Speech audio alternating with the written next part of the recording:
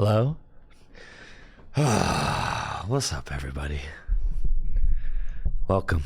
Thank you so much for being here. See, Catanomics got it. Right, because I have different mics that I use for tabletop. So some days it's like, I forget the microphone because I take the microphone. I take the microphone and I go set it on the shelf over there. And then I use the headset, right? Oh, thank you all so much for the warm welcome this lovely Monday. Jammer with the Prime sub, Pumpkin Amy with the sub and the 34 months, Nordic Newbie with the sub, Jacob with the gifted sub, Atomic Waffle with the sub. Yo, thank you all so much. Yo, I know. Lee Hoffman, I know. Geno Stone absolutely killing it. The whole team's killing it. I mean, how about Mitchell, rookie? Walk-on rookie, bro. Like, what? Absolutely insane. Like, yeah, just craziness. Gotta say. Ravens looking like... Now, I've been saying that the Ravens are the best team in the NFL all year, but finally, the commentators are starting to get hip, and they're like, dang, this team could go to the Super Bowl. I'm like, I know! I've been saying this the whole time. Yeah, thank you, Dave, for the 100 bits. But yeah, the Ravens are looking amazing.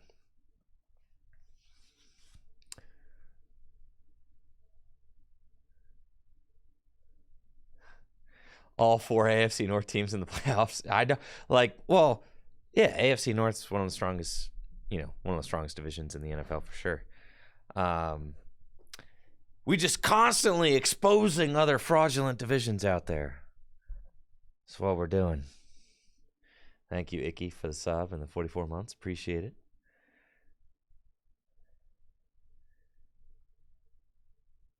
Listen, as much as the Ravens have a, bitter rivalry with the Steelers, like, you have to acknowledge the Steelers are they're a good franchise. They're just a good franchise. And if you walk in there unprepared, anybody could lose to the Steelers on if they're having a good day. Absolutely. And the Steelers are a really good franchise. So it's like, got to respect that.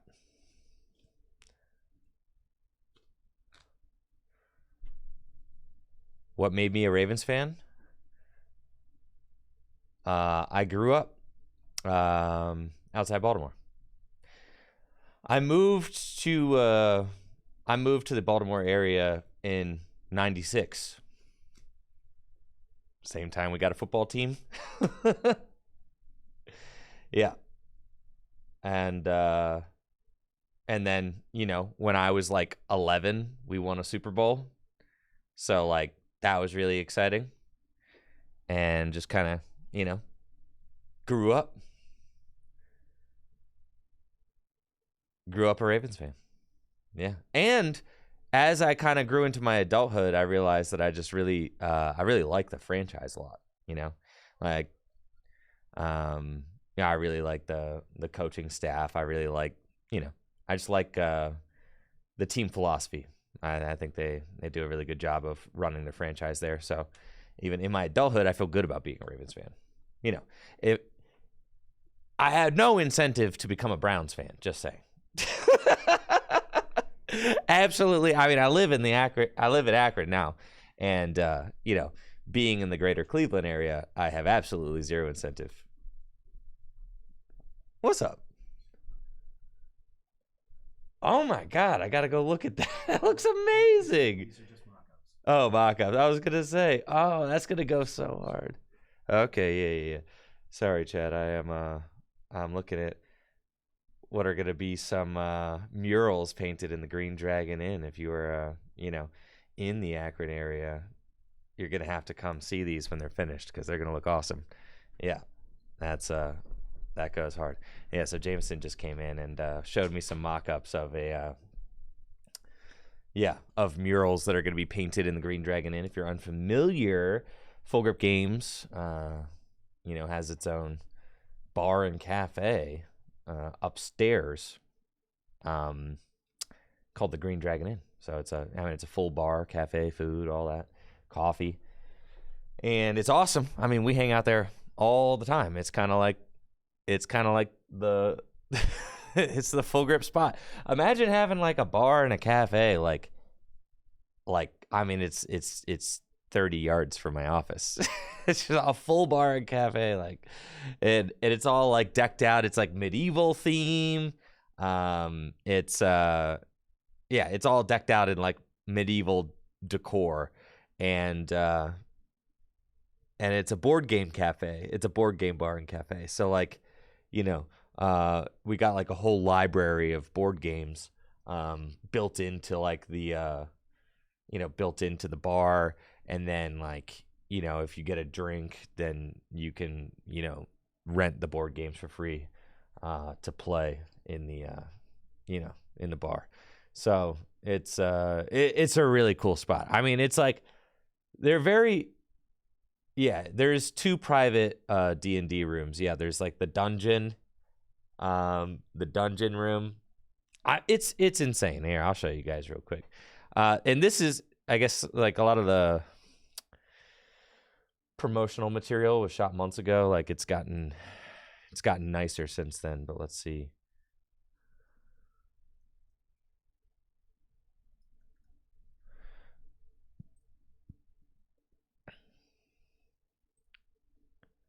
Let's see, can I log into Facebook on this thing? God, I never use Facebook anymore. We do need to get a real website for the Green Dragon Inn.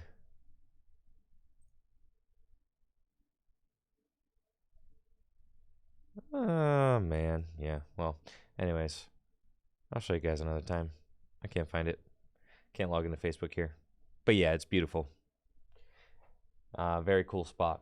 So like when Full Grip Games gets its tournament hall, which we're also renovating, like, I mean, we're gonna be able to host like huge events here, like, multiple 100-player tournaments here at Full Grip Games, and then to have the whole shop, to have the bar and cafe. I mean, it really is just kind of becoming like the it's becoming kind of like the dream trading card game spot. Supporting the Green Dragon Inn directly supports the pretzels that feed Full Grip Games employees. It's true. The pretzel sticks. Are, I don't know. I think the barbecue chicken flatbread pizza is like the best item that I've had on the menu. I mean, it's crazy. Yeah, the barbecue chicken flatbread. Whew. Absolute fire. But yeah, there's like a dungeon room. There's two rooms that you can rent out at the bar and cafe for your for your D&D campaign, or if you're like cubing with friends and all that stuff. If you ever wanted like your own personal room for gaming, like the Green Dragon Inn has a dungeon room, which is like wall-to-wall stone. There's torches. It's like, and then the library looks like a library. Okay. I did a lot of testing this weekend. That was fun. I did a lot of testing for LAIC. LAIC is quickly approaching. I'm going to be leaving for LAIC next Tuesday. So nice, Pokefangirl. I'm glad you're digging the Green Dragon Inn's aesthetics. Yeah, so there's like two big walls that are going to be getting a dragon, a dragon mural. Did a lot of testing for LAIC this weekend. Not on live though. I didn't play a single game of TCG live this weekend, so none of my decks are updated quite yet, but I did a lot of paper testing. It was just constantly paper testing is what I did. And you know what, chat? I've come around to Scizor, okay? So I have an apology to make because I think Scizor is pretty good in the Golden Go deck. See, I'll admit when I'm wrong. I will. All right, I think Scizor is pretty good. I will admit what I always do. I always do, bro. I always admit when I'm wrong. Except for when I don't feel like it. But that's fine. I'll let you know. The Scizor is pretty good. You need it to beat, like, you're just straight up not beating some decks without being able to force an odd prize. So, thoughts on Curly over Bibarel? Absolutely not. Now that I will not back down on. No, Bibarel is better use of space. 100%. Yeah. No, the hands are not big. If you guys caught the Heavenly Kings tournament's actually like really interesting. There was a good thread on it on the X application. Godforsaken application. Yes, there was a really good thread on it. Let's see if I can find it. If you are on the Godforsaken X application, you can find me at enjoyfriend, ENJOI friend, and we can commiserate on the fall of Twitter together.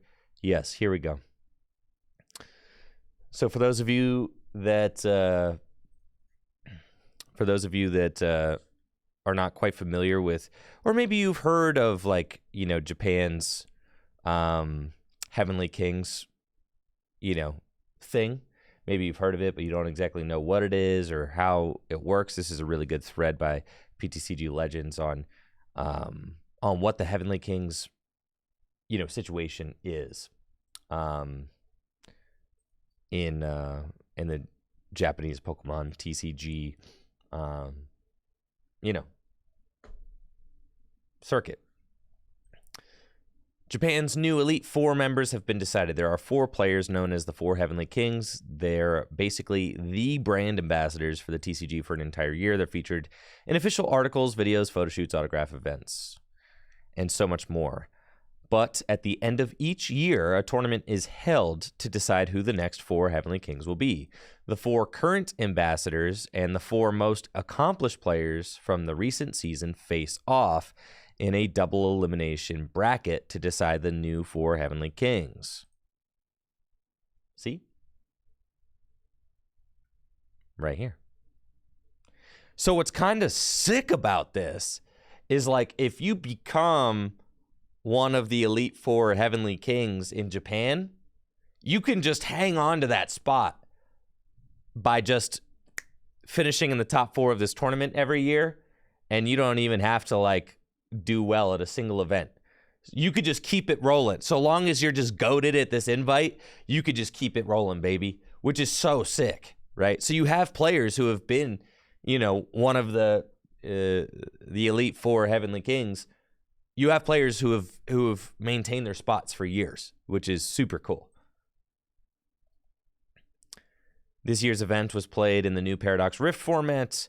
Ryota Ishiyama, reigning Elite Four member, was the first to make it through outside of Japan. Ryota is best known for making top 4 at the 2022 Worlds and top 8 at the 2019 Worlds. He played Charizard Toedscruel. So he was the first player to make it through, and that's just like, you know, it's a huge, you know, huge accomplishment in an invite of 8 very talented players to be the first player to make it through. He played this Charizard Toedscruel deck. Now, this is genius. This is a genius tech right here, the Toedscruel. The Toedscruel's got an ability that stops your opponent's trainer cards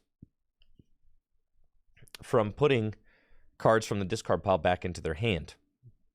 What this effectively does is it allows you to just destroy Chien-Pao. Yep. And 4 of the 8 players at this event played Chien-Pao. Yep. So this card, if you just get it up, you can get it up with Evolver, you can Ultra Ball for it, whatever. If you get this Toedscruel up, I mean, that's just...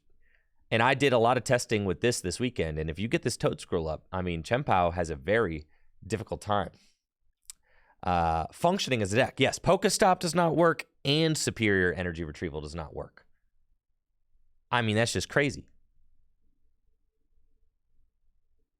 Right, and it shuts down Pokestop because you discard the cards first and then put them into your hand. And since you can't bring them back from the discard pile, Toad Scroll gets it. So that's crazy, right? And that was the first deck to grind through. Now, this list, I mean, it's wild in a lot of ways. 7 basic fire energy is incredibly low. I mean, that is low. 7 fire, 1 rod. That is as low as it gets, folks. I don't actually think you can play with 6. That is low. There is 0 room for prizing. There's 0 room for error. Yeah, you got to play flawlessly to make that work. And then even if you do play flawlessly, sometimes prizing's just going to mess you up.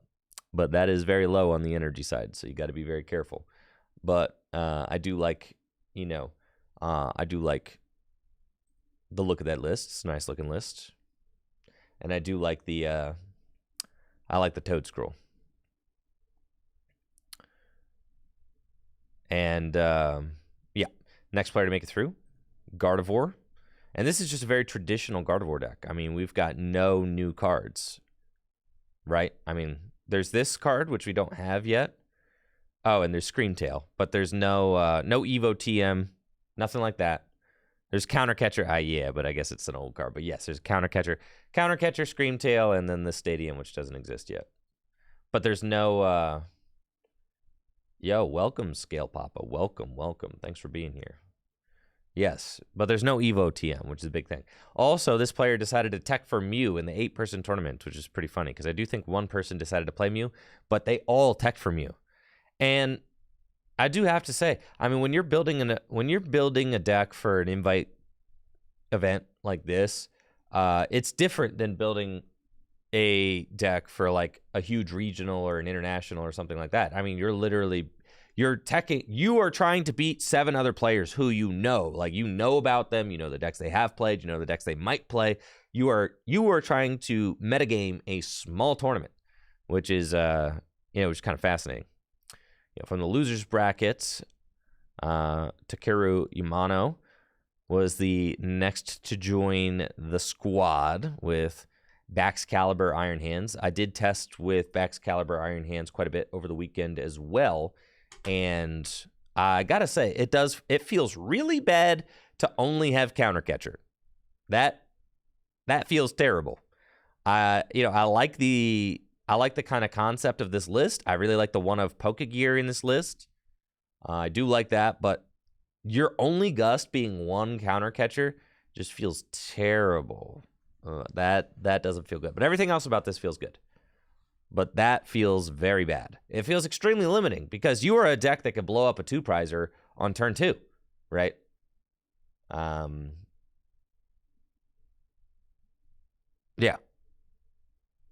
That's what I was thinking. I literally, when I was testing this weekend, I was like, you might as well, Rope is not a Gust, but it's a push, but it's not the same. Because if you've got to take out, the big problem is this, all right? This thing right here, this guy, okay? You could not knock that out. You cannot knock that out, bro. It's like, and then you just lose. Because if you're playing this list, you like have to wait to go behind. And then if you wait to go behind, yeah, it's bad. So like, you definitely want like a Gust other than Countercatcher. Yeah, cross switchers are hard to fit. I have played cross switchers in this list because you can cut the Nest Ball, you could cut the Drapion. Like they all tech for Mew over there, which I think it's hilarious. They all expected somebody to play Mew, right? You can cut 1 Nest Ball, you can cut the Countercatcher, you can cut the Drapion, and you can cut like one of these vessels, right? And then boom, you've got 4 cross switchers right there. Or you could cut the gear. I like the gear. I do also like playing a Luminion in this deck. I don't really know why. Only 2 Chempao is kind of nuts, actually. I don't know about that. I don't really know why Luminion has not been played. Because like all this deck wants to do is find Irida, right? All it wants to do is find Irida. Yeah, and then here's another list, and it's kind of the same thing. Oh yeah, my face is covered in some. All right, we'll move that. And of all the decks that can utilize Luminion the best, Chien-Pao is that deck, right? Like, you can even Aqua return it, man. But you can Aqua return the Luminion. I don't get it. Because the games where you don't find Irida, you just lose. Right? Like if you don't find Irida and you're like having to use Pokestop to try and find Irida, it's miserable. That's one of the reasons I hate this deck so much, is because just you were like, I guess I just have to find this Irida. like, and there's no card. Like, thank God these guys were actually playing one of Pokegear in here, which does help considerably. But like, the non-Pokestop version or the non-Pokegear versions are just saying like, whatever. I guess I'll just conceal cards into it. Like, it's so greedy. It's so greedy. And you play 4 Ultra Balls, bro. There's like already 4 Ultra Balls here. Why don't you just play 1 Luminion? 1 Luminion, just... You can even Irida for the Luminion and Aqua turn in the same turn. You could even Luminion for the Irida and Aqua turn in the same turn. Like, you don't even have to have the cost of having it in play. So I just don't get it. Like, why is there no Luminion in these? All we do is constantly complain about how inconsistent this deck is. And yet, man, I don't get it. I don't get it, man. The deck is so inconsistent. But, like, Luminion would help so much. Hey, thank you, Flomber, for the sub and the 20 months. So, yeah, I don't know. Luminion is, like, my add to these lists. But, like, they all teched for Mew, but you could just take out Drapion for Mew, or Drapion for Luminion, I guess, and let all the Mew players just thrive. That's fine.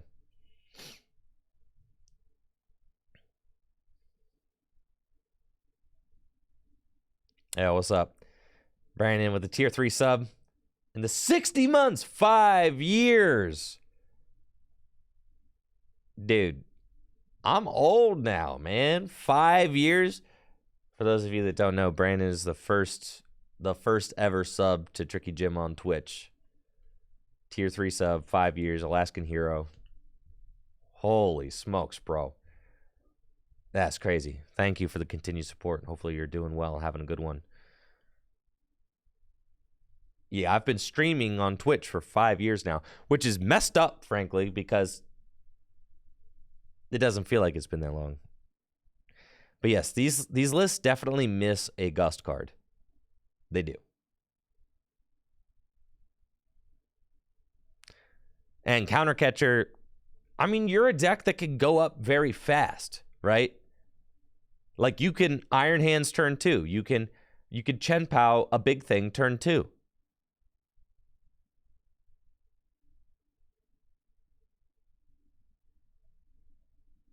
Yeah, so I don't know. I felt like the Countercatcher, there's not even a lot of uses to use the Countercatcher. But yeah, I do like this list slightly better than the other list. 2 Chien-Pao is like kind of sussy. 2 Chien-Pao, no Iono. See, I was saying that you don't necessarily even need to play the Iono. I was saying that 100%. Like, dude, you're just going to Pokestop it anyway. Just play the dang Iridas. But the thing is you can't Pokestop for the Irida, and Pokestop is like the only card in your deck that draws cards. So It would feel good to at least be able to hit Ultra Ball off a Pokestop and be able to Ultra Ball for an Irida.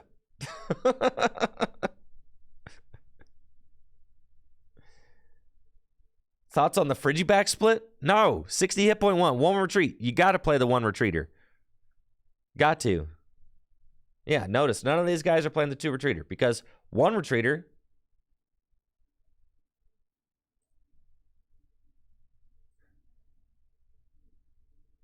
Yeah, the one retreat. It's all, you got to have the one retreater. Bibarel, man, I do not trust Bibarel to just draw into the Irida straight up. No. Also, sometimes you can't even find a Bibarel without Irida.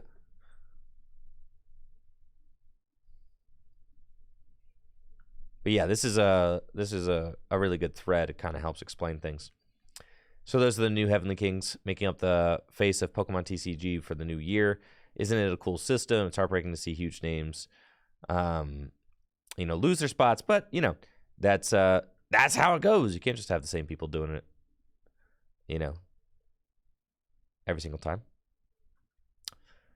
And then these are the remaining 4 lists. So half of the Heavenly Kings field was Baxcalibur. And then there was 1 Mew and there was 2 Guardy and 1 Charizard. So that's pretty interesting.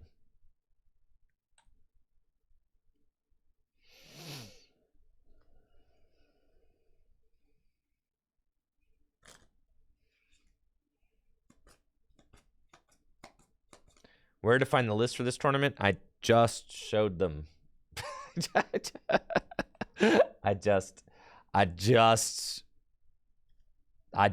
showed off every single one of them.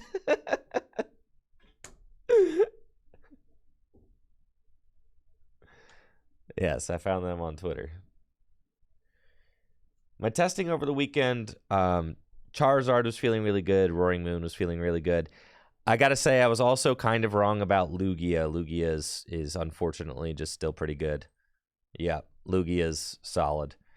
I had like a few games of testing against Lugia where I just Roaring Mooned them like early, and then there was like nothing that they could do.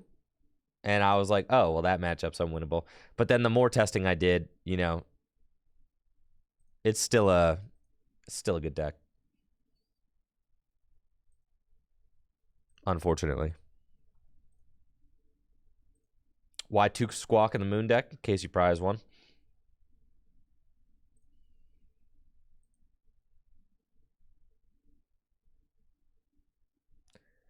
No, basic energy Lugia is fine. It's the way to play. You have to play.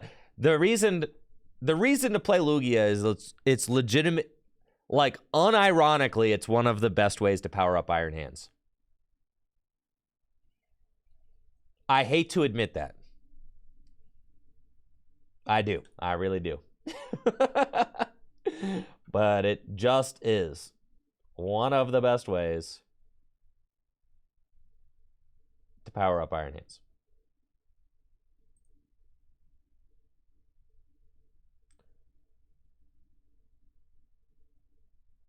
Let's see here.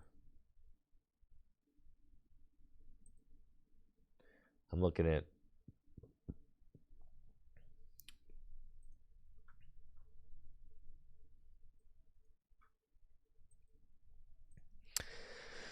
which one of these online tournaments had any interesting results? Any of you guys? Yeah, we had a Fusion Mew win one with a Roaring Moon, top 3, Snorlax stall. Yo, Snorlax stall? Yeah, the 2 Squawkabilly got to do that. Morpeko. I don't think Morpeko's necessary, but that's fine. You get kind of a split there.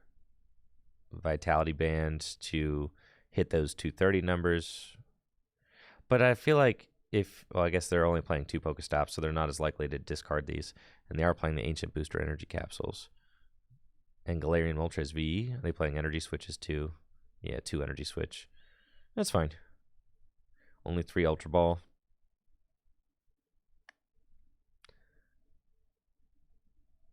Is there no rope here? 4 Cross Switcher. Okay, that makes sense. Got it. Yeah, but I mean, I feel like that's kind of just that's the supporter lineup. Makes sense. I mean, Roaring Moon is such like a and it's such a crazy good card. I feel like there's like a bunch of different ways that you can play it. Thank you, Dank, for the sub and the 28 months. Appreciate it. Oh, that's cool. Snorlax stall, stay winning, bro. What? Yeah, the Scizor. Yeah, I think the Scizor is kind of good. Clara's good. Workers and Arvins. Yeah, I like that.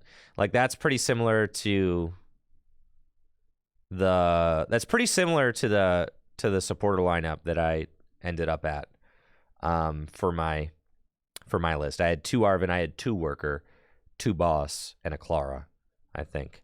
And then I think my current list I'm playing a Cheryl. But Turo scenario is like also good. I mean, for similar reasons, right?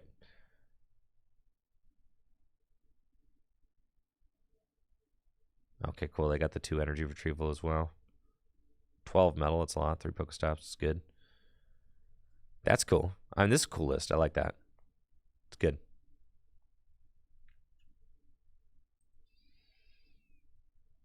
I do like that list. Oh, wait. What is this? That's a different list. I don't want that list. It's a good looking list.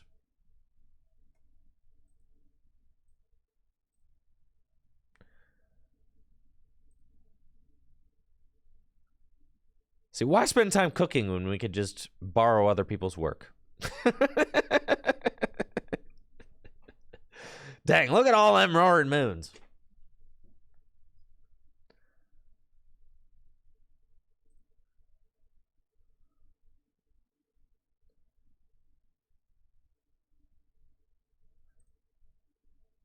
Not seeing many hands because hands is mid. Hands is mid, y'all.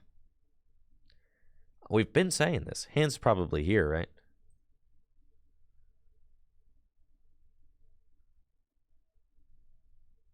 Wait. No hands here? That's just old-fashioned Lugia? What the heck? Not even Lugia hands, bro?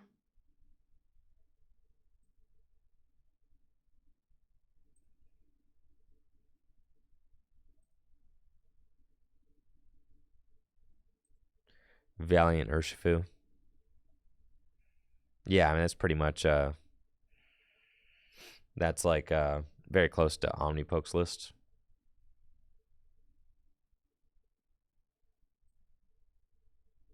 There we go. 2 Iron Hands. Now you tripping. That's crazy, bro. Thank you, Avega, for that Prime sub. Oh, I did see Valiant. Yeah. I was hearing about the Valiant Jolteon deck. Which tournament was that in?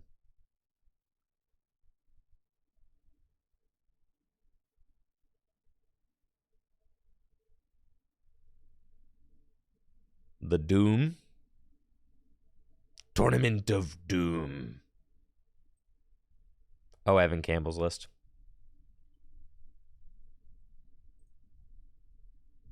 Cool.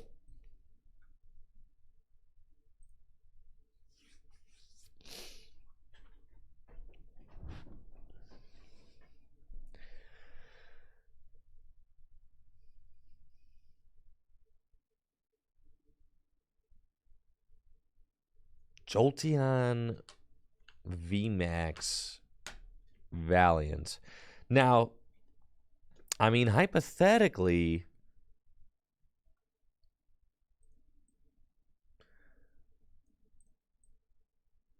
I mean, theoretically, beat everything.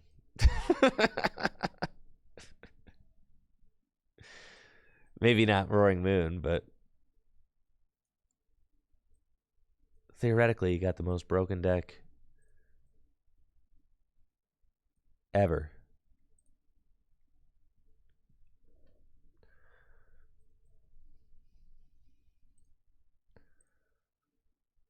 All right, 7 Campbell's list. Let's see.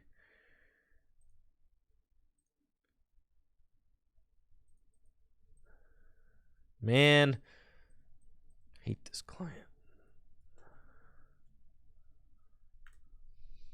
All right. Cool. There we go. There we go. This?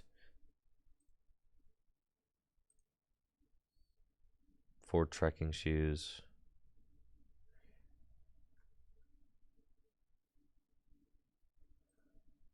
All right. So it's like it's for the same reasons that Urshifu, you know, Valiant is good. It's the same things. Swarm the Wound.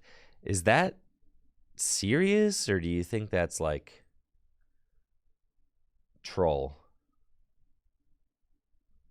I like the town stores. I like the elemental badges, obviously.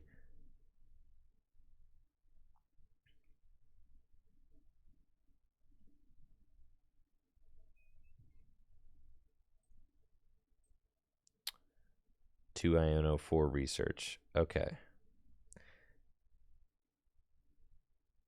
1 future booster capsule, 1 forest seal stone, 4 switch cart, 4 energy.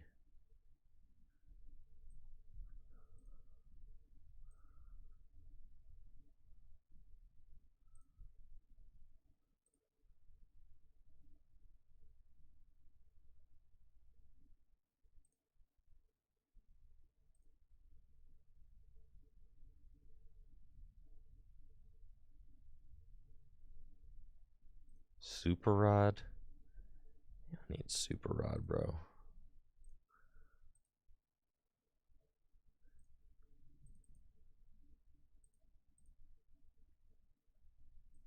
Also, don't like. I feel like the shoes are just, you know,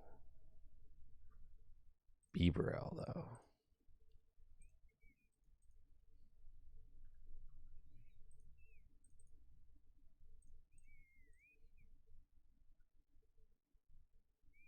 Now we're cooking.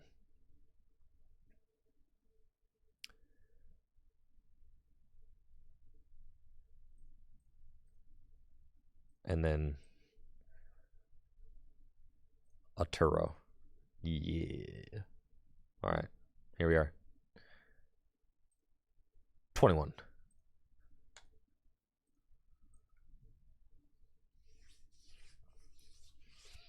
The Entei Valiant deck?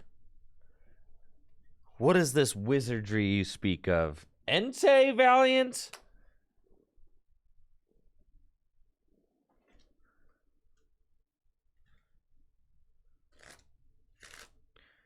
What are we trying to get at with Entei Valiant?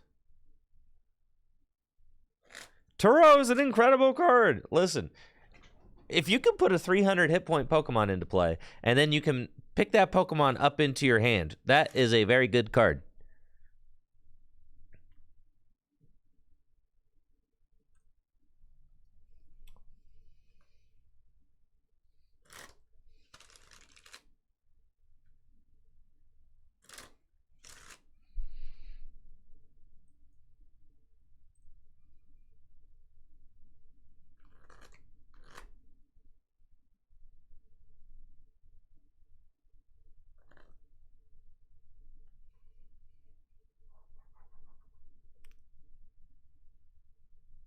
Gosh, this is going to be so free.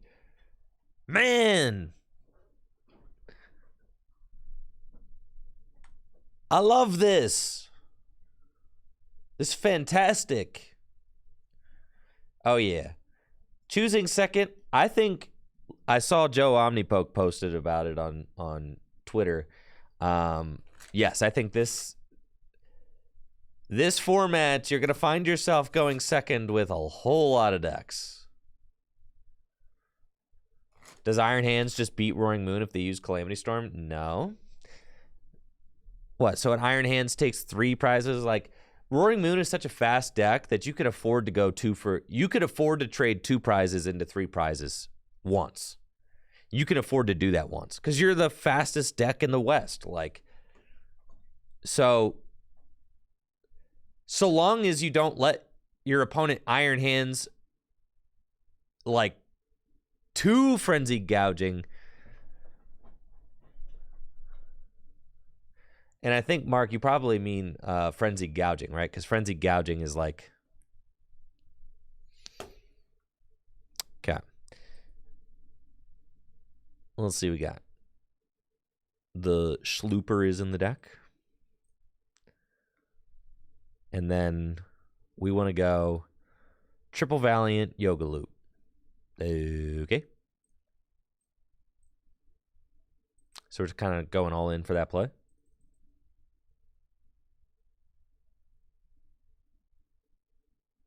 And then we're going to put the Yoga Looper into play in case I find 4 Seal Stone so I can attach it. Whoopee! Here we go.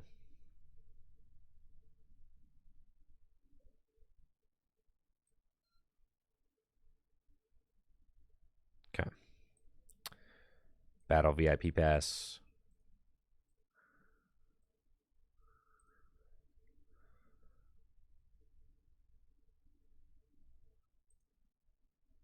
Okay. And then Ultra Ball away these.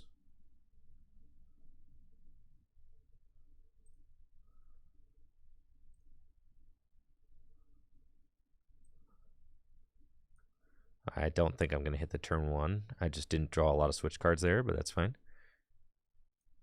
Ultra Ball. Or not Ultra Ball, Escape Rope. And Tachyon Bits. Whoop. And then Squawk and Seize.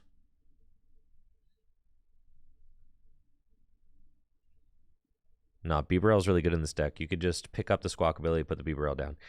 The deck really struggles at the end of the game.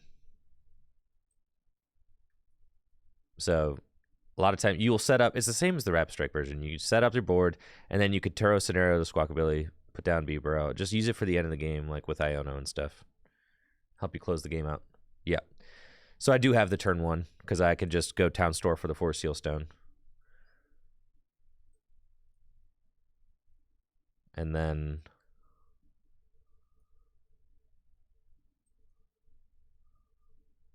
yeah, thankfully we did find a healthy amount of switch cards off of that. And then switch cards into this guy. 4 Seal Stone. Star Alchemy for the Rapid Strike energy. Yeah, this crazy, dog.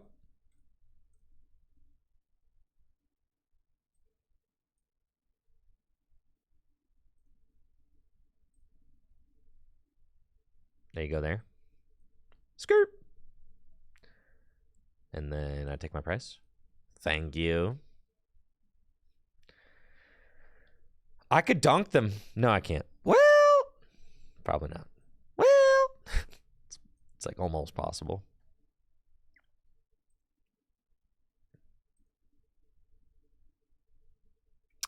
You kind of want like you kind of want 2. Is my other VMAX prized? Sad.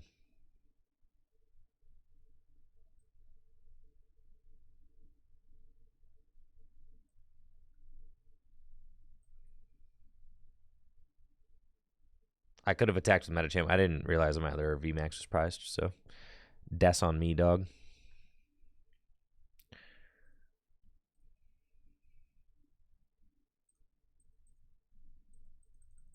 Yeah, it is priced. Big sad. It's fine. We're still cooking.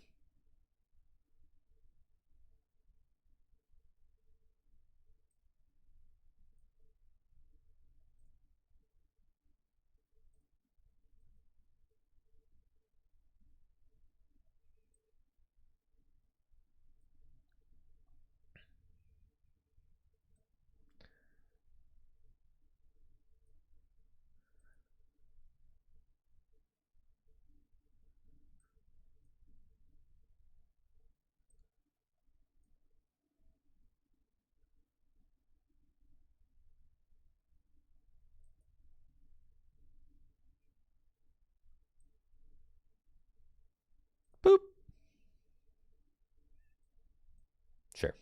It's fine. 2 prizes. You got a switch cart? Want to find, yes, Turo's Scenario. And maybe Bibarel doesn't need to be in the deck. But I've had situations where like the deck just doesn't draw in the mid game and you lose. So, I don't know.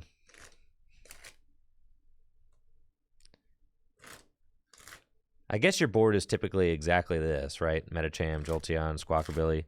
But that's the thing is you want the Squawkabilly to go away. Turo Scenario helps with that. I've been able to pull it off quite a bit, and I definitely have gotten good use out of Bibarel in my testing, but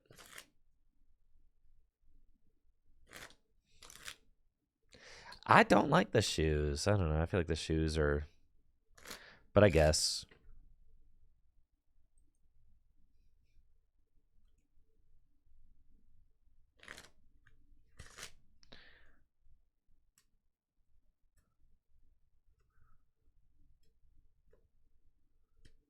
I suppose probably. I'll take the Bebow for the shoes. But I like the Bibarel.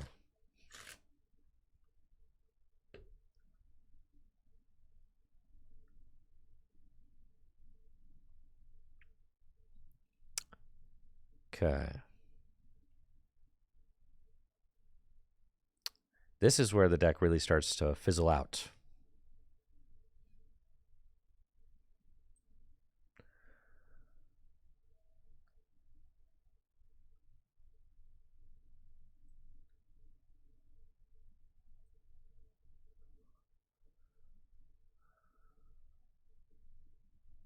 I probably should have switched. It feels bad.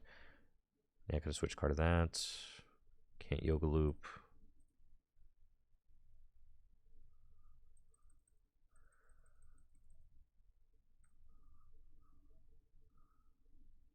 Got the badge. Don't have an energy to attach.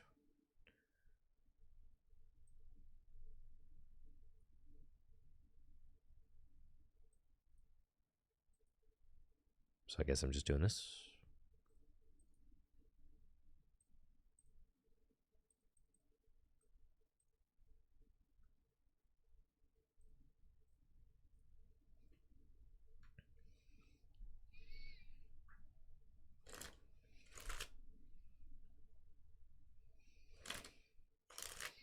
Yes. I've definitely noticed. I mean, granted, okay, I did prize my other Jolteon, got rid of one. I did cut the Super Rod, but that's because I feel like, what, you're just going to mill the Super Rod anyway. You're gonna discard it on turn 1. What's the point? But I guess it's fine. It'd be, admittedly, would have been useful right now.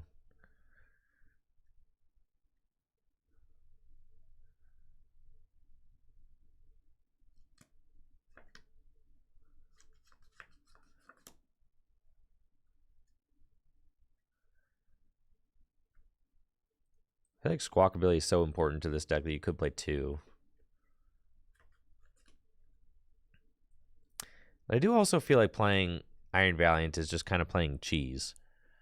It just feels like you're playing like a cheese deck with no real late game potency.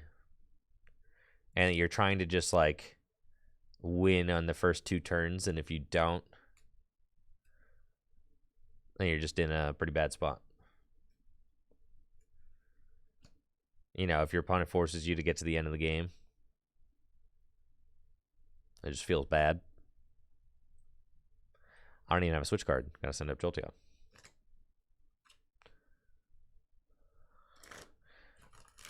Yes, I have heard quite a few bugs with the new sets on live. Yeah. But that's just, you know, isn't that kind of par for the course and exactly what we expect?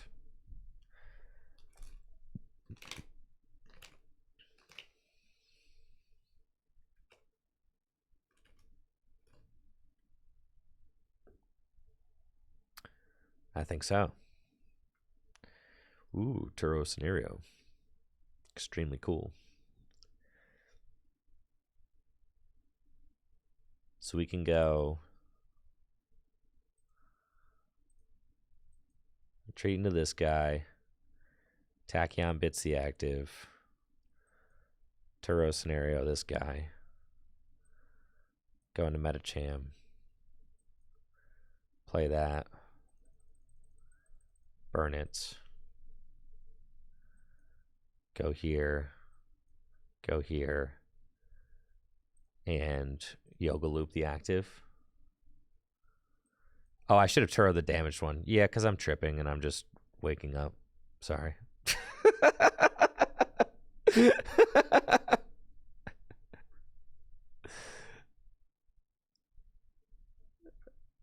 still nothing going on here. Squawk is supposed to work during sudden death. Yes, of course. Just give me the Jolteon VMAX.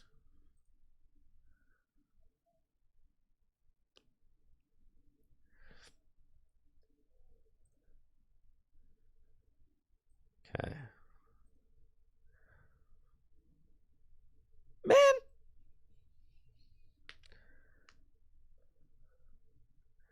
All right, then give me the Beebrel off the Roxanne.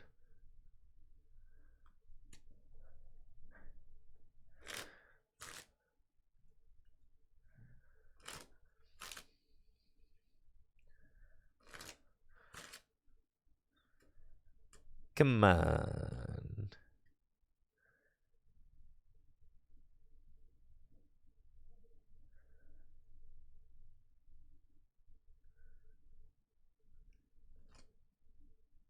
Okay, they take their first two. We go here. More nothing.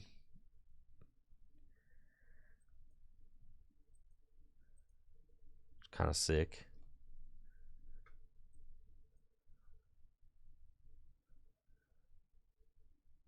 Yeah, we're just doing nothing here. Dude, we just... Yeah, that was pitiful, actually. Absolutely pitiful. All right, I'll switch things back.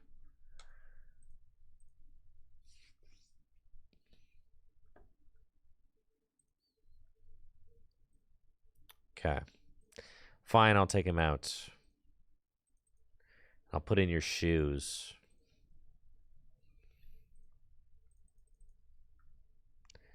Hisuian Heavy Ball, that's good, that's good, that's good, that's good. I like the Turo scenario. I think Turo scenario is just really good with cards like this. Thank you, Peter, for the sub. And the 34 months. Appreciate you, thank you. That's cool. And I do like a whole 12 switch cards. I feel like you kind of need that.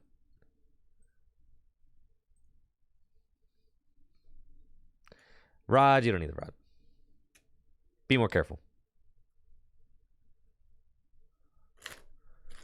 Man, I'm getting requests for like a gazillion different decks right now. I can't play all the decks at once. I can only play one deck at a time. But I wish I could.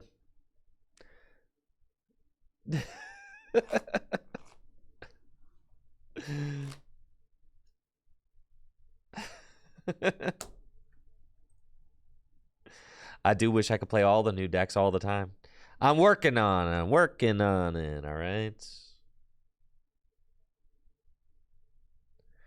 Yeah, just let me cook with the Jolteon real quick. Real quick.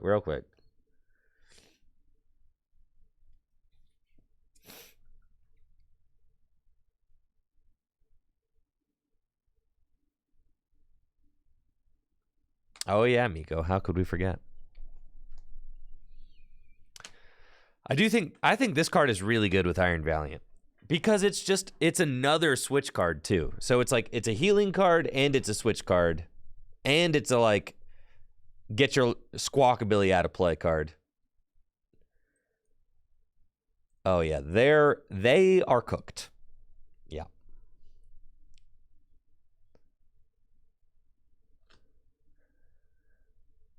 They are fried. Okay. You think I can do it this time?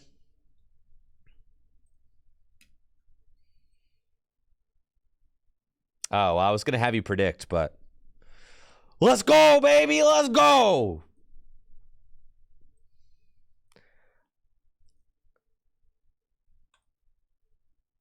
You use Star Alchemy now, because I've already got 2 switch cards in hands. I think. Yeah, and you get the VIP pass now so that I can do a couple of switcheroos. At least one switcheroo. We get this guy, and then I've got the Rapid Strike energy too before I research. Okay. Seems good. So we go here.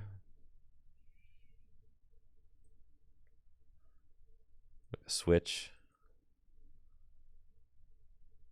Tachyon bits. Yeah, Penny works on basics, but Turo works on Jolteon VMAX. Wouldn't it be cool to like pick up a damaged Jolteon VMAX? That seems pretty good. Put that down. Put that down. Put that down. We want to use it now. Go get the that.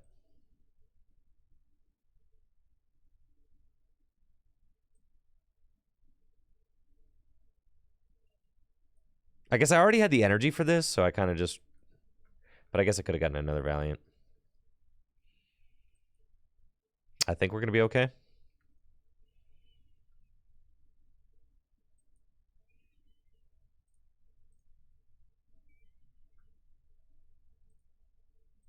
Yeah, I mean, we just have it, right?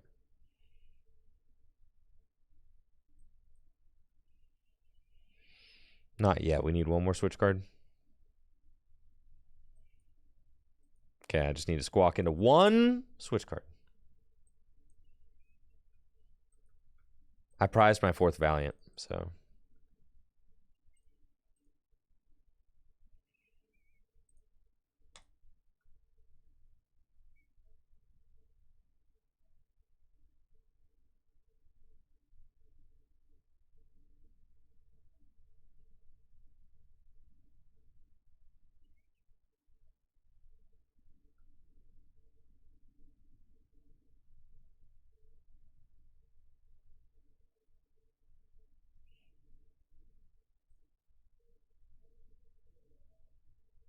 I'm playing an additional switch.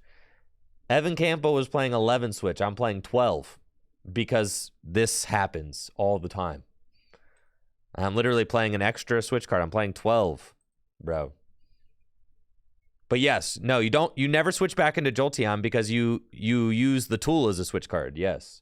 So you keep that thing active, you use the tool. That's why I got an extra switch.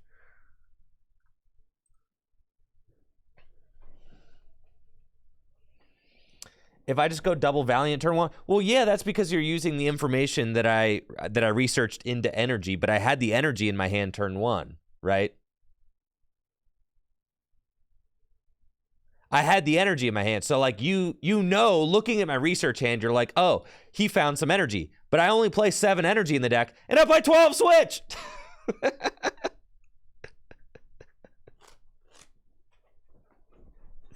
So maybe. But no, you don't switch card back into the Jolteon because the Iron Valiant has free retreat. It's fine. I still would. I just win here, so it doesn't really matter. But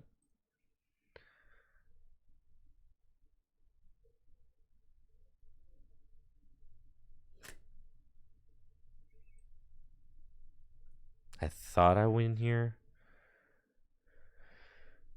I do win here. Okay. We do win. All right, very good. Okay.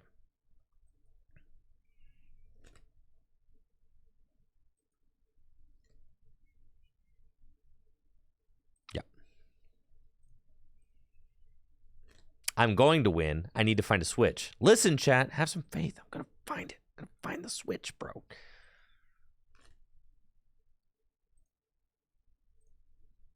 I just need to find a couple switches. And we got it. See? Just one switch, actually. I guess 2 switches. Because what, I have to... Well, no, I hit this, and then I go Yoga Loop, and then I just Sky Uppercut. All right. Retreat. I guess I had it either way. But this way is more fun. Yoga Loop, and then we show him who's really boss. GG's.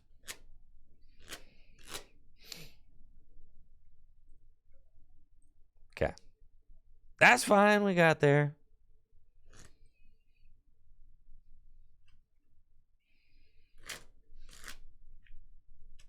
But yeah, maybe I go too Valiant. Maybe I just research the energy away. I guess I wasn't really considering the fact that I was a little bit pigeonholed into the fact that I had a Rapid Strike energy in my hand, and I was like, oh, well, I should get the Metacham for that.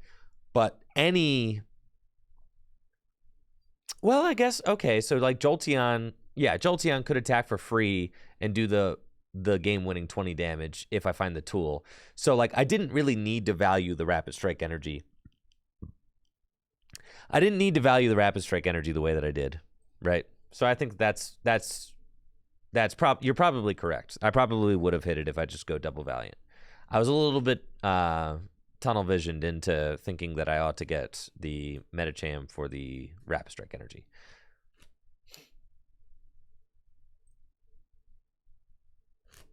I think that card is stinky.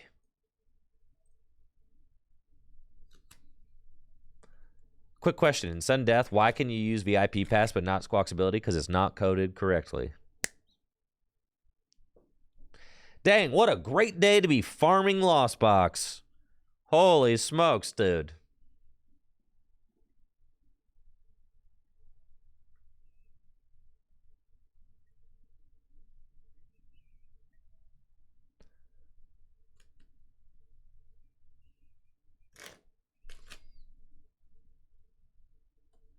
You lost that way? Yes.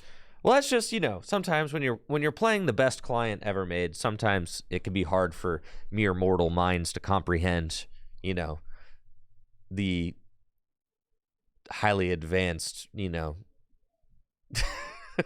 ways of the client, you know, as we are only mortals, and the TCG Live is forever.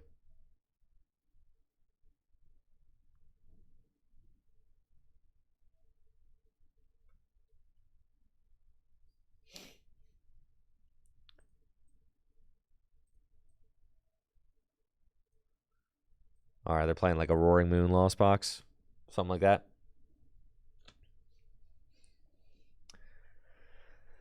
Okay.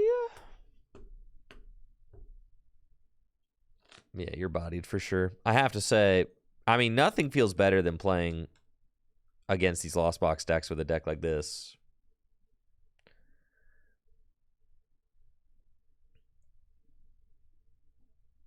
Dang, double cram? You're saying, I've got too many Pokemon, you can't donk me. Well, well, well. Yes, I would like a switch card.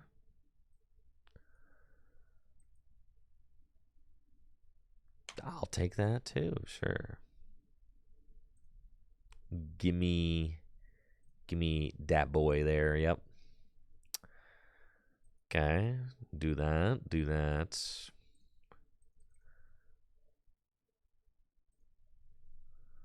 Okay. I guess I could have gotten somebody else because I have two switched and I could switch back into the same, right?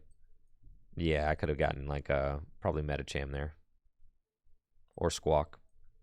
But it's cool. We're about to find Battle VIP Pass right here, buddy.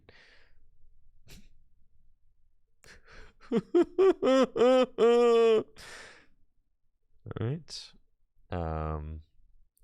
That's fine. I am gonna rip the Pokestop. Why did I just... Oh my... I hate this game, bro. I just hate this game. I just... You know? Man. Alright, dude. It's gonna take some getting used to. It's gonna take... It's fine. I'm not gonna get punished for that.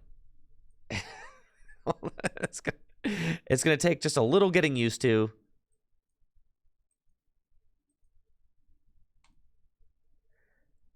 To make sure that that doesn't happen again.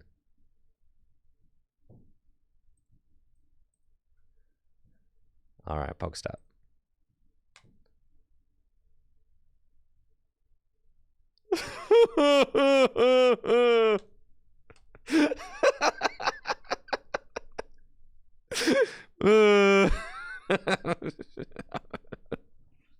I hate this game. All right, yeah, shame scoop. All right, that's fine. That's fine. That's fine.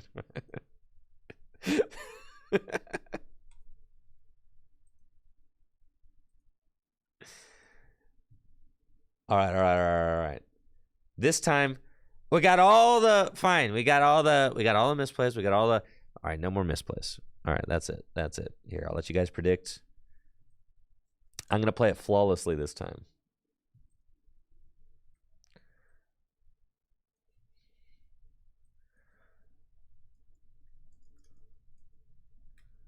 Okay. Yo, yeah. All right, we're gonna. The farming starts now. Farming season begins now, chat.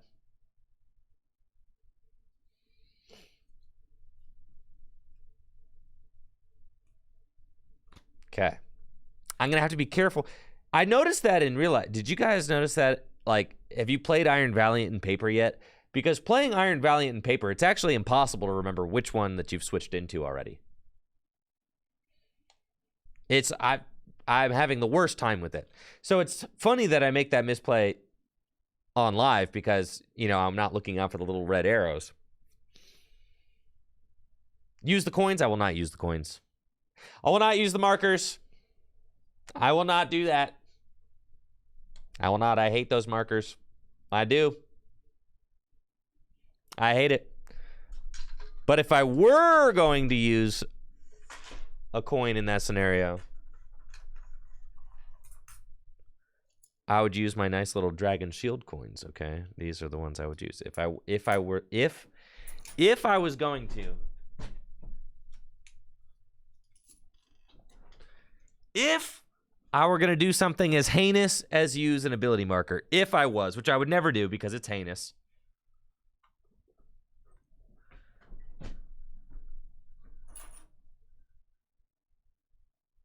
I would use these. Yeah, these are like kind of cool. Gonna be honest with you.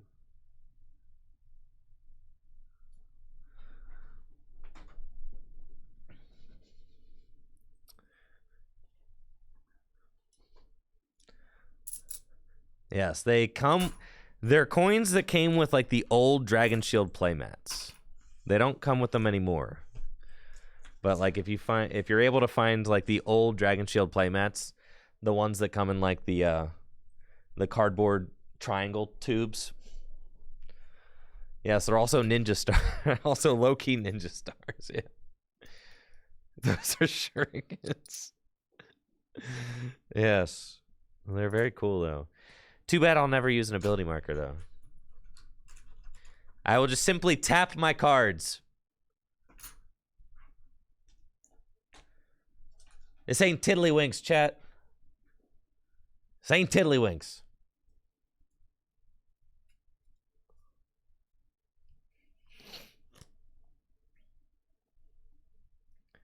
I will just tap my card sideways. But I've been lazy with it. I've been lazy in not tapping my cards, which then is causing me to forget. Another lost box. Good God. All right. Game face. It's time, baby. I'm doing it. You are going to lose this game 100%. You're the third lost box that I've played in a row, and I've lost to two of them. All right. Free matchup. Let's go. Get that path out of here. I do not want to see it.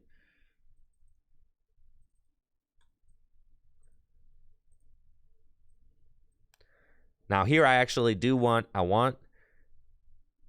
don't really have a good thing. I don't really have a great Ultra Ball target.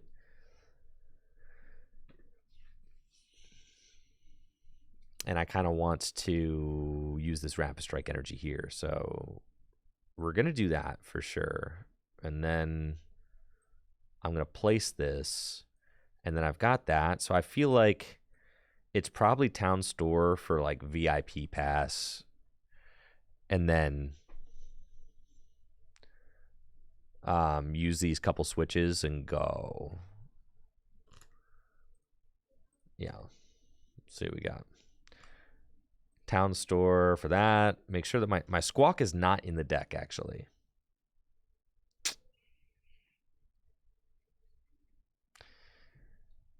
Which is fine. All right. Well, that's why we're using this. We're going to go get Squawk. Okay. So we're going to do that. Star Alchemy. I put it on the wrong guy. I should put it on Mana Champ. Dang it! Why am I playing like crap? All right, it's fine.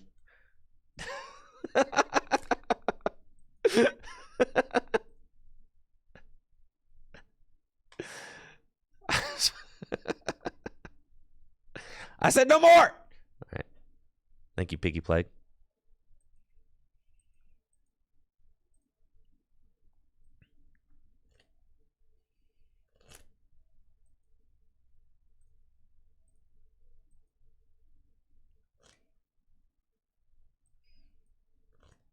Had a long weekend.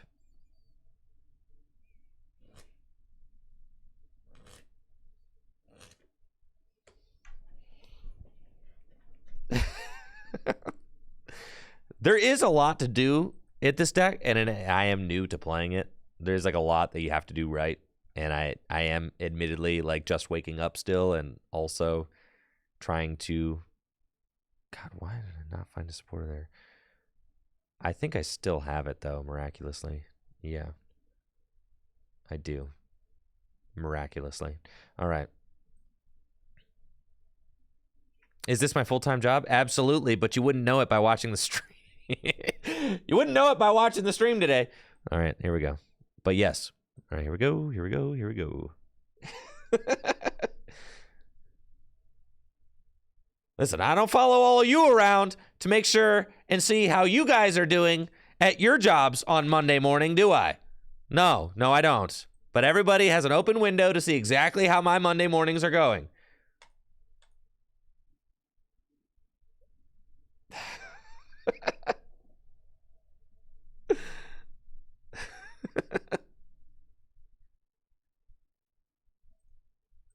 Everybody gets to see exactly how my Monday is going today.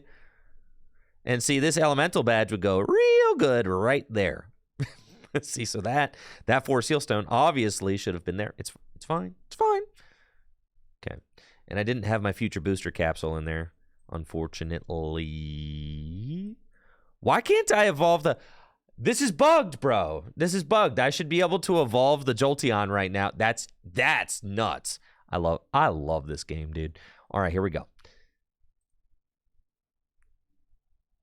Uppercut. Yeah, that's just a bug, but that's fine. That's just our mortal brains can't comprehend the beauty of that bug. That's all.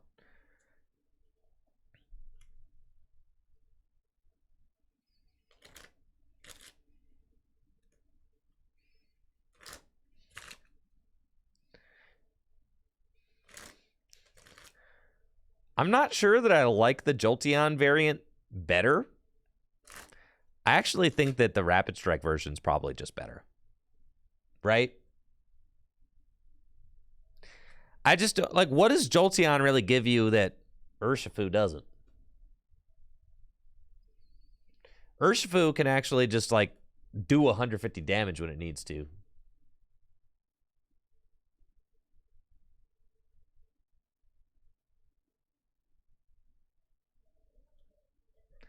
And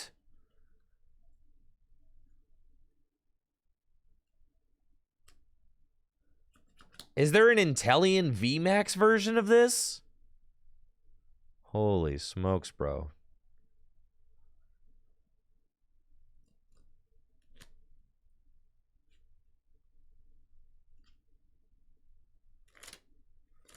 If I attach a stone to the right Pokemon, well, that is impossible. So...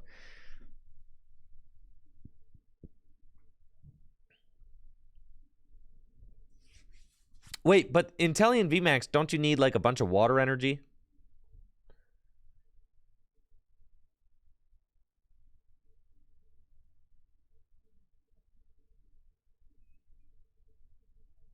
Finally, I can evolve my guy.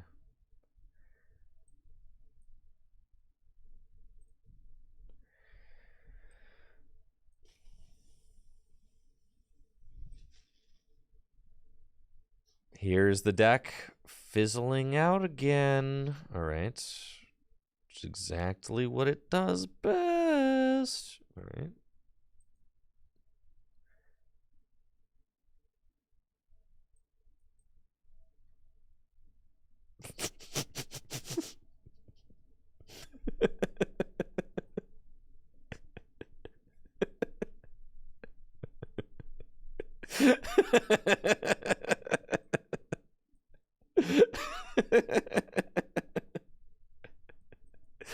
All right, all right, all right, all right. It's fine. That's just, yeah, I'm gonna shave scoop.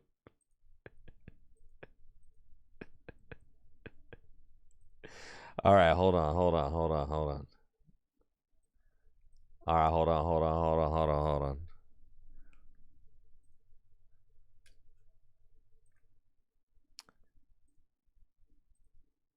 All right, I got a fix.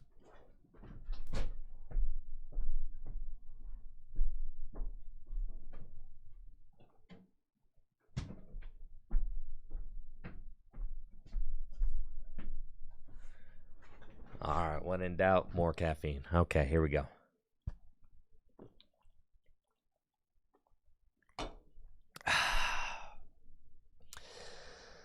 Yeah, baby.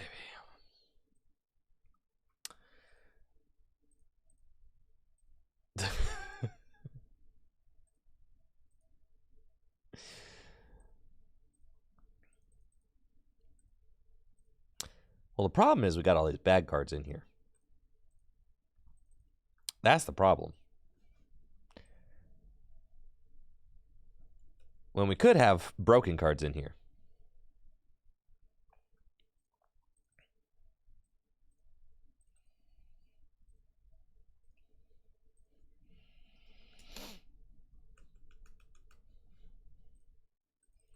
So all the bad cards were throwing me off. Look how many good cards we get to play now. Dang.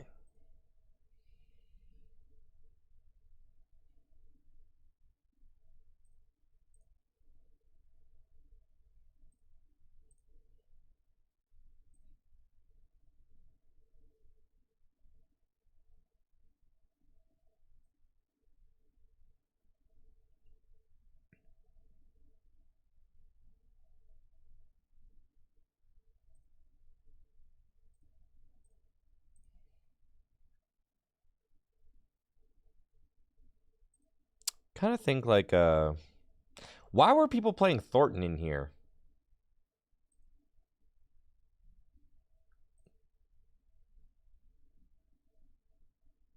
Just to get the Squawkabilly out, or to be able to, you could transform Metacham into an Urshifu, I guess. It's kind of cool.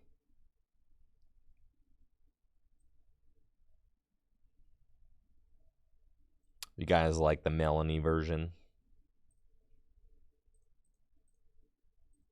Sure. Fine.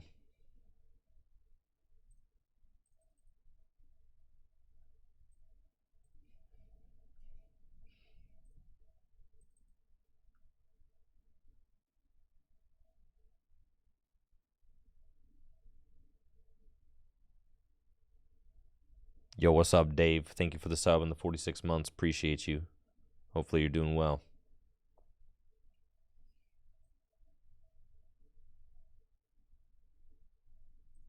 All right.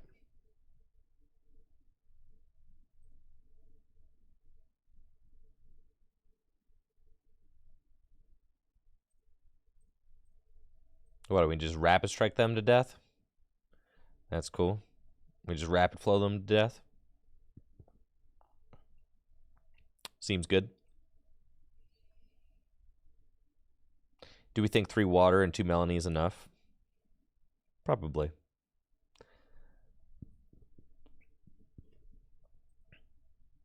Let's roll. Yo, thank you, Head Hunt, for the Prime sub. All right, at what point today am I going to stop misplaying? What do you think?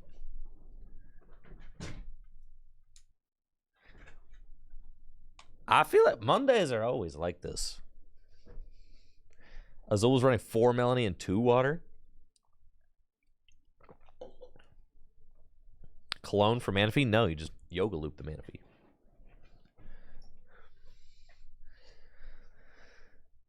Okay, here we go. Game time, baby. Ah! Perfection. Let's go.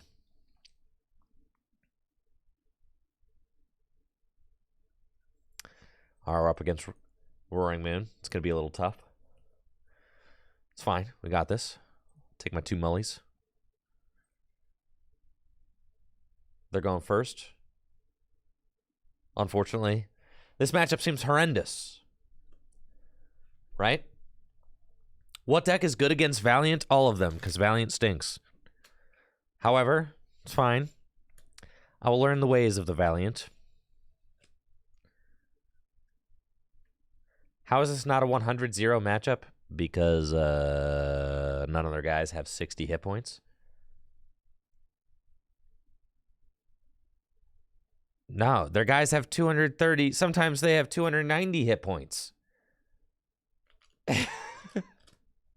Yes, 100 for them, yes. All of their guys have, like, so much HP.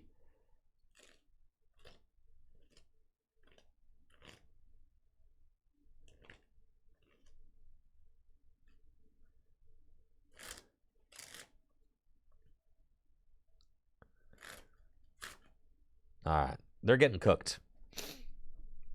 Here we go. We got our gamer hat on. We got our gamer face on. Look at all these resources they're getting rid of. Yeah, look at all that. That's right. That's right, you got nothing. You got nothing over there. Look at all those cross switchers. All right, except for the double dark patch, you do have that. But other than that, you got nothing. And the pal pad. All right, fine. And a restart for 3. But other than that, you got nothing, bro. Other than all of that, you're dead drawing. If they frenzy gouging, yes, I'm going to bait them into the frenzy gouging for sure. All right, let's take a good, hard look at this hand. Make sure that we don't jack this up. Okay. I think building up Urshifu is going to be quite important. So we're going to start with that. And probably end up going for a turn 1 like strafe is what we're doing, because there ain't no way we're getting anything better than that. So I'm going to do that. And then I have all these switches, but I don't have a Battle VIP pass. I could just go for it off the Pokestop, but that seems very risky, so I'm just not gonna. And I think we're just going to Iono. I don't really see cards there that I want Ultra Ball away, so I'm going to keep those in the deck. See? That's good. That's why we did that, chat. Except I'm about to get rid of 2 Rapid Strike Energy, but that's okay. All right, here we go. Battle VIP Pass. We got those. And then I can Battle VIP Pass for Squawk. And then do I go 4th Iron Valiant or do I go 2nd Urshifu? Oof, probably got to be 2nd Urshifu. Yeah, I don't think that I'm doing too much with the 4th Iron Valiant, if I'm being honest.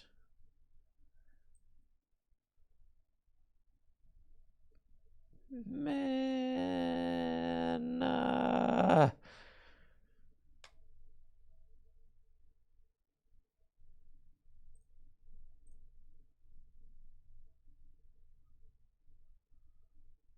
Okay.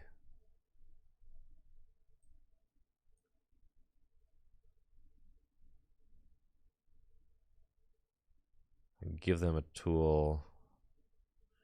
If I put the town store into play, that's probably fine.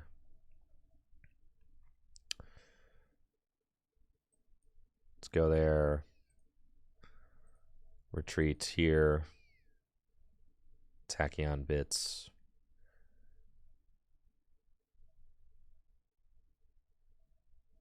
We start to set up the Squawkabilly and the Mew, basically.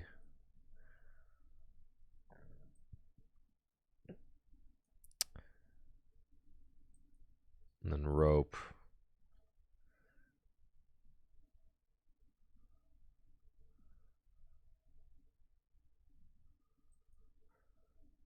That is unfortunate because it means that I cannot strafe for any damage.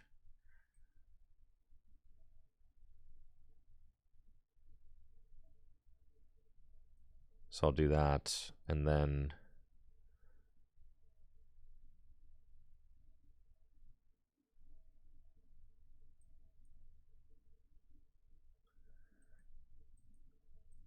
Ultra Ball those away.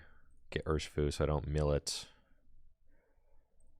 Use that. Yeehaw! Okay. And then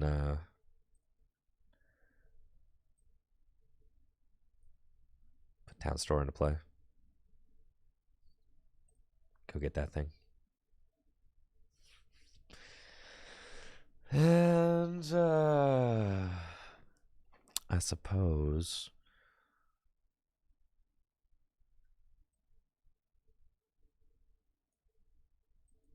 switch into Iron Valiant and just keep that there. It's fine. End.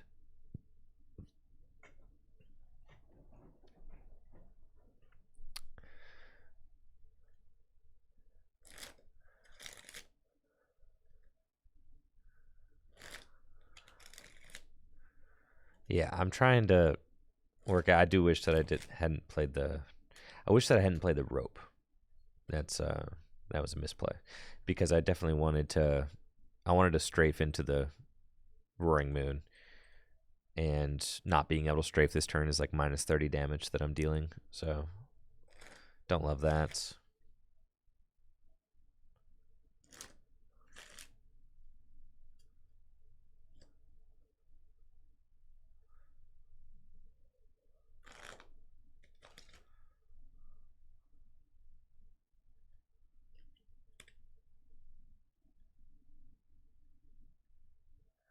I don't think that Melanie is like it personally, but you know, I'm willing to try some different things and kind of see what sticks. I think Thornton seems better. And frankly, I don't really mind manually attaching energy in this deck. You get to take double turns, so like who cares?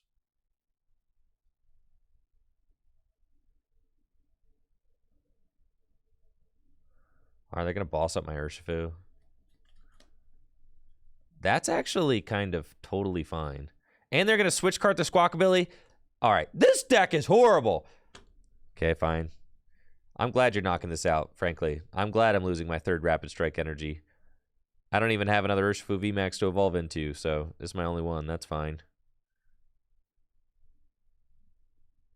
With the switch cart? Dude, this deck hates switch cart.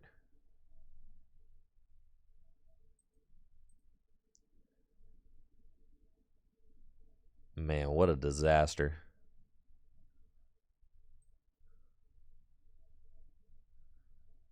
Okay.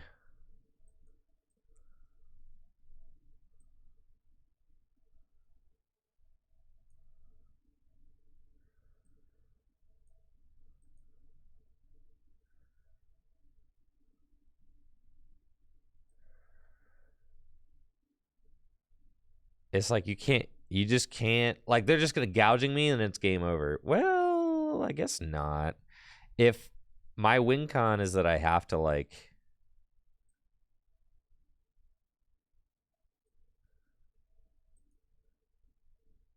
I have to set up this rapid flow on these two goobers over here. Am I having fun with this deck? No. Put it on moon. They could just power up a different moon. It doesn't matter.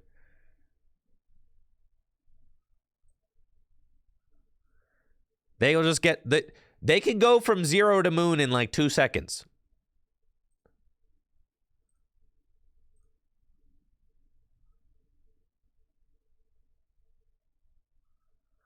I think like we have to Melanie into our final. We don't even have the other. My goodness, we don't even have that's my last Rapid Strike energy. I don't have any Rapid Strike energy. It's literally game over. All right, I'm deleting this godforsaken deck. Okay. All right, we're done. The deck's bad, bro. Deck's bad. Okay, on to the next. It's cheese, bro. It's cheese. Cheese. Cheese, cheese, cheese. That matchup is not good. Frankly. Chien-Pao Hands is a good deck. It is. I just gotta find where Chien-Pao is.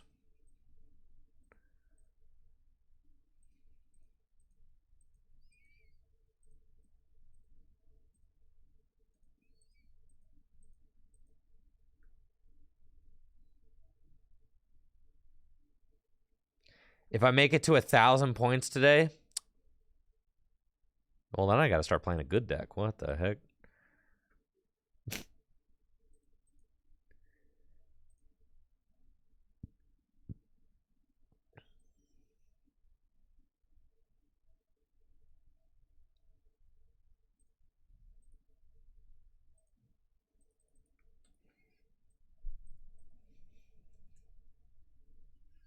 Name my decks? No.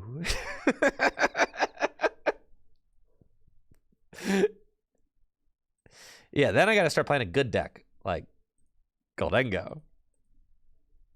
The decks have names. See? Yes.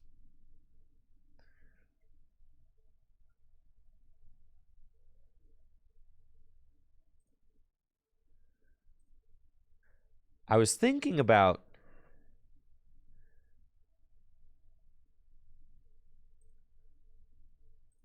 Yeah, you can go like 1/1 Scizor line. You could play a Cheryl.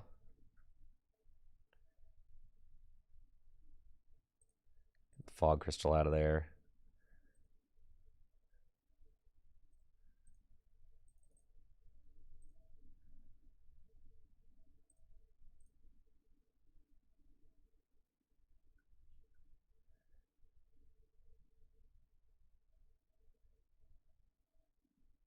I like Cheryl now. Cheryl's been growing on me a lot in this deck. Why do I play the 2 retreat gimme gold? Because I think I'm off Mew from Celebrations in this deck.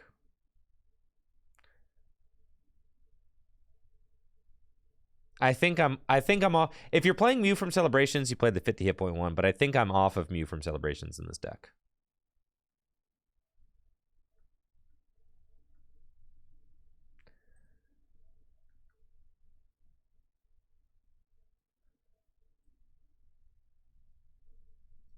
Oh yeah, you probably want stops.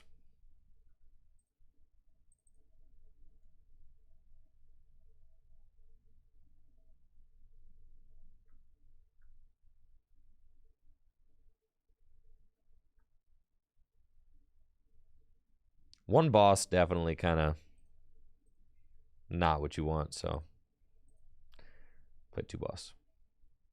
The fish? The fish is sick. The fish allows you to go Arvin for TM Evolution. We also got the 4 Sealstone. I mean, we could cut it. You could cut the fish. Then you're going to want to play more ways to see this naturally.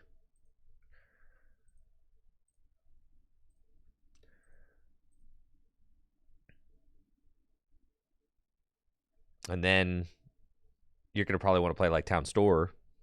And then you get to cut this.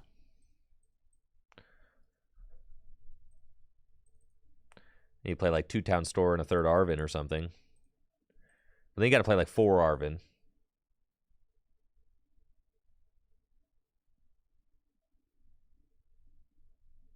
Pidgeot V for stone. I mean, you could, right? That's not bad.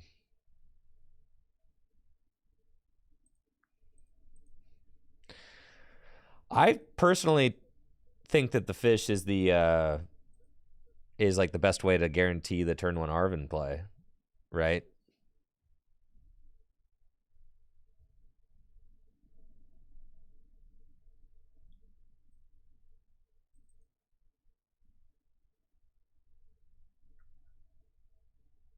Yeah, you got to play the fish. I agree.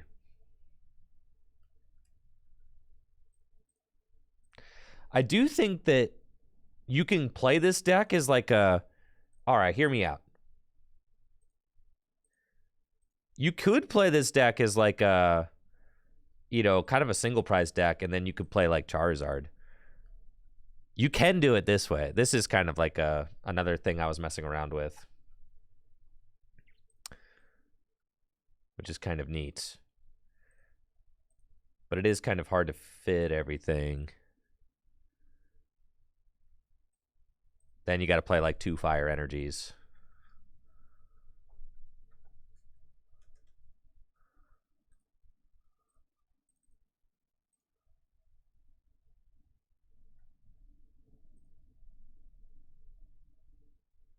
And then, you know, you're kind of just playing this like Scizor Charizard deck that can then one-hit KO things. No, you don't play Luminous Energy. No.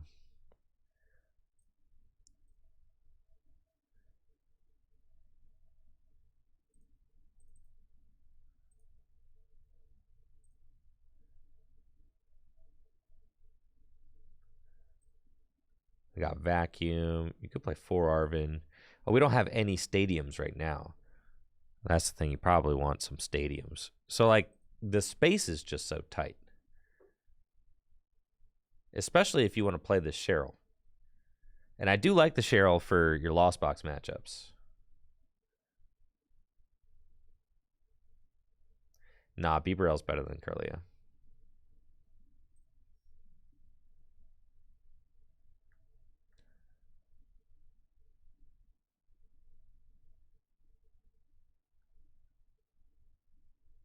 Worker. Yeah. Well, I think you either play Jirachi or you play Cheryl. I think both of those are fine.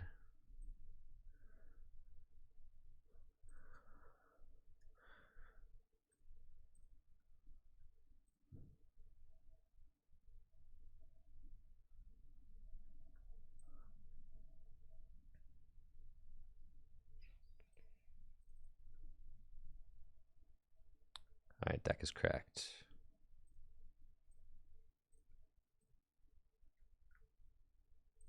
There we go. That's it right there, bro.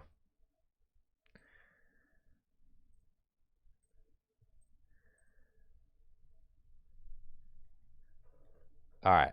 Maybe I'll start playing good decks here in a second. But for now, Golden Go.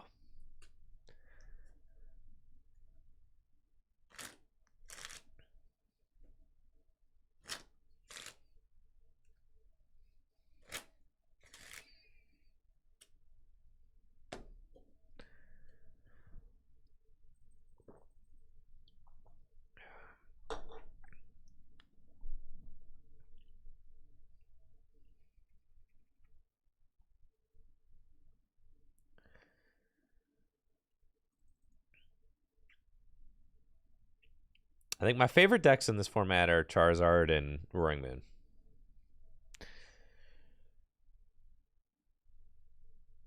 As it is currently.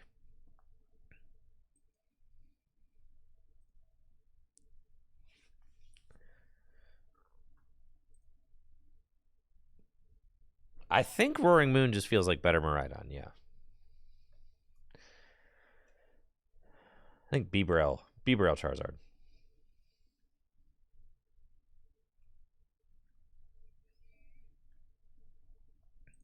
Now, unfortunately, we opened Charizard, which is kind of cringe, but it's okay. We got a nice looking opening hand. Golden Go will top 8 LAIC. 100%. Yeah, Miraidon hand seemed bad. Honestly. I'm gonna be honest. Yeah, Miraidon hands does not seem like it.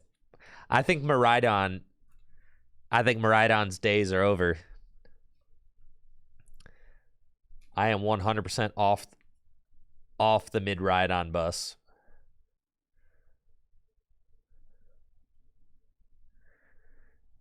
Toad Scroll? I mean, Toad Scroll is an interesting card right now. It is. I mean, definitely.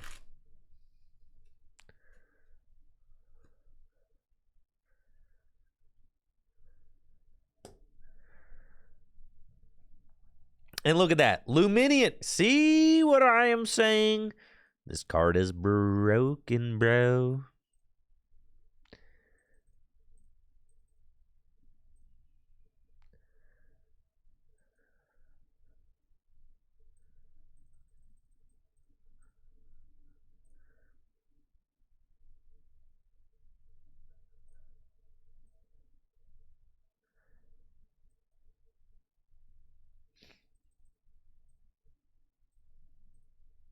I got a Bidoof in my hand already.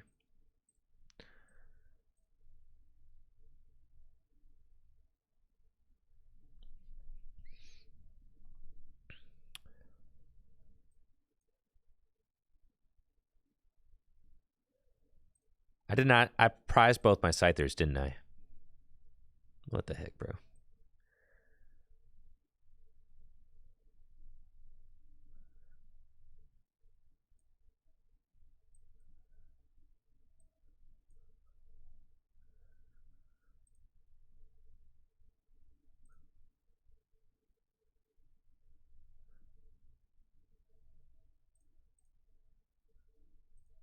I prized both my...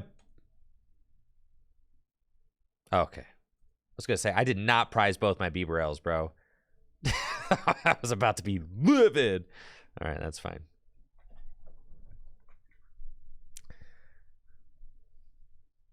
No, it just... Of course, just live... Yes, of course the UI is just terrible. Right.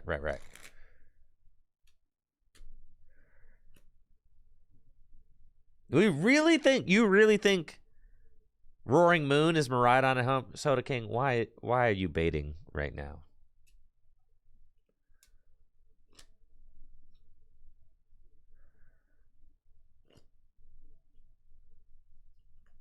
Absolutely not. Roaring Moon hits bigger numbers easier and faster.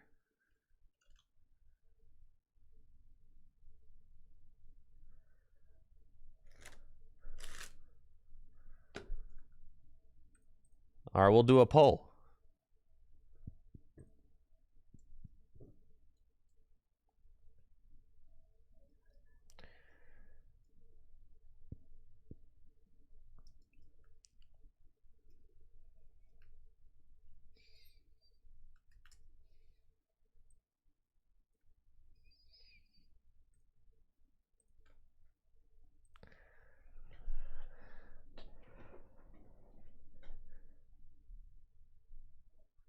Iron Hands is not that good.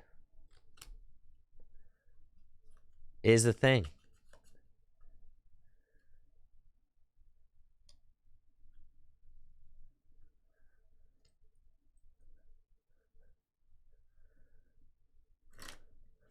I don't even care if this thing takes 2 prizes on my Gimme Ghoul. Like, that's fine.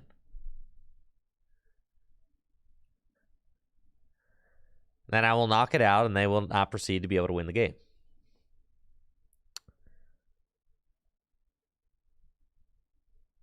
I guess I probably should have just sent up Goldingo, but that's fine.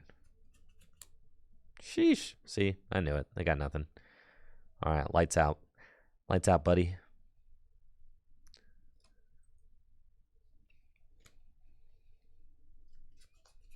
Where's the vote for Cloth? I said the premier big basic deck. Cloth is mid-size basic.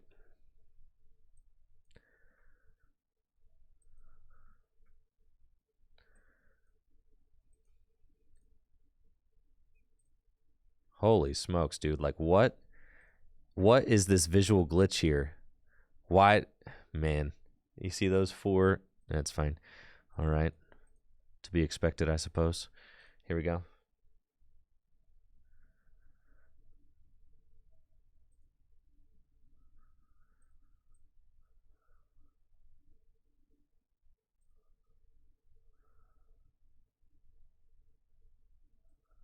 Coin bonus first. Okay.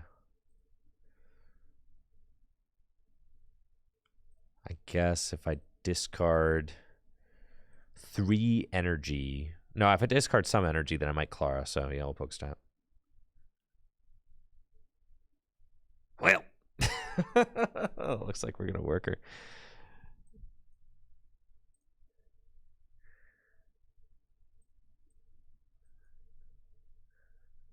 Cool. And then we go Earthen Vessel.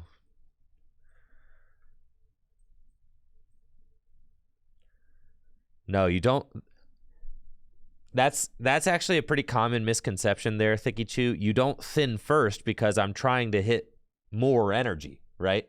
So if I want to draw into energy off of worker, then you don't thin energies. It's like, so off that worker, I found 1 energy, which then you use the vessel to make it 5, right? Right, Doe? Make sense?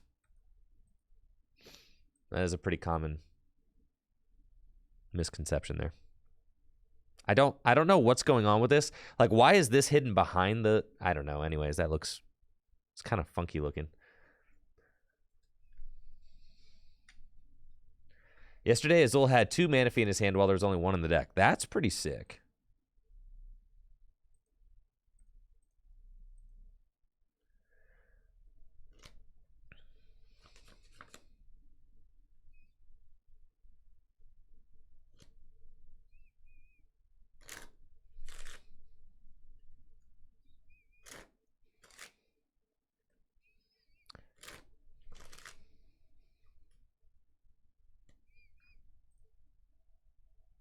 Who does he have overlaid over top of him?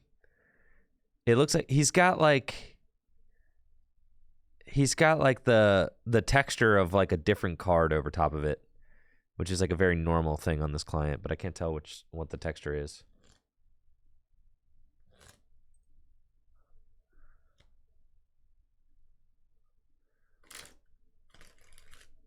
I'm really excited about this week. I'm gonna...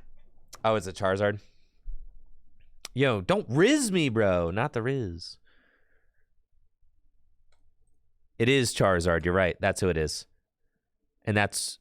Yeah, that's... 1, 2, 3, 4. And because it's the 5 energy. Yeah. Okay, so it's the Charizard is laid over top of this for like... Yeah, you could see the Charizard's mouth, the Charizard's claw, and you could see the 5 energy there. I am excited about this week because I'm going to be... Look how bad Iron Hands is. Do you see? Like, bro, was that worth it? That's like the most typical Iron Hands play.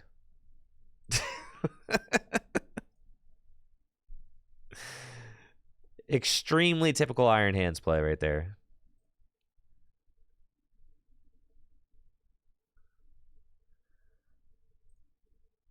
And then today, this turn's a good turn to Clara. Get back another guy. Get back those.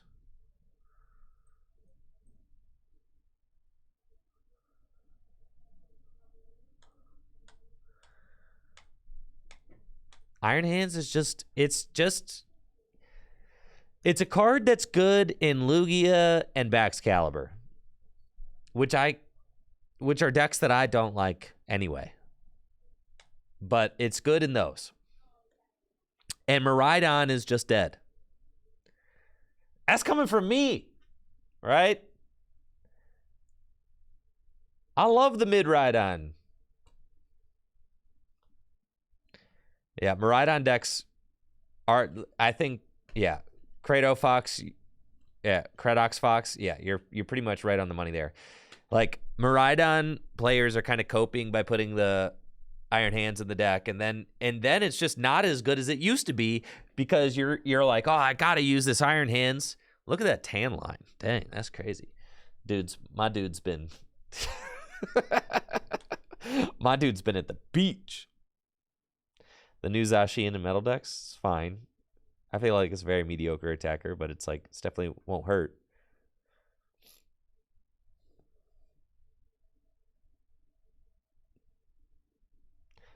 I don't think...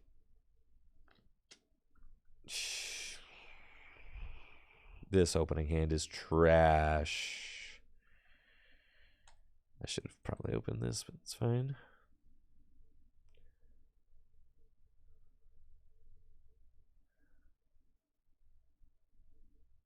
I pretty much need to top deck an Arvin or something.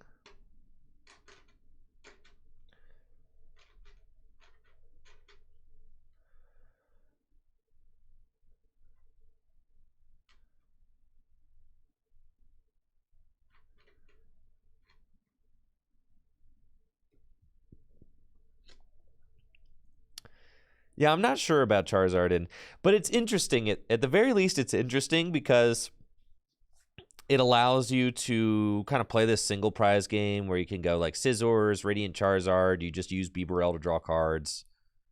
And then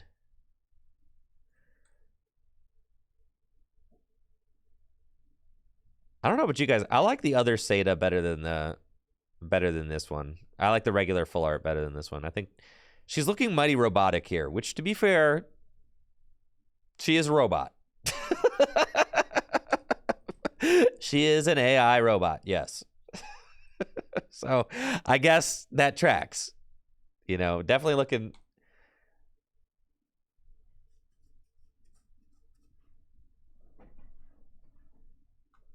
like a robot, dude.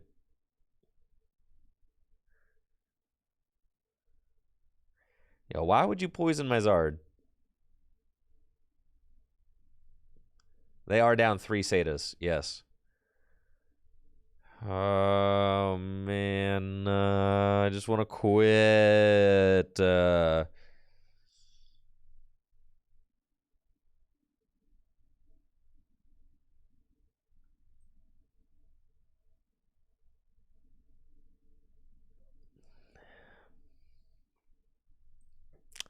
See what happens.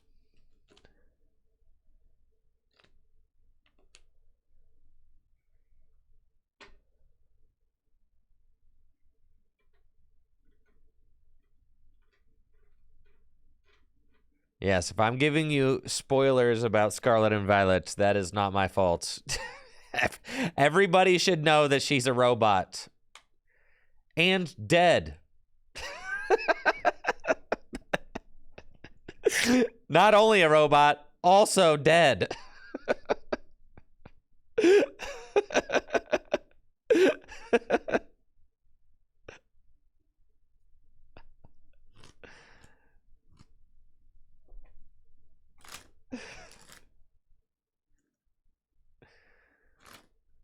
Okay. Thanks for the Iono, mister.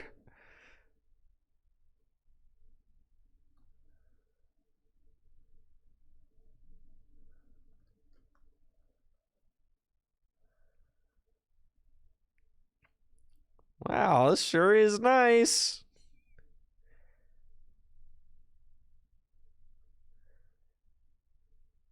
Okay, so what am I going to do? I can't get any battle VIP passes. This list has at least one nest ball in it. It's got to have some nest balls in it, right? It's got to.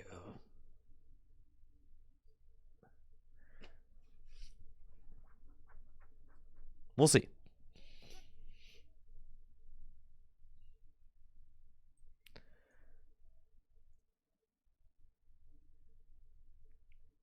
Okay.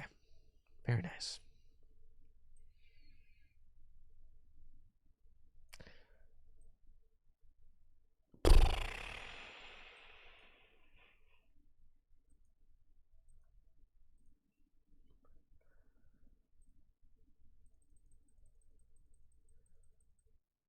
Yeah, there's a nest. Yeah, there's a nest ball in here.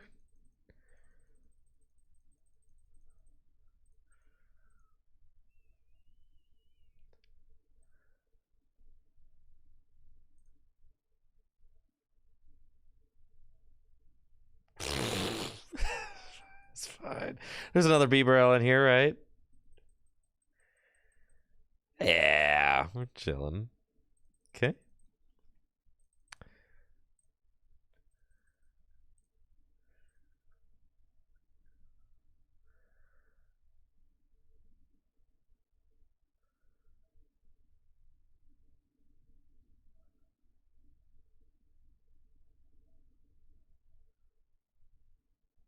Okay.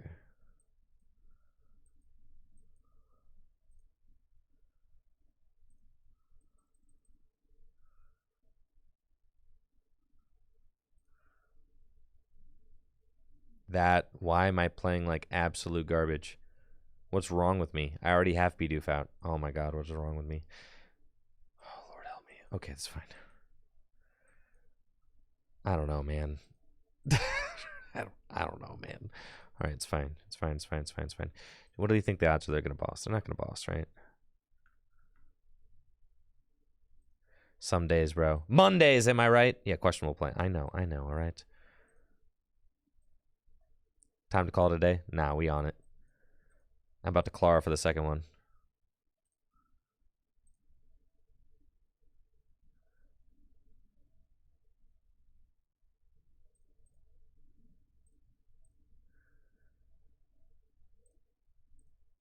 We got him right where we want him. Right here, baby. I do think that this Goldango list is probably a little greedy. Gotta say. It's a little bit greedy.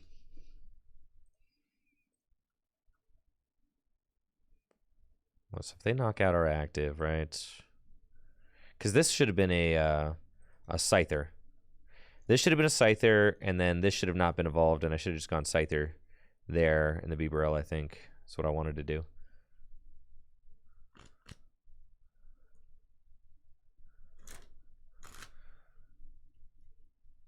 Should have gotten the Scizor out. That's fine. I don't mind having 2 Bibarels. So they're going to go to like 2 prizes, right? And then, or they're going to go to 4 prizes. Then I can bring up Goldango, and I can knock out this thing. And then they bring one up and they're gouging me, right? And they go to 2 prizes. And then I bring up a single prizer and I knock them out. And then I gust a multi-prizer for game. So, like, I have my route still. I just kind of made my life a little bit harder for no reason, but that's fine.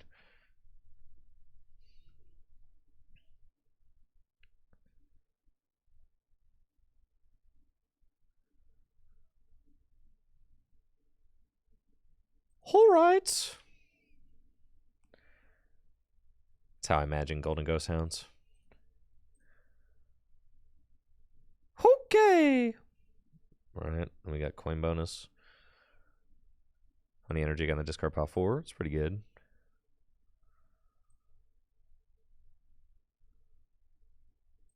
That's Mickey Mouse? Yeah. Goldango sounds like Mickey Mouse. Okay. And then... Oh, boy. Okay, so then we go here. Yeah, we got a Scizor in there. They got a lot of abilities in play, right? You got enough abilities in here?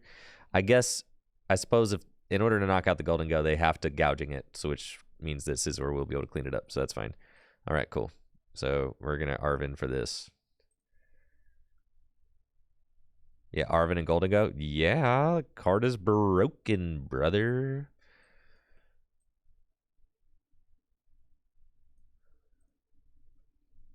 Okay, we're going to get Scyther. Okay, let's see if we...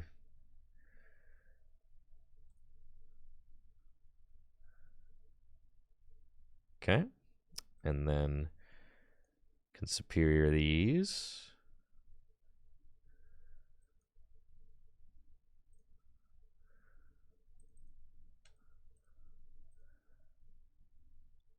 Okay, I've got 5 energy now. I actually have not seen enough energy. I play a vacuum.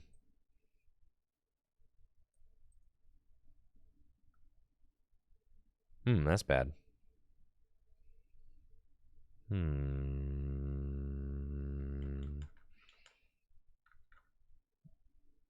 Yeah, I think we lose here.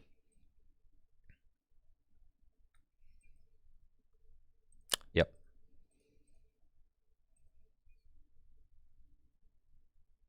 Those tan lines are pretty sick, though.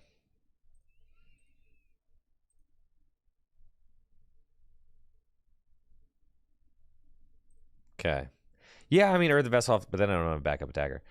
All right, I think the Charizard is not real. I'm going to go ahead and put that out there. Radiant Greninja is definitely better, and you kind of need to play the Greninja. So we're going to play that guy instead because he's way better.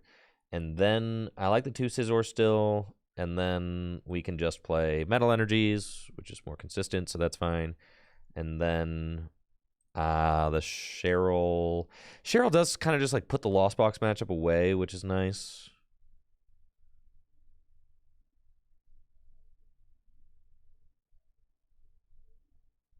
The 2 stops is good. The Clara's good. The Iona's good. The 2 workers good. The 2 Arven's good. The boss is good. The vacuum's good.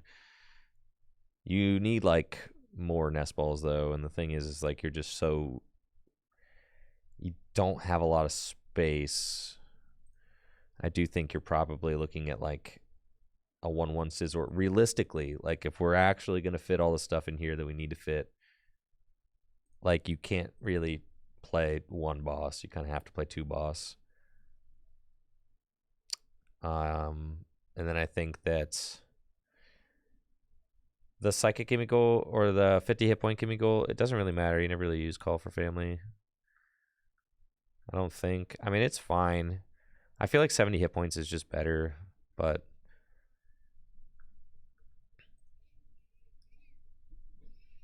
and then I like a heal card, and that's okay.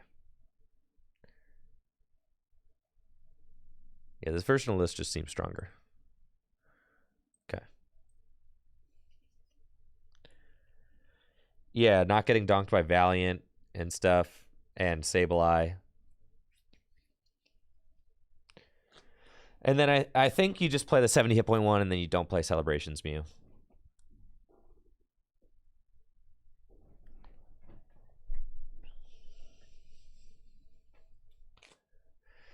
Notice today, chat, the only deck I've won against was mid Rhydon. That's because it's not true. I think I won 1 single game with the Iron Valiant deck. So here's the thing. You could play Turo instead of Cheryl, but against like Lost Box, you want to keep your Golden Goes evolved up.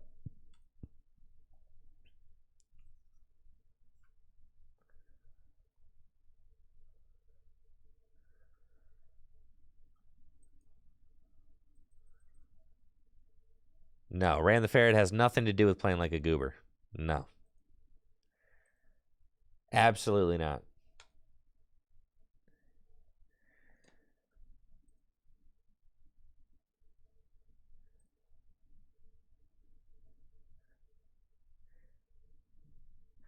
I think the thing is that Radiant Charizard just seems it's like too clunky. I think you're either trying to force 3 single prizers or you're trying to force 1 single prizer, right?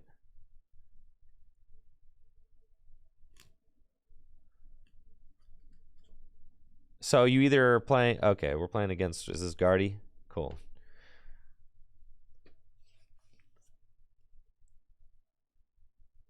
The Scizor helps a lot with this matchup. It does. But having a 2/2 Scizor line is like way better. But that's fine. We got like an insane opening hand now, so. And of course we prized our Scyther. Why do we have to prize the Scyther? Not cool, man. Not cool, man.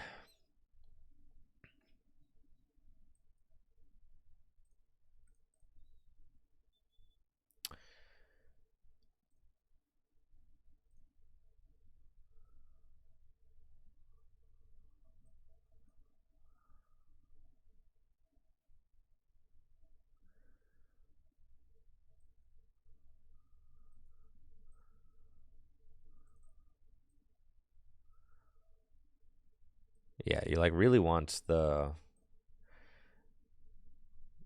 Scyther in this matchup so that you can kind of lead it, force them to put out a Guardy. But without the Scyther, I mean, you're just in a bad spot. They can knock out your guys with single prize. It's just a bad matchup. 100%. I think that Chien-Pao Baxcalibur is like, or Chien-Pao Iron Hands Baxcalibur, yeah. It's like definitely one of the strongest decks. It can theoretically beat everything, which is why it's so good. So we should probably just start grinding games with that. Frankly, I haven't been playing my favorite decks yet. I've been playing the decks that I think are like a little bit lower tier. I think Iron Valiant is not quite as good, and I think that Golden Go just kind of wants too much. Oh, I learned a lot over the weekend. I did.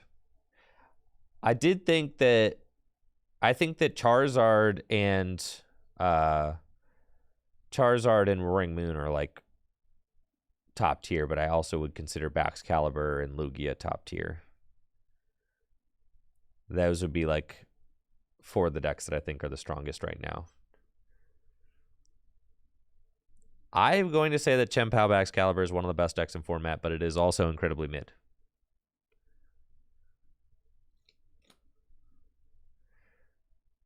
I think Lugia is one of the best Iron Hands decks, yeah. Well, that stings.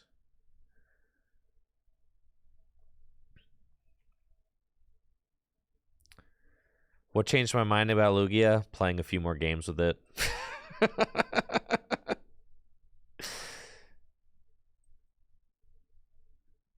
Doesn't Charizard get demolished by Roaring Moon? Well, maybe you should wait till LAIC and then I can show you.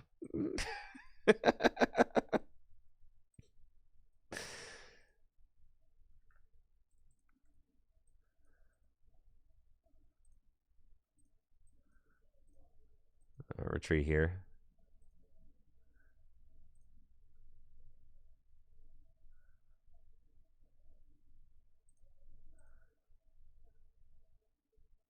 Clara. Okay. It just stinks that we're having to put these, like, 2 prizers out.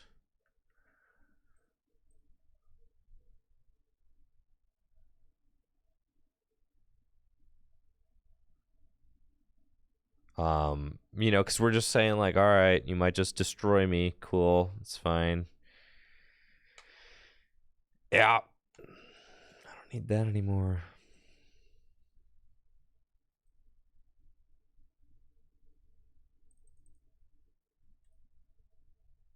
Yes, Radiant Charizard gets a lot better. I mean, it gets this card, the Evo TM. Like, consider the fact that Charizard was already playing for Arven before this card came out. Like, what? Charizard's been in beta testing for this card for like 3 months. Like, Charizard lists are already playing Quad Arven. And then TM Evolution comes out. Like, what the heck?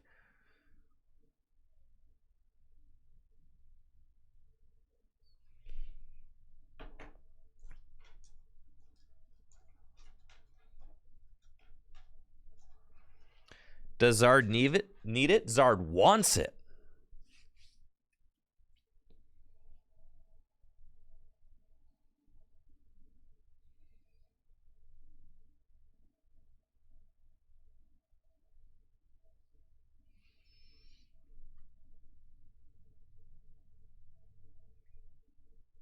All right, we gotta see. Am I getting eaten alive here or what? Luxurious cape.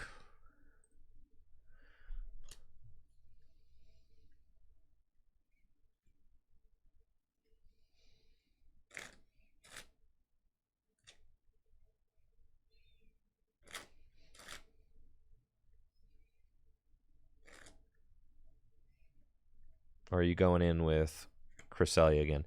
If you go in with Cresselia again, well, then and I have a chance to actually just like knock out your Gardevoir, and then I can go and yeah. So this is like the play that actually allows me to, and the Luminian's going to help. But I do need to find enough energy to knock this thing out, unfortunately. 310, I mean, that's a lot, you know? But I have 7 energy in the discard pile. I just got to find a couple of... Golden Go EX is very bad against Gardevoir. Oh, thank you for noticing. Yes, this is not a good matchup. I'm glad you noticed. Yeah. Okay.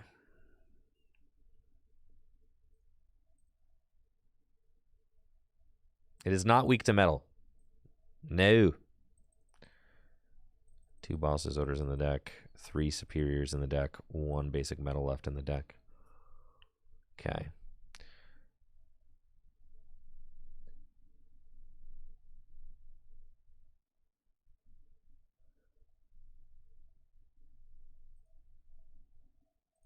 Coin bonus. Come on. Coin bonus.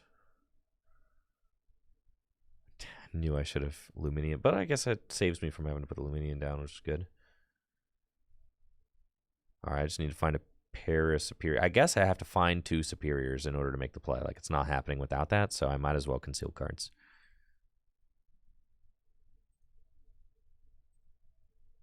Yeah.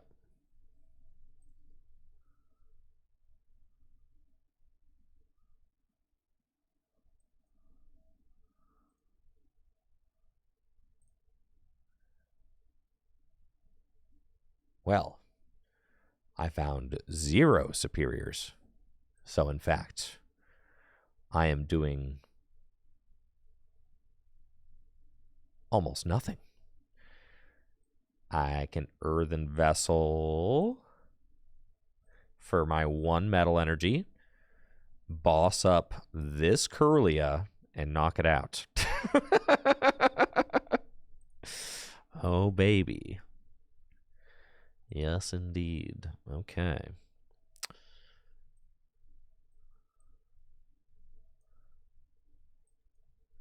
Palpad back in, Clara and Boss.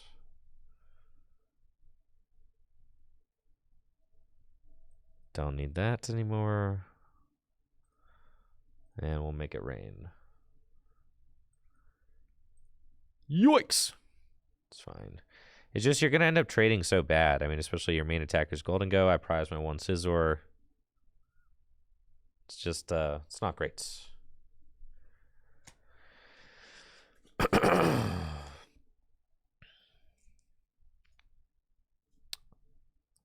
Well, thank God they hit my button. Because that seemed to not really do well for them.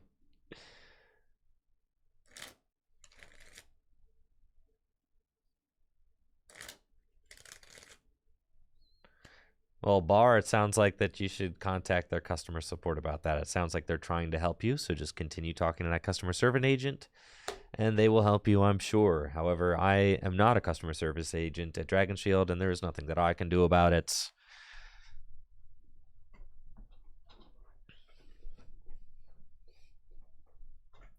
Also, do make sure, Bar, make sure that you are on the correct website. If you are on, like, Dragon Shield, the US web store or the European web store. They have 2 different web stores.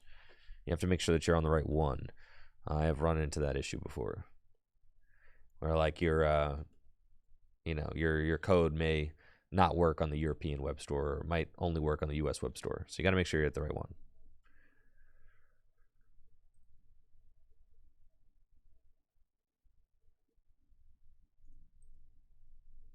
Then you got Fartazon. Then you got a Mew. Okay.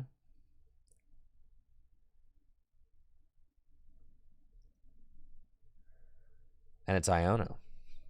They got Gardevoir out. They've got 6 energy in the discard pile. I think they do need 7 to knock out my Golden Ghost. So they have to attach 1 from hands.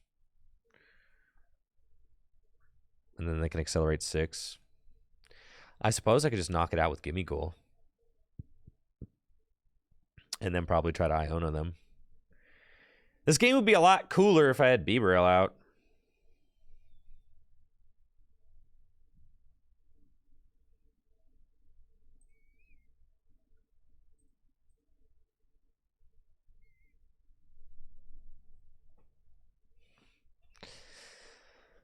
A lot cooler. They only got 5 cards left in deck. That's fine. What, this is... I kind of have to go for that and flip heads. I can't afford to put a Goldengo up.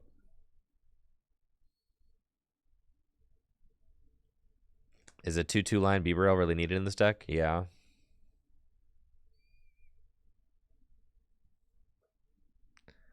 I don't really agree with you there, Majestic Mike. I think formats with 10 playable decks is, like, very good.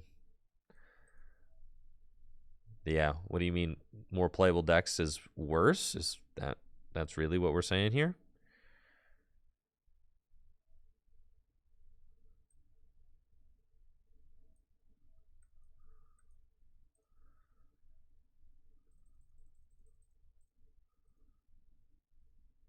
Okay. Yeah, no, this format feels fun. All right, we got the 2 Beaverell on the deck. We got the Luminion. Okay. I really want to find my Iono. So I do have Ultra Ball for Luminion for Iono, in which case I have to stop my opponent from having the game-winning boss's orders. And they have a boss and a counter catcher down. So, like, it's possible. Now I'm just in a situation where I have to flip heads. That's awkward.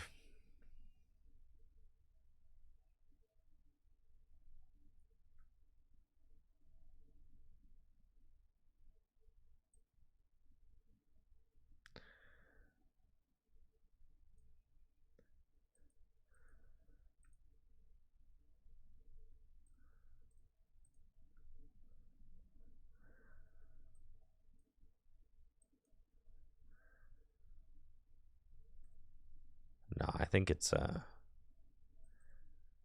think we kind of just lose here.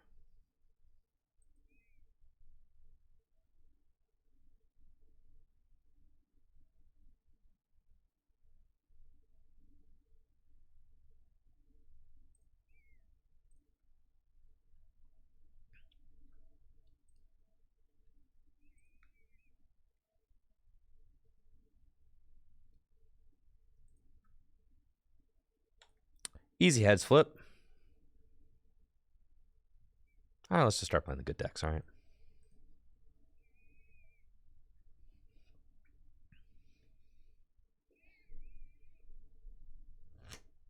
I think I'm cool.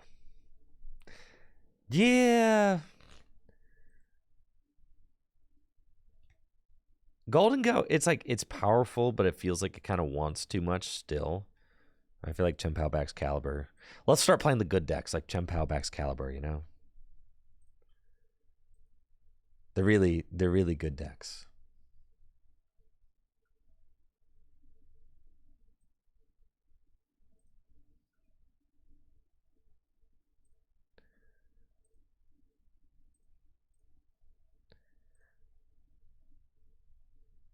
Okay.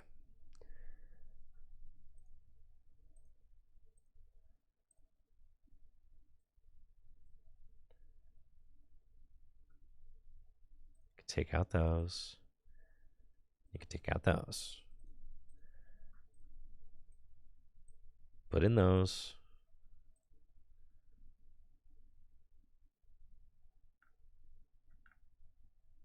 Put in this.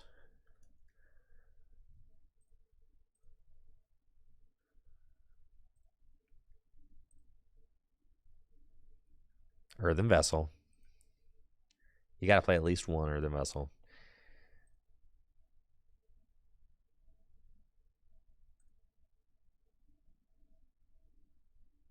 Listen, Co-19, I can't be held responsible for fighting decks feeling like fighting decks.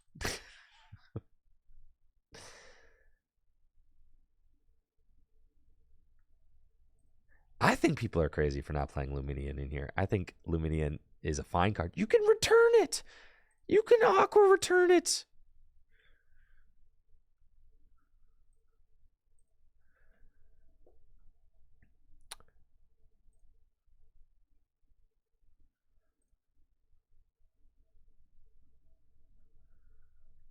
And I think you can go to 3 Nest Ball.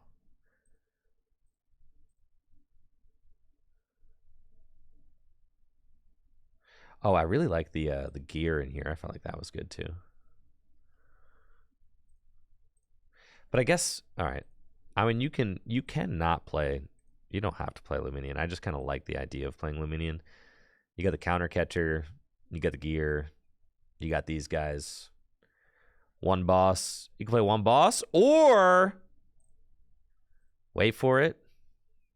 I mean, one boss is the respectable card to play, or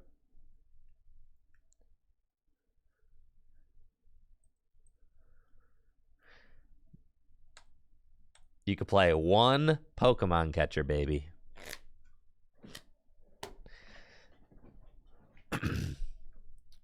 All right. But seriously, you're probably just going to play a escape rope. You could Irida for it. Yeah. I mean, this is like a very... I like this list a lot. Okay. Hang tight. I'm going to be right back. When I get back, we're going to send the POW hands for a run. And when I come back, I'm not going to misplay. Not once. Hang tight to see if that's accurate. I'll be right back.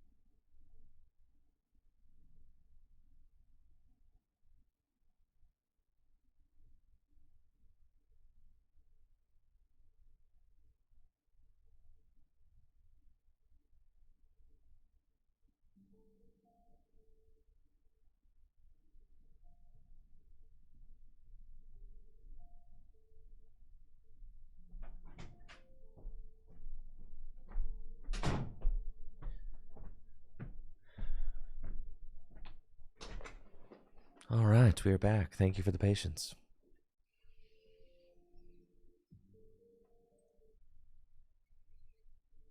Okay, let's do this thing. I'm all the way down, back at 600 elo. But Chen Pao. Oh, Chen Pao is going to carry us.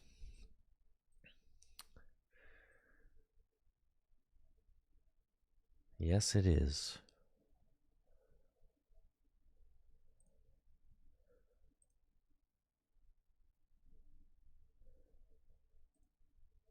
Man, why is this deck list so tight?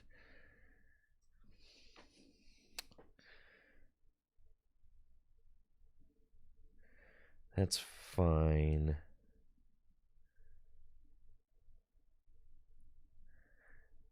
That's fine. I just want Luminion, man. I don't even think you need Iono if you just play Luminion.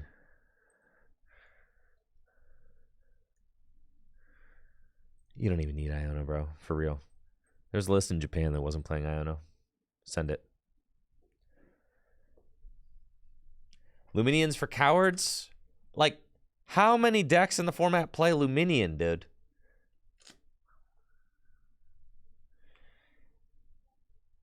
Baxcalibur, more so than any deck in the format, Baxcalibur wants to find Irida.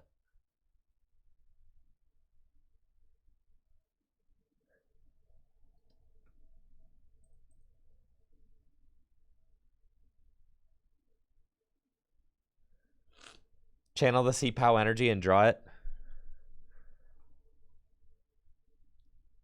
Just seems like a really good card to play. You know, a card that just lets you find an Irida and you can have no downside because you could just Aqua return it.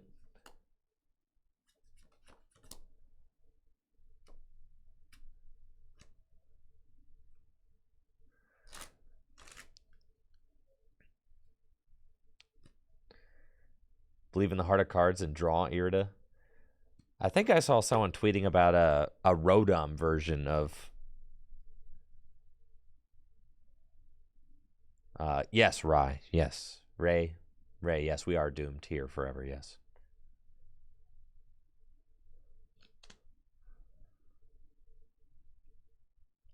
Wo-Chen countercatcher? The problem with Wo-Chen is you're just gonna... You have to give up 2 prizes.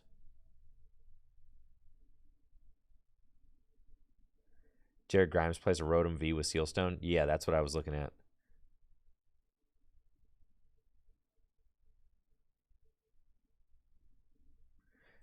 It seems like the game is broken. I don't know. That's an awful long time to queue, isn't it? Am I lucky I can get onto the client? Am I? Is this what you call lucky?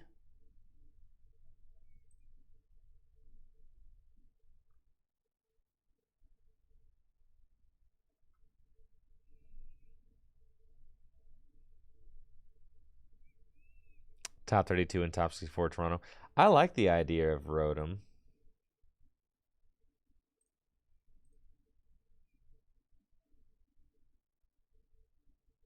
My client's the most broken you've seen TCGL be. Yeah, this thing barely works. It's like an old car, you know, and just sometimes you got to try and start it a few times.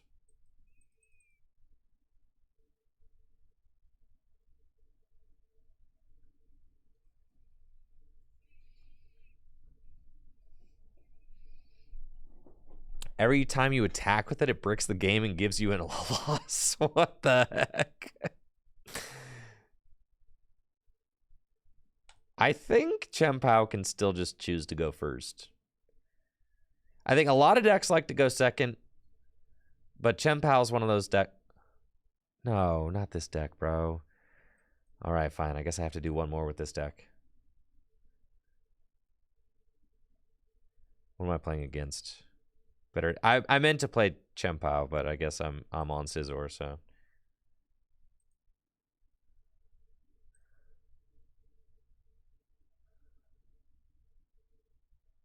Well, now I really want to go second with this deck. All right, it's fine. Conceal cards. Okay. Bidoof.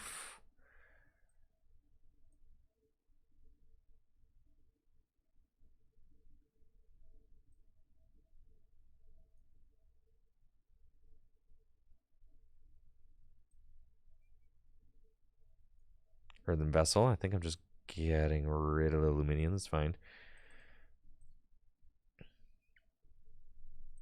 Ultra Ball.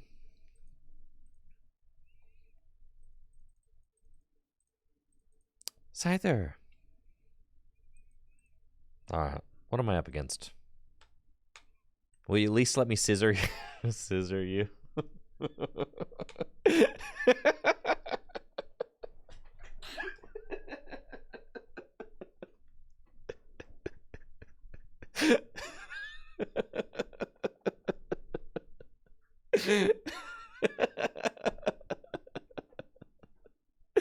Yeah, let me use scissor, bro.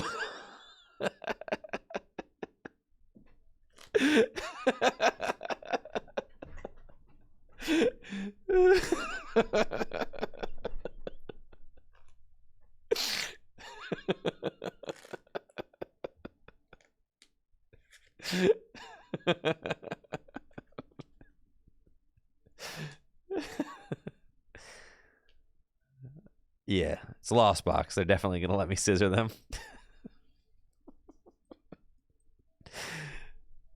Sorry, the attack name is Punishing Scissors. Yes.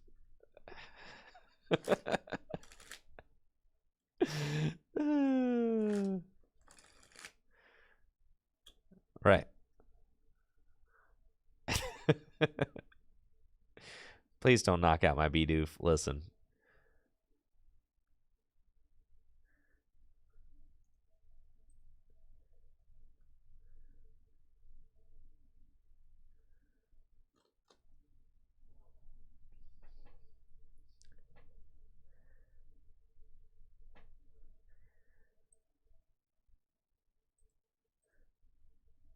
Let's just get out of this so we can start playing good decks, all right?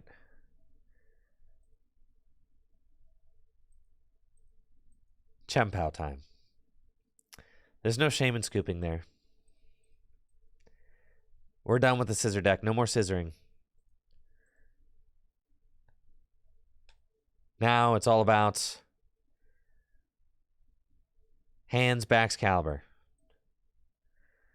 Now it froze in the middle of me editing the deck. That's why, yeah, we're at 59 cards.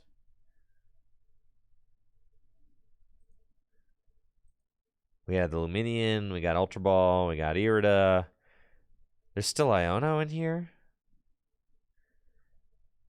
How do we get here?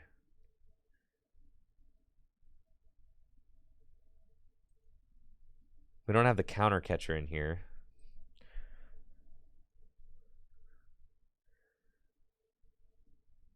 We wanted that. And then I don't really think you need the Iono. I think if you just want to be greedy, you can just be greedy. 4 Nest Ball. Yeah. And the gear.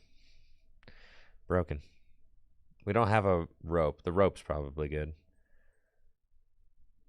Honestly, I'm okay cutting the Luminion if we just play the gear. That's fine.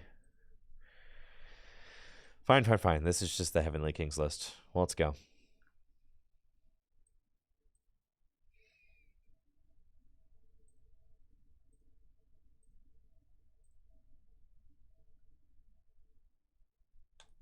Cool.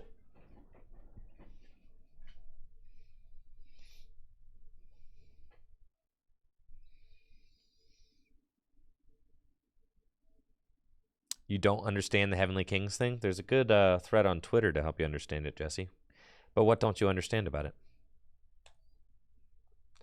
Japan has 4 like ambassadors of the game that that basically get used in all of their, you know, promotional materials and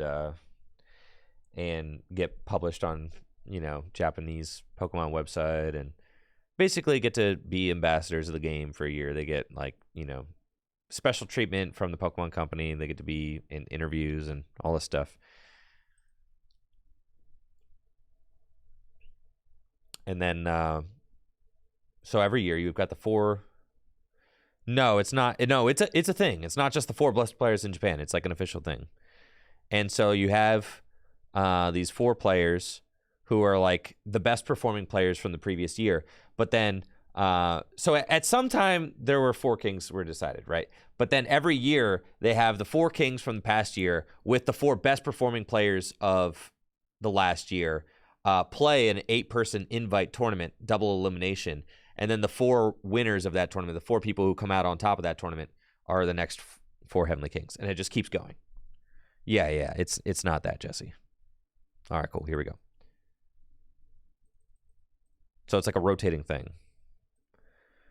Yes, my opponent is definitely bodied here. There's no way that they can possibly be victorious. No way. This matchup is free, bro. Absolutely free. Okay. Got a nice looking opening hand. I can Earthen Vessel just to turn some more energy. That's fine. I can save the Nest Ball. They're probably going to use Setas, so I know I'm not going to get my hand disrupted. So if I'm not going to get my hand disrupted, they could play Cross Switchers. They could knock out my Gem Pow turn 1. I don't want that, so I'm not going to bench it, I don't think.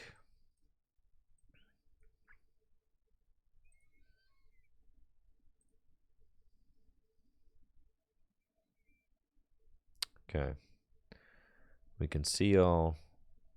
We can Pokestop. I can give them the Pokestop, which is fine. Just gives me another opportunity to find Ultra Ball, so we probably just want to do that. I'll Earthen Vessel to thin before I do. And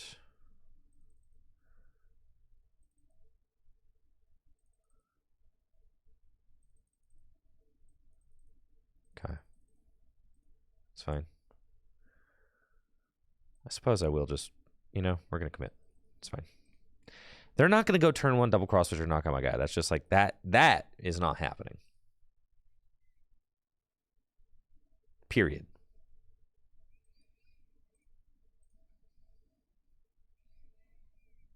Broken deck.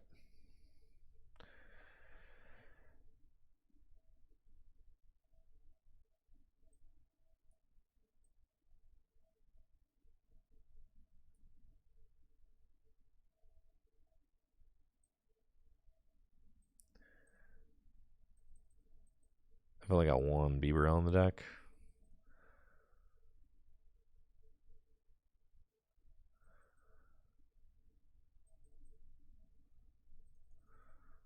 It's fine.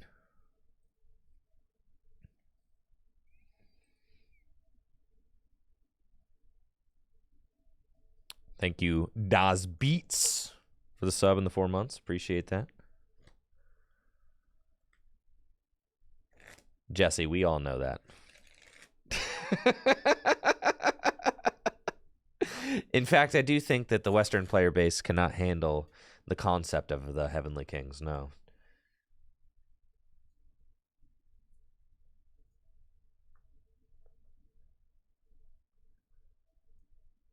Yeah, I don't think that the Western Pokemon scene can handle the concept of the Heavenly Kings. No. Best to leave that to Pokemon Japan.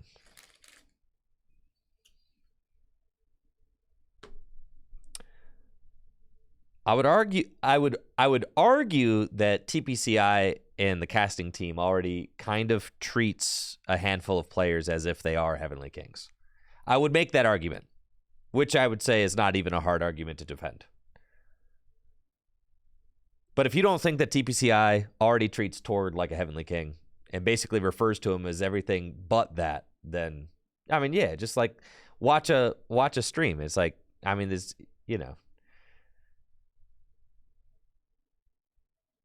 the way they commentate about Tord, and it has nothing to do with Tord. I love that dude, and and we're we're super cool. But like, But yeah, I mean, but the way that the productions, kind of like glorifies, a handful of players in the Pokemon scene is almost as if they are Heavenly Kings, 100%. So it's like the concept unofficially exists.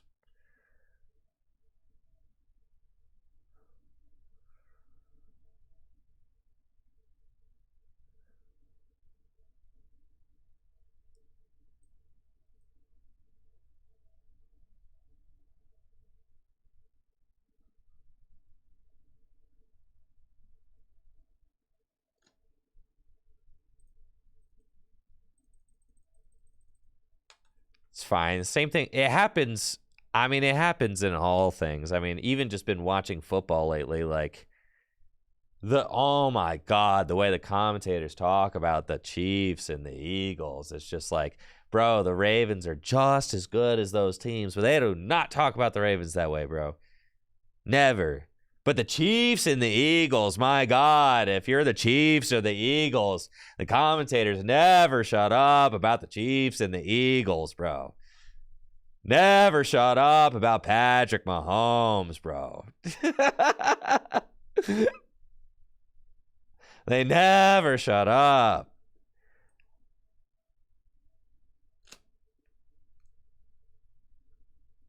That's what I'm saying. It's true. It's the same thing.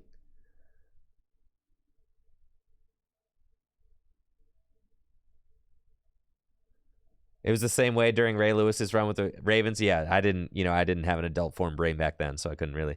Dang, you didn't do anything with your turn, bro? Nothing? This is what you have to show for yourself?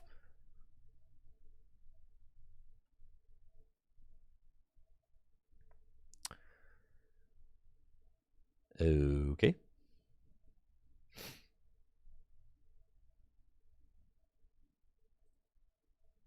I don't think there are any tools in my deck, huh? No.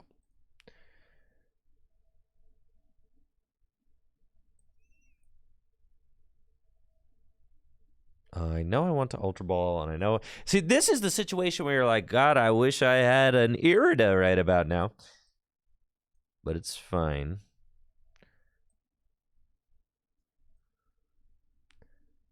Thank you, Bovine, for the sub. I appreciate you. You're going to get... For free? I mean, okay. That's pretty good.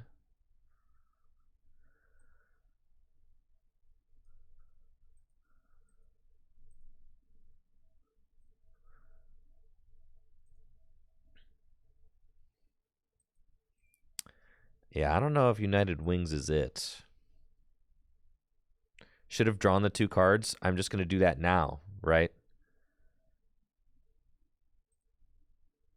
You want to get the 3 with Beaverell before you grow your hand, don't you?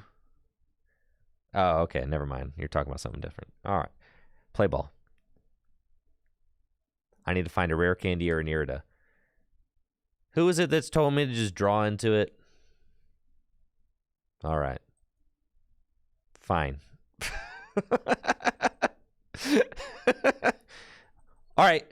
Fine.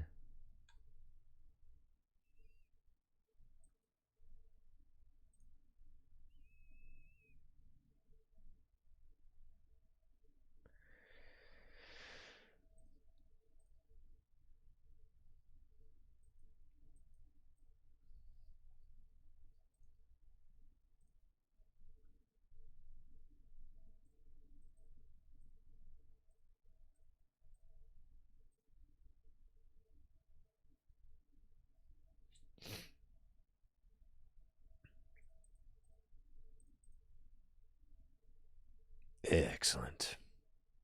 Now you lose. But this is why I'm saying Counter Catcher kind of stinks in this deck, bro.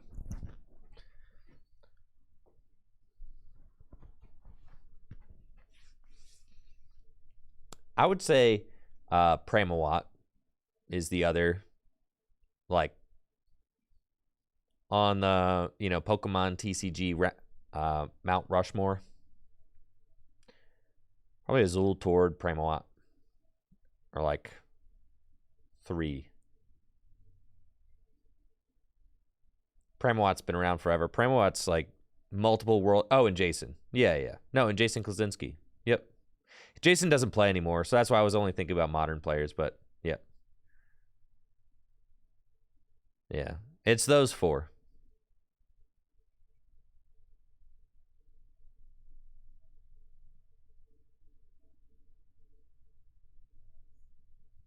It's those four. I mean, Pramawat's won with Pramawat's top 4 finish at Worlds.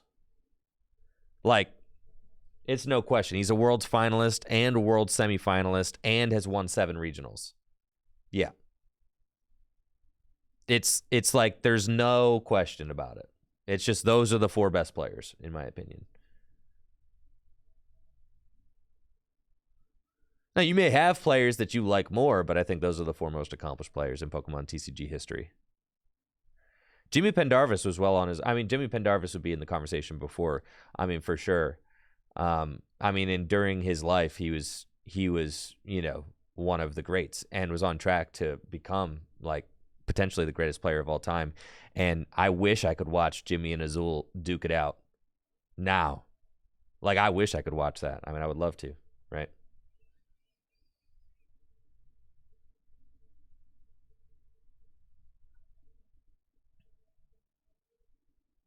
Jesse, it's toward Jason, Pramawat, and Azul. 100%.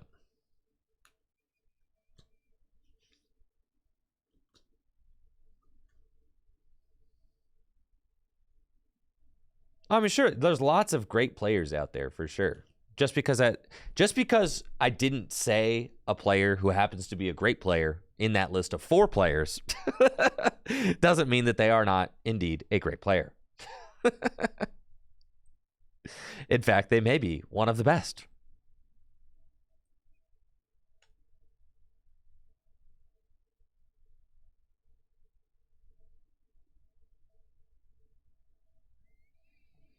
All right, I'm up against Roaring Moon, unfortunately. I should not have started the Chempao, but we did, so here we are. I guess it's like, yeah, you always want to start like single prizer, especially if you're going first. It's fine.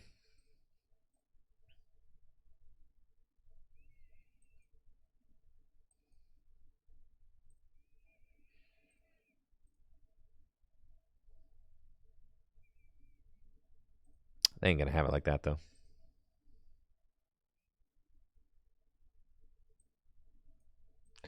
I guess I'm not as familiar enough with Japanese players and results to be able to commentate on her. I'm kind of separating like TPCI event players from the Asian event players because you know they have their 4 Heavenly Kings, so we're kind of talking about the Western equivalent, right?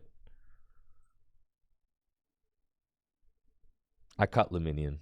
We're not playing Luminion.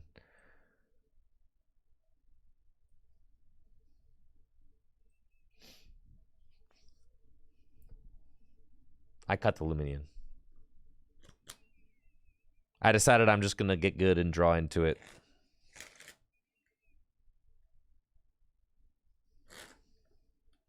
Yes, obviously. I wish I had started a single prizer against Roaring Moon. Yes. Yo, what's up, James? Thank you for the raid of 98. Appreciate you. Hopefully, all y'all are having a great day. We're testing some new decks, getting ready for the Latin American International Championships, which I'm going to be heading to next week. And we're working on breaking the format, bro. I think that right now, for me right now, it seems like Charizard, Roaring Moon, Baxcalibur are like the 3 front runners for me.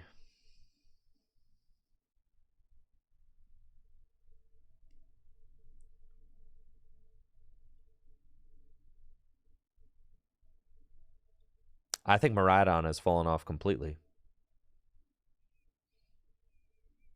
Roaring Moon is just new Miraidon.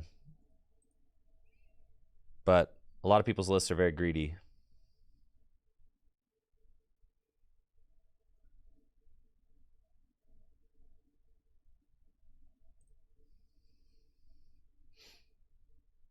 Roaring Moon is just better Miraidon, 100%.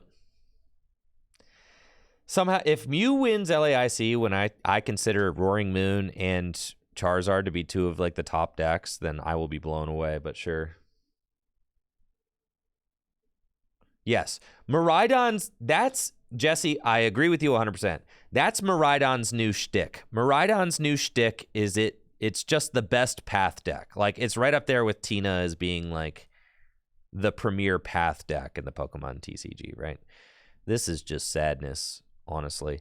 Like, look at all these Roaring Moon players not getting turn 1 attacks. What are you doing?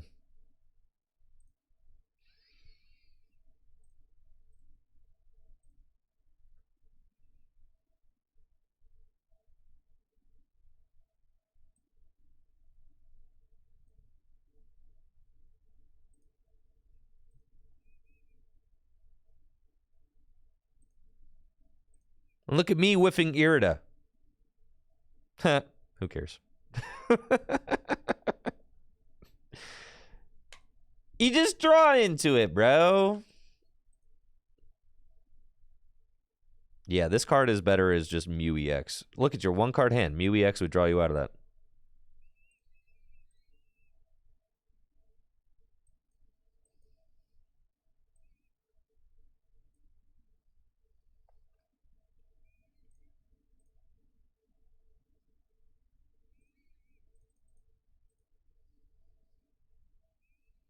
Yeah, you don't need Bieberell at all in Moon. I typically get to the very bottom of my deck without Bieberell. You play Seda. You play. I mean, if you really want to, you can play Trekking Shoes, but I think that's a complete waste of space. All you need is Mew. Fill your hand 3. Yep, big thumbs up. All right.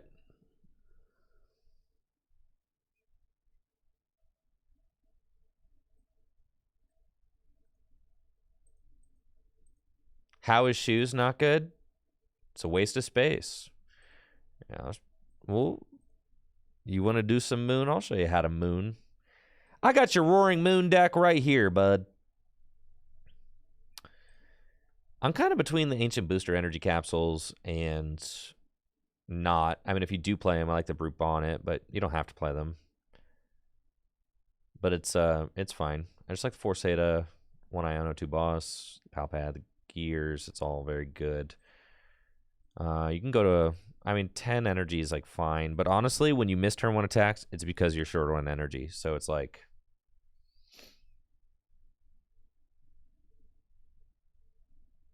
this list is cursed. That's cool, Scooby.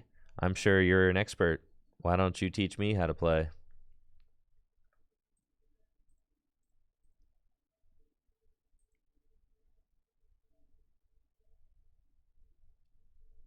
And I think you can play like either a Collapsed is like an additional path out, or you can play like a Penny. I actually have been kind of Penny curious lately, so.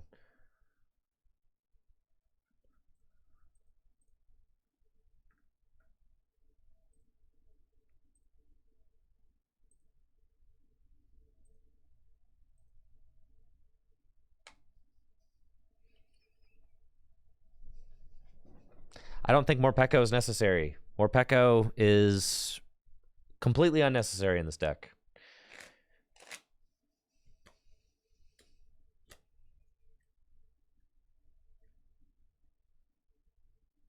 Yeah. What is the Morpeko? Morpeko doesn't even like. It just it's got like such a low amount of HP and does a low amount of damage.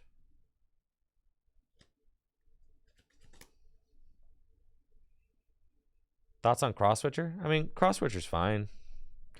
I don't think it's necessary.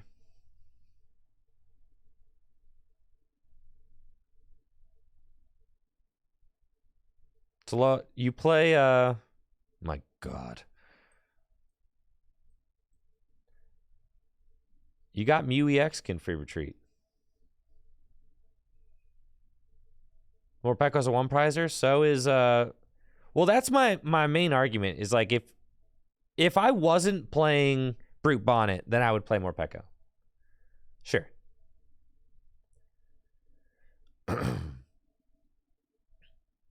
I think it's either or though. Like you can attack with, well, why not both? Because you want to force your opponent onto an odd prize game, right? So, like, you want to force them to knock out. You can attack with Brute Bonnet, who has more HP than Morpeko. Like, Brute Bonnet doesn't get knocked out by Cramorant, right?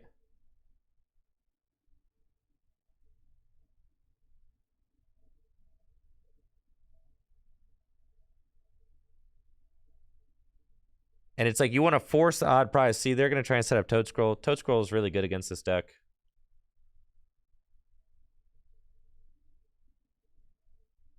Yeah, obviously I want another. I want a Roaring Moon right here. Well, let's see.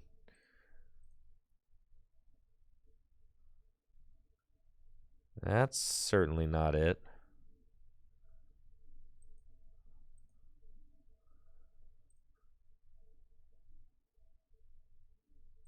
It's fine. Palpad in the deck? Yeah. All right.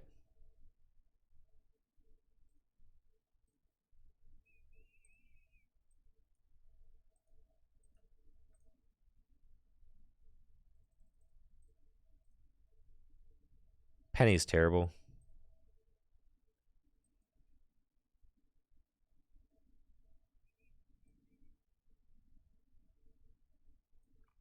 Okay.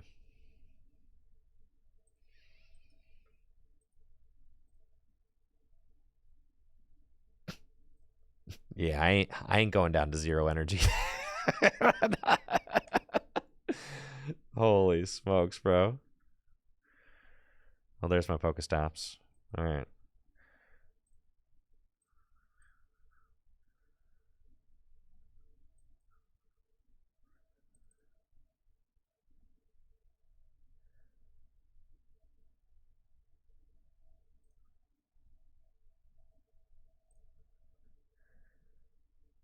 Okay. We Pokestop first, then we Palpad, and then we Mew. Dang it. Oh, man.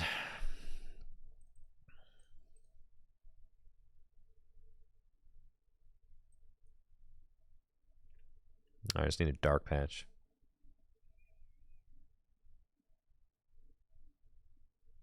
Moltres V being in there? I mean, you could play Moltres V. But I just don't think it's necessary. I think ideally you just want to... There we go. See?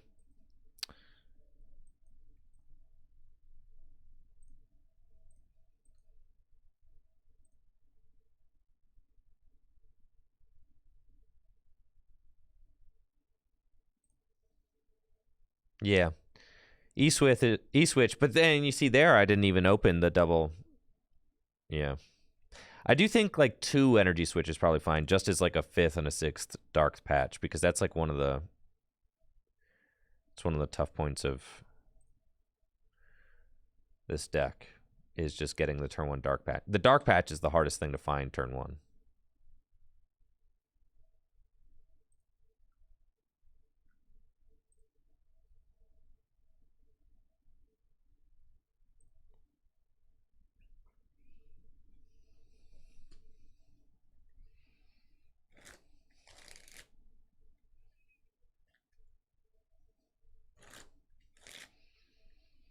I just don't know. Like, Moltres V... What's the point of Moltres V? Like, it just sits there and it does not nearly as much damage as your other guys. That's why I left the Pokestop in, so that they would do that. Like, literally, I left it there as bait. That was like some 4D chess I was playing. But when I was thinking about it, I was like, all right, I could discard it, but I was like, they'll probably use it and discard like some bad stuff, frankly.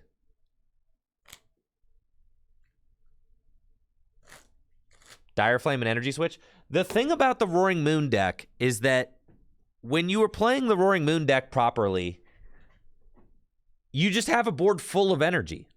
So you just don't need more energy.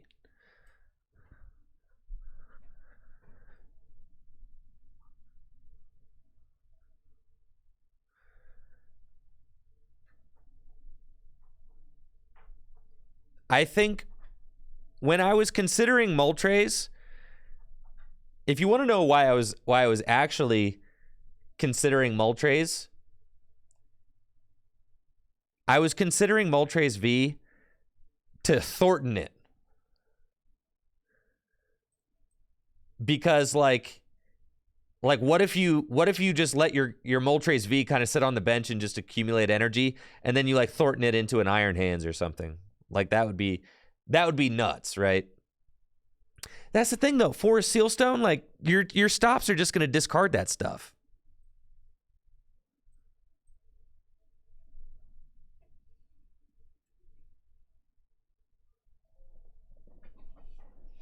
But imagine if you Thorntoned like a Galarian Moltres V into Iron Hands, attached to Lightning Energy, and we're like, pew!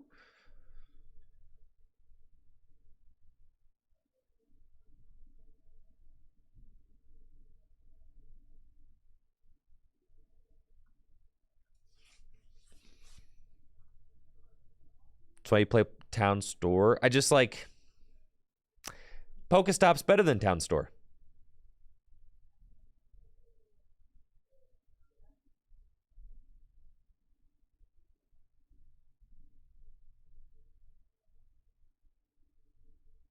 You know what I'm saying? Like, Pokestop's the best. You have to rod the guys back in.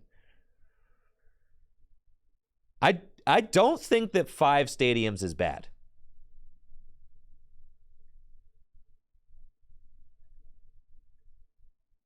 I think 5 stadiums in Roaring Moon is one of the few decks you can actually justify 5 stadiums in.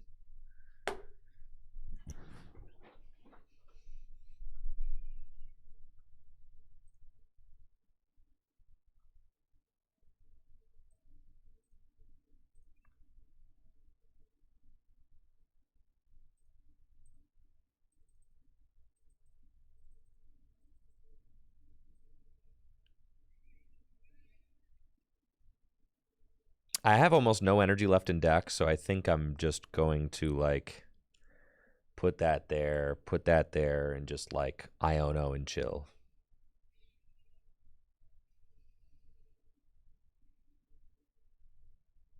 Yeah. Like we just big old chilling right now. Yup.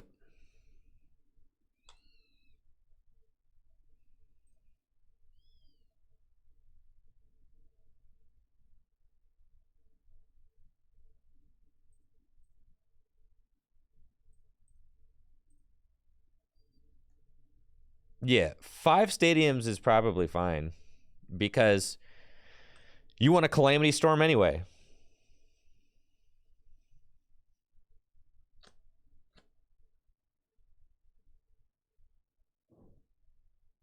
The Toad Scroll is just a tech for Baxcalibur.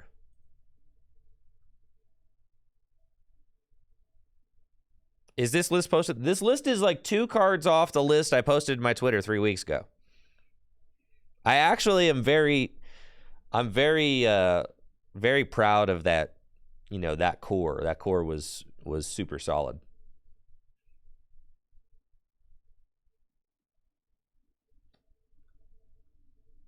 But yeah, it's like I keep basically I started with that core and I've just been kind of tweaking the formula like card by card. Like I got a second Squawkabilly in there now. I've got the Brute Bonnet in there now. I took out the Judge. Triple Thread says it's played more consistent than any other build I've seen. Well, that's why everybody's building like the greediest, most god-awful Roaring Moon lists. I mean, they're just like... And you're not... people are playing not nearly enough energy. And they're missing turn 1 attacks because of it. No. Toad Scroll doesn't start Dark Patch... doesn't stop Dark Patch because it doesn't come back to your hand. So we pretty much just got game set up right here because I can just bop this thing for 2... and then bop that thing for 2, and it's game over.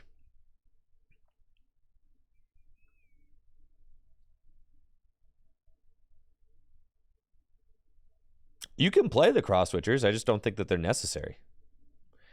Especially with the gears being able to help you find the bosses.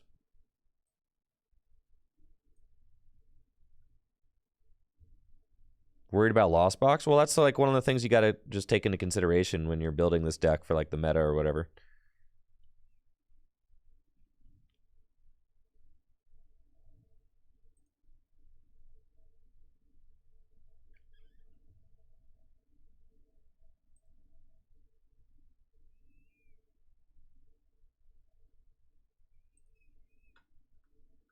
All right, we got Luminion for boss for game next turn if they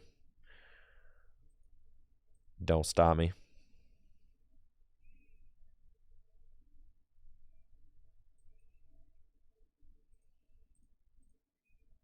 No, keep all that in there.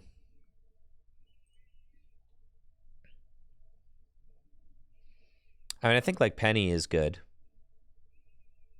Like Penny's a fine card to have. Oh, the Pokestop's not supposed to work. That's right. I just want it out of my deck so that I don't draw it.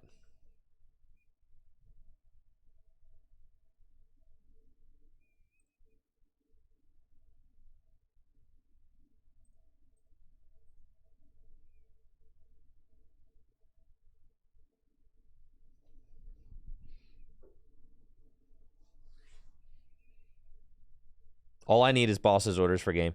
I think that finding boss for game is just very easy with like gears and Mew and it's like and being able to stop for gear for boss. I like the gears a lot. I'm a big gear defender.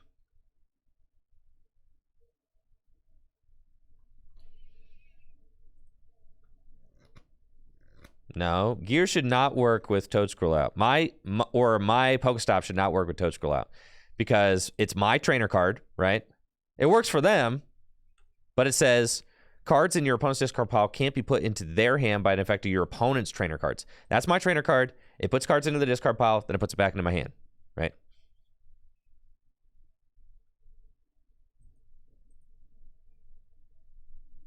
Yeah, I'm still at 3 gear.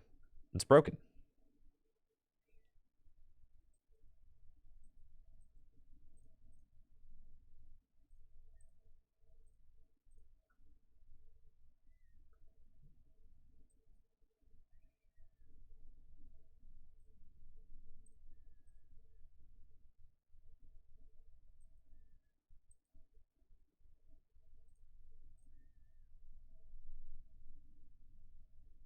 That's what I'm saying, Ketonomics. Like, yeah.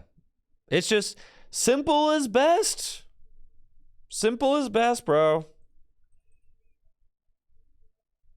Simple is best. I've been playing the same dang list, and it's been broken every time.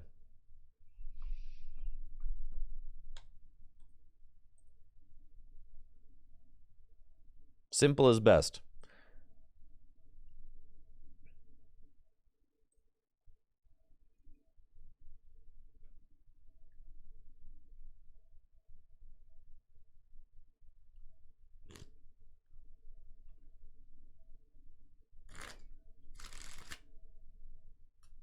That's fine. If you like more Pekka over Bonnet, that's fine. But I think if you're going to play... I mean, the Bonnet also allows you to hit 230, which is like relevant in the mirror and stuff.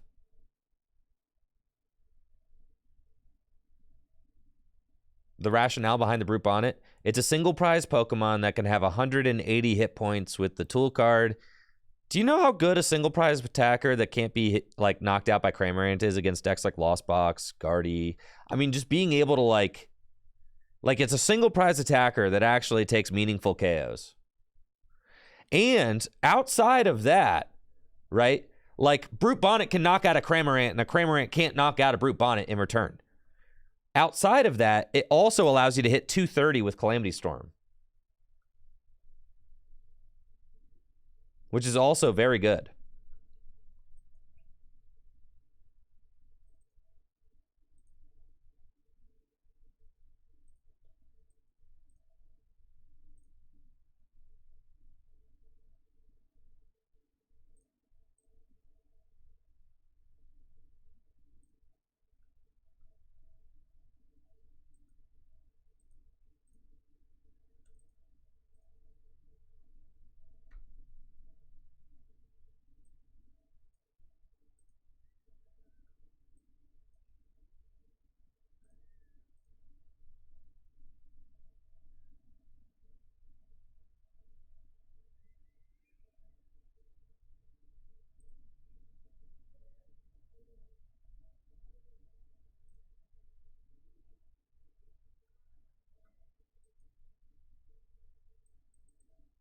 My Mew is prized, sadly.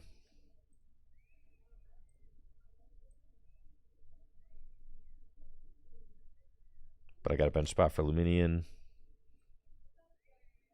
I could poison. I could get to poison in that Charizard. It's kind of funny, but probably don't have to do that. Pass and see what they're doing.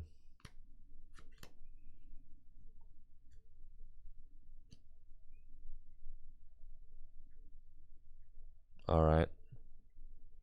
It's Zard Pidgeot. Cool.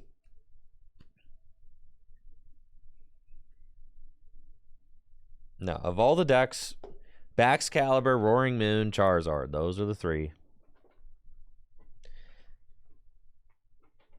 Those are the three best decks right now. But then Lost Box might still... I haven't really accounted for the fact that a Lost Box... No, I'm off Guardy. I think Guardy just gets farmed by Iron Hands Baxcalibur, and I think Iron Hands Baxcalibur is like legitimately going to be the most popular deck.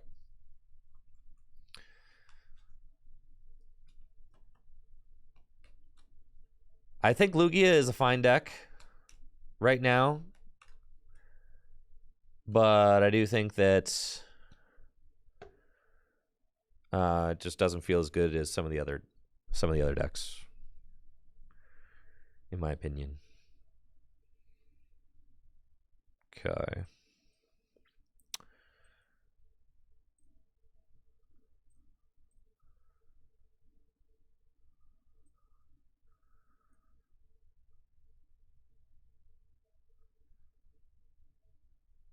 Yes, according to Trainer Hill, Iron Hands backs win 68% against Guardy. That's what I'm saying. So I think as much as I thought Guardy was good because it can beat decks like Roaring Moon, it just can't beat Baxcalibur, though. And I think Baxcalibur is a very... Not that one matchup, like, ruins your, your competitive viability. It certainly doesn't, but...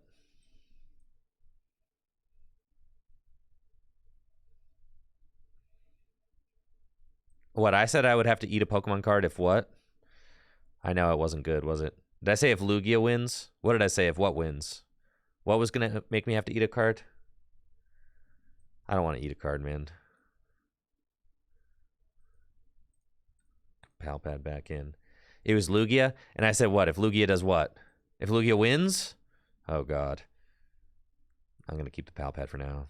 I will conceal cards once, though. I said top 8?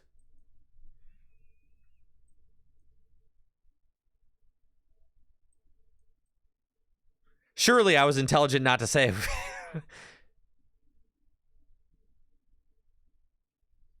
Man, actually, this is kind of cringe because I missed the stadium card. So...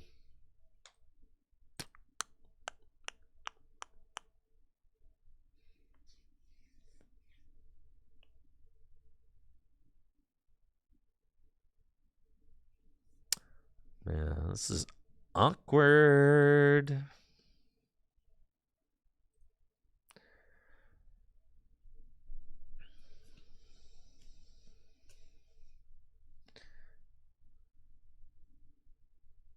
Yeah, we're just going to do the 100. Yeah. Right. This deck's a brick. You just trust.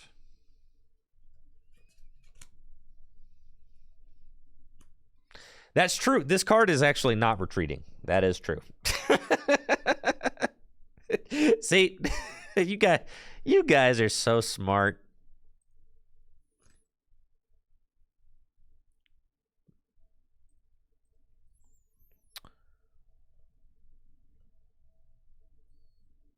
That's fine. Exactly, 2 in the discard pile. This is why I say, like, Galarian Mulch, like, dude, your board is just jammed with energy all the time. Like,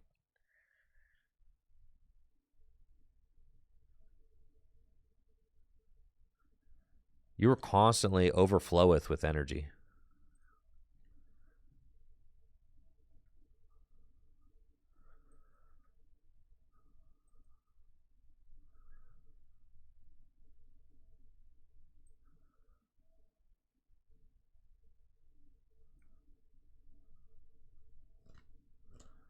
Okay, we can just gouging again.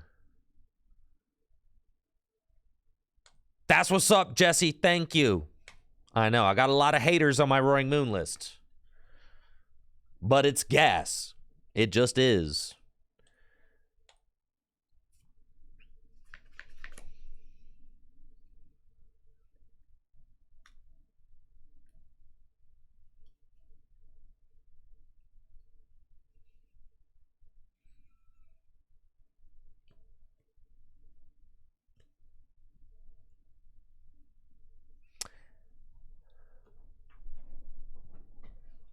Yeah, gear off stop is so good. It's just solid. And that's the thing is, like, very early on in my Roaring Moon testing, I was like, you can just play like a 40 item build and try in vain to get the turn 1 attack every time. But then you're still not going to get the turn 1 attack every time, right? And it's like this, we came to the same exact conclusion with Miraidon, right?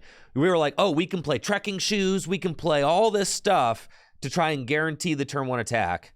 Or you can play a more, like, just a better list, right? That gets the turn 1 attack a lot, but not every single game, and has other options. And those ended up being the best Miraidon decks, right? Well, that's the thing about the Ancient tool, and you can remove the Ancient tool, but we just went through this with Miraidon, didn't we? Like, the 2 charms are so good in Miraidon. Like, we're not going to cut the 2 charms from Miraidon, are we? So, like, then why is this thing not good in here to give you 290 hit points? Right? Because at the end of the day, you don't have to Frenzy Gouging. You could just play as a deck that just does 220 with a 290 hit point basic Pokemon. And then you can play the Bonnet, which lets you hit 230. And that's the thing, like, right here is like, this is just a Pokemon with 290 hit points right now.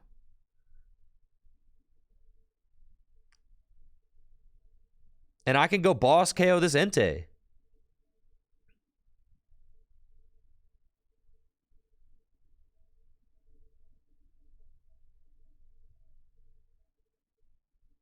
And that's totally fine with me. They want to knock out the Luminian? Be my guest.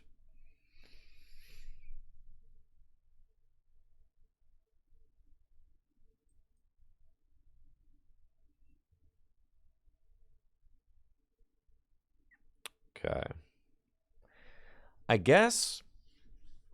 All right. So I do have this to worry about, because if they go boss Squawk, they go boss Luminian, boss Squawkabilly, right? So what I have to do. Do I just lose the trade? What if they go boss, and then KO, right? Because I'm on an odd prize count.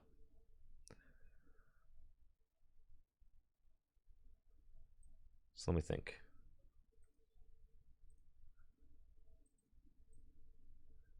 Two boss in the deck. I mean, I can definitely knock out the Pidgeot. I just got to find... And I have 2 gears and 2 boss in deck, so that's like pretty much that's a freebie. If I boss and KO the Pidgeot, I do 200 to myself. And that's the crazy thing, is like, even then, like, flamethrowers still won't even knock me out. They probably have to come up with a 2. Yeah, I think that's probably what we do. And then I can Iono later. It's guaranteed if I do this.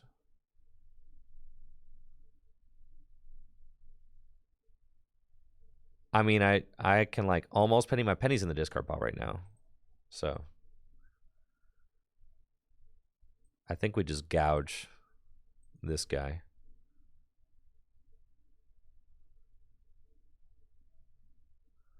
And we put down this, and we attach to it.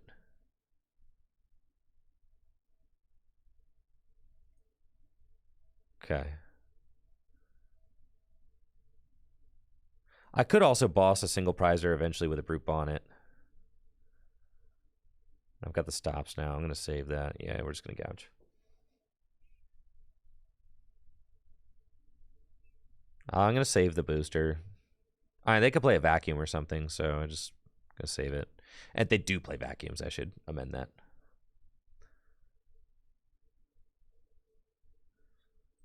So I think we just send that. He's got 290 hit points. So then you have to, like...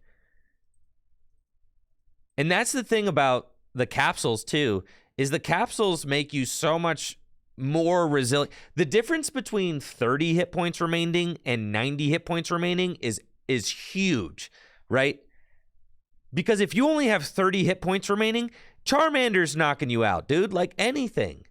Thank you, Gadget Badger, for the sub. But then you can force them to come up with their 2 prizers because they don't have someone that can do 90 damage. Like the capsules come into play all the time.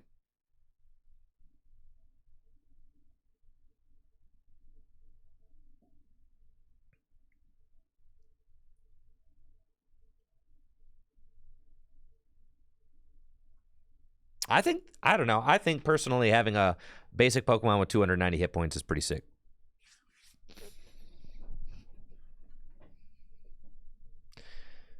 So here's the concern. All right, if they go down to 2 prizes, right? Here, they knock me out. They get that on. I go Iono. Probably I try to go Iono, swing with Brute Bonnet, right? No. It's just checkmate here, right? I have to attack with Brute on a single prizer. That's what I have to do. Yes. So then I just go Brute Bonnet, single prizer. Yeah, I can do that. I should have attached this energy to Brute last turn, though, because I'm out of energy right now, so I might not be able to do that. Do I have a Dark Patch left in the deck? I do, but I made my life a lot harder. I knew I should... Man, bro. All right, it's fine.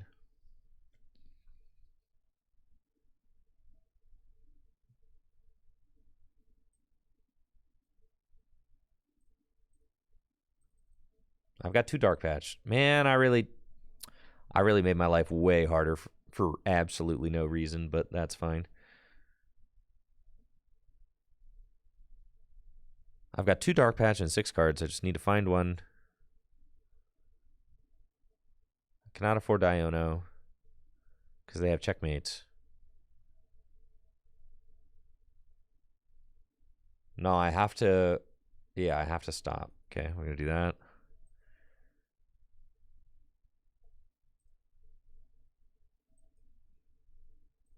Thin that out. Okay. I got a boss this turn, guys. Okay.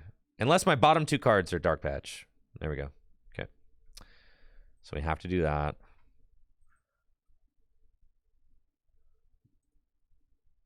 We retreat. Boss. Pidgey.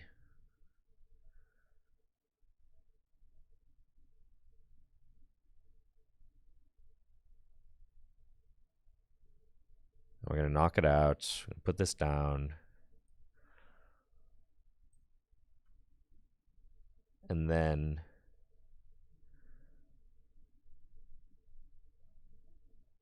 I could put back in Palpad Boss and Boss and Penny seem fine. How do we attack next turn? I'll figure it out, bro. We're about to rip an energy off the prize, 100%. 1, 3, 4, 5. Yes. I have prized an energy, so we got one right here. Yes, it was my fault. I think I threw this game by attaching this energy to the wrong spot.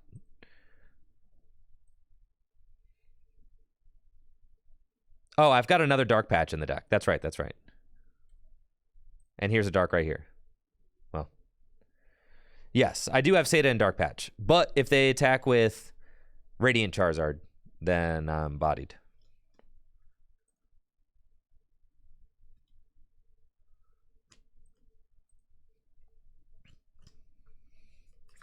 They may have all their fire accounted for, though. 1, 2, 3, 4, 5, 6, 7. They got 0, so they probably have like 1 left. They go Luminion for boss if they have it. Nope, Luminion's down. 2 boss are down as well. I got Escape Rope, but they have a Mew. So if they put down Radiant Charizard and they attach fire to it, yes.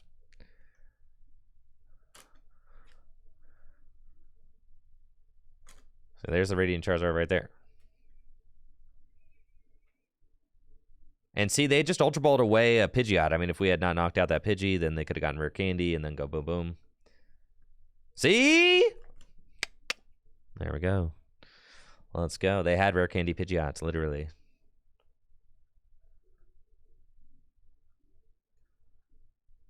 Now, this game is just me misplaying. If I put that energy here, then we just have win on board. Instead, I'm going to have to, like, finesse around here for no reason. They do have the... Oh, my gosh. Okay. Well, they can't attack back-to-back turns. Okay. This is fine. But I deck myself out. No, I don't deck myself out. Okay.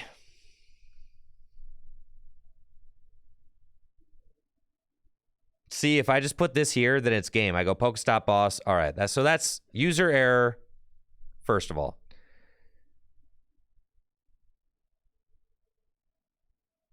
However, I will just deck myself out if I play the Setas, so I think I just lose.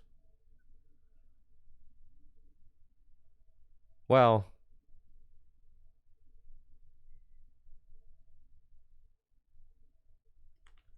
Not necessarily. Okay. Let's do this. I already put the I used the PAL pad, unfortunately. It's fine. No, we just do this.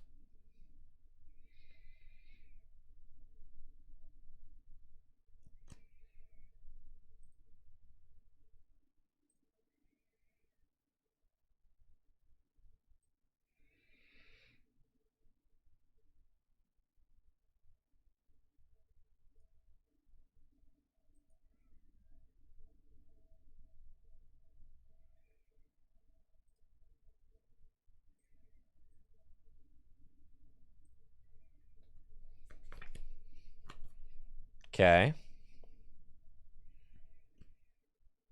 We would have hit the patch off Seda because we only had 3 cards left in deck.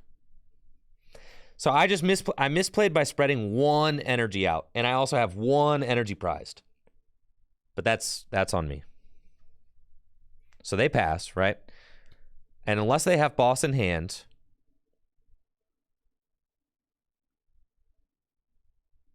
then I just go...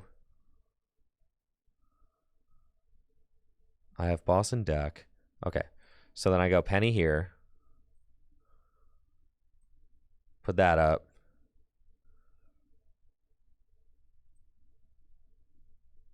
Attach that there. Ultra Ball these. Yeah, that's fine. We need boss for next turn. They're going to swing into this for not enough.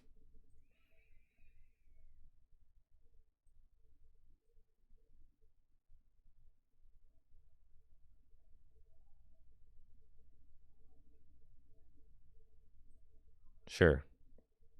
Calamity Storm for 100.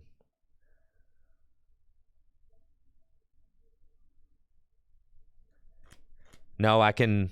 Oh, yeah. Yeah, it's sudden death. That's true.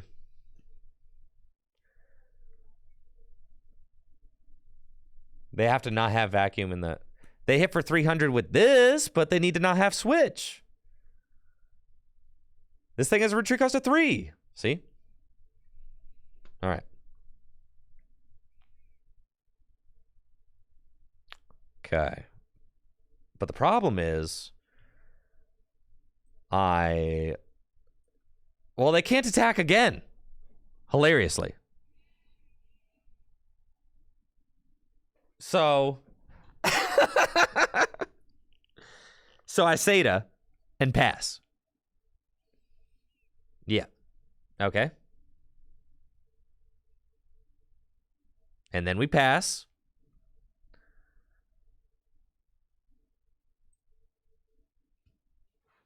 They don't have the vacuum.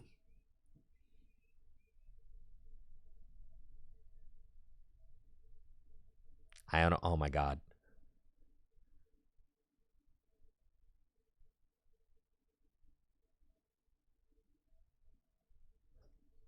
Bro, the pain. Oh, my.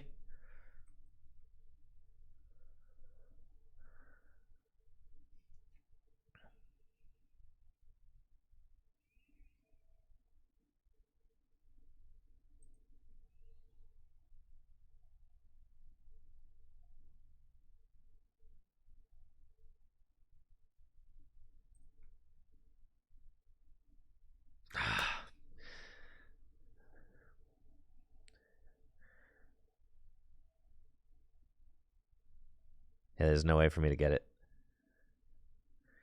Pokestop first. I mean, either way, then it's like, it's either the...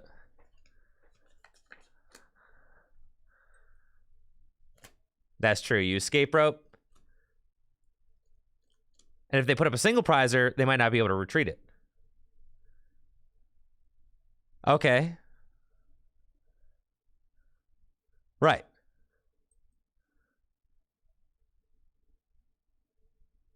And then we pass.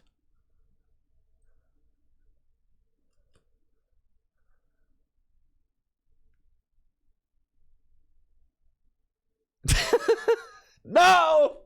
No, the vacuum, bro. All right, GG's. All right, I misplayed my way out of that game. I was short 1 energy for the win, and I just misattached it the turn before I needed to win. So that was player error.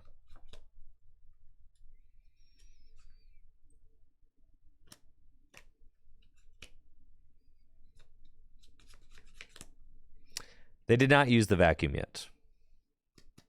Yes, GG's, Mr. Misters. GG's. I misplayed myself out of the game there by misassigning an energy earlier in the match. I misassigned an energy. I needed it attached to the brute bonnet and then got myself stuck on resources.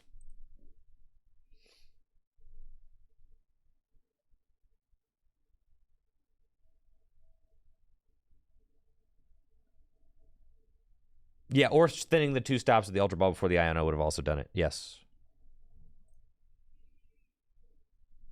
They used the vacuum on my Pokestop? Really? Oh, well, then that's my bad. I thought that they just still had it in deck. Well, I assume then that they had a switch there at the end for the Arvin. But I guess if they don't, then... Oops. All right, we get a redemption match here, though.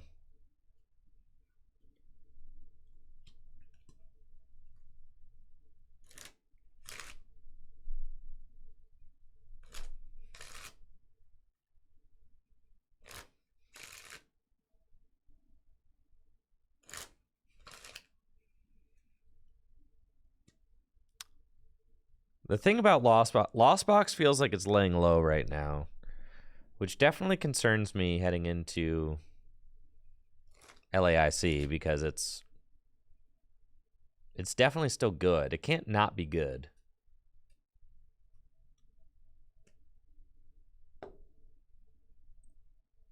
Okay.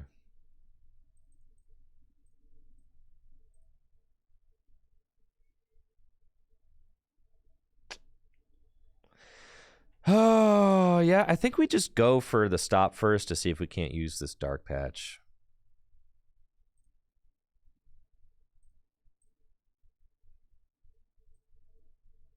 Yeah. So we thin. And then we save an Ultra Ball. Yeah, cool.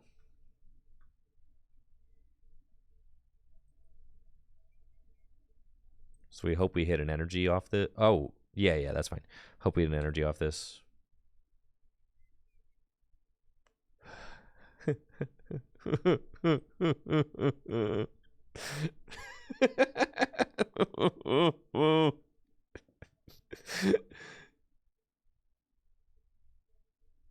Man. Got my dark.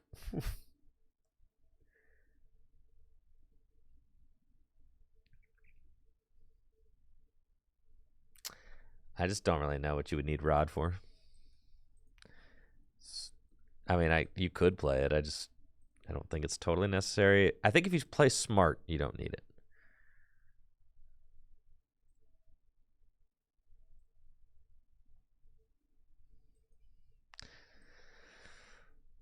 All right, so I think it's like you got an interesting choice here. I mean, you could restart and then you could squawk, or you could just squawk first. I think that there's an argument for using restart first, but then you're going to draw into that third Seda. That would be insanely unlucky. Come on, let's go.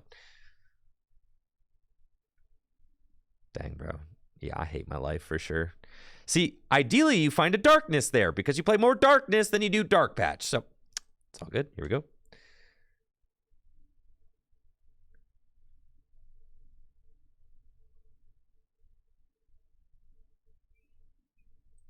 I still almost have it.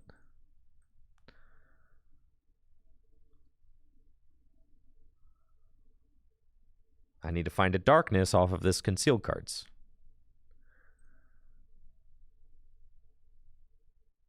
Okay. I got there the hard way.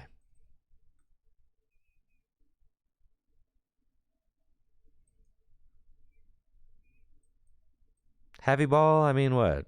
Yeah, you could play heavy ball. Or you could just ball hard.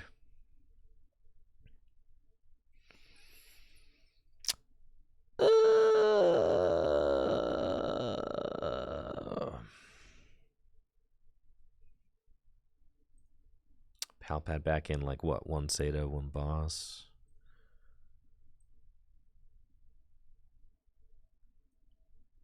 Probably. Seems fine.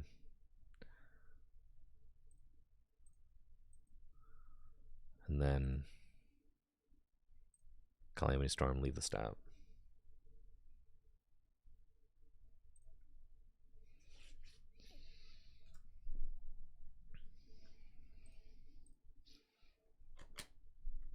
Here's a boss. That's cool. Not playing a Seda turn 1 definitely stinks, though. I'm down 3 dark patch, and I will probably lose this game.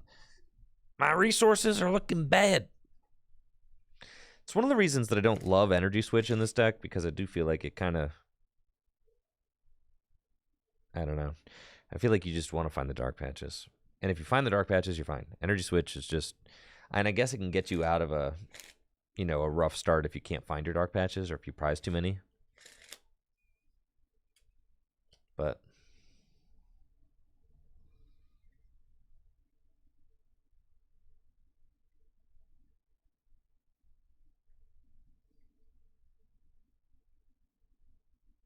yeah, Azul's take on playstyle is that there's no such thing as playstyle. There is correct and incorrect, proper and bad, right?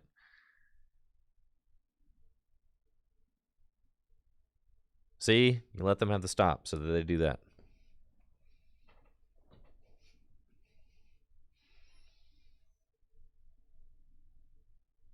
Okay, they are down to a 0-card hand. And they're taking the knockout? Good God.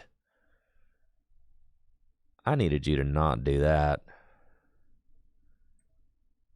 Okay. Man,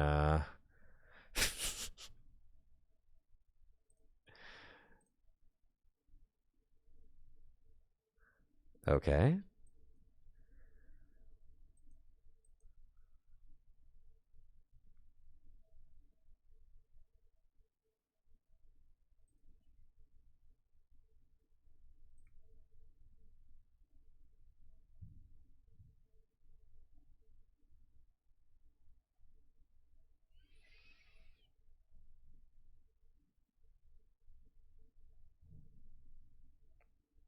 Two cards. What are the odds that they have a good 2 cards? Probably not high. I can force the odd prize and then just kind of stick them.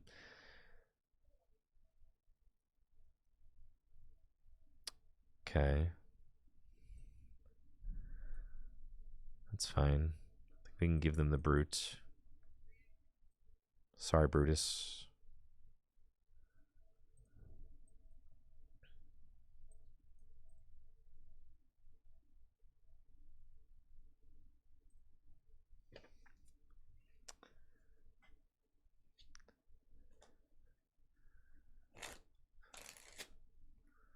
I need these 3 cards to be kind of mid in my opponent's hand. And then I have to have them stop away like a couple Charizards. Oh, good God. Not like this. No. Okay. Yeah, now we're in a bad spot. I cannot believe they had that all. Wow. Yeah, the Charizard, the Defiance Band, and the Vacuum. I mean, all of that in that hand to knock out my... that feels really bad. That feels bad indeed.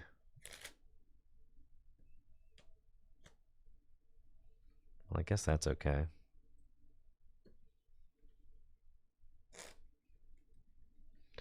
I do feel like I'm more or less checkmated at this point. Okay, so they take this odd prize.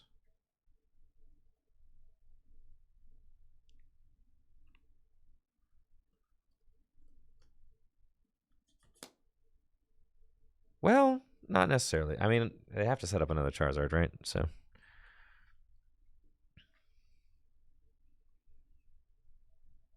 Iono does not really matter.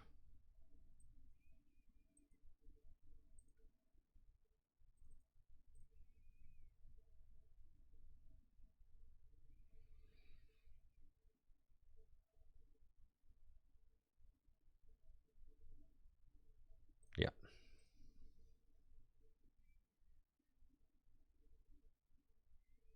They're out of energy. Wouldn't it be better to like get more energy on my guys this turn and then Iono later?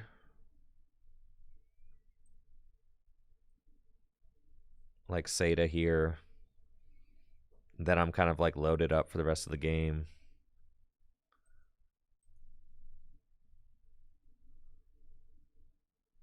Nice, we got a future booster. That's good. So I think I don't want this to get KO'd by a Charmander or something.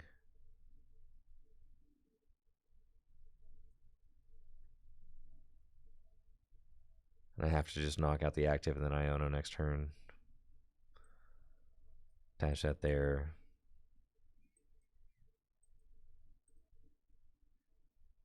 Just look at, yeah, I got one Dark Patch left. I got one Moon left. Okay. And I got Luminian left. Okay. It's fine. Let me just gouge. Basically, I'm just going to gouge back-to-back turns. And then say, like, okay, you have to send up Charizard to deal with this. But then once I go to, like, my final prize remaining... I mean, they could... The problem is Radiant Charizard. They can just clean the game. Heck yeah, that's why we leave the stop, bro, right there. All right. Yeah, the problem is Radiant Charizard. If they can set up their Radiant Charizard, then I could be in a bad spot. But they might be out of energy. Yeah, you're right, actually. Right? 5? 6? These Charizard lists are very greedy on energy.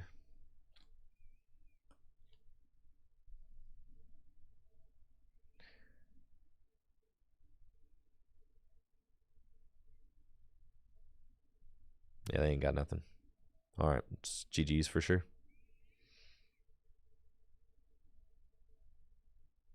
I think I put it here because I lose. If they come up with the Charmander and knock out my Roaring Moon, I think I just lose. I don't know. I mean, I guess then I... Well, not necessarily. I don't know. There's an argument for either way. Yeah, they ain't got nothing.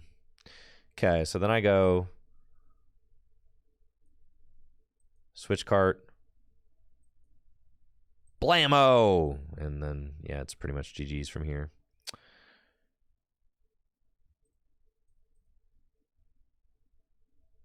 Iron Hands next turn. I don't really anticipate that happening, but I suppose it could.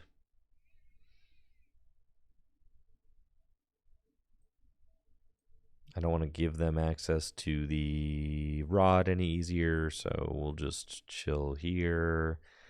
Can Earthen Vessel that away to thin the deck. I've got another boss left. Gears, ropes. I mean, that's all good stuff. Good stuff. Okay. Gouge.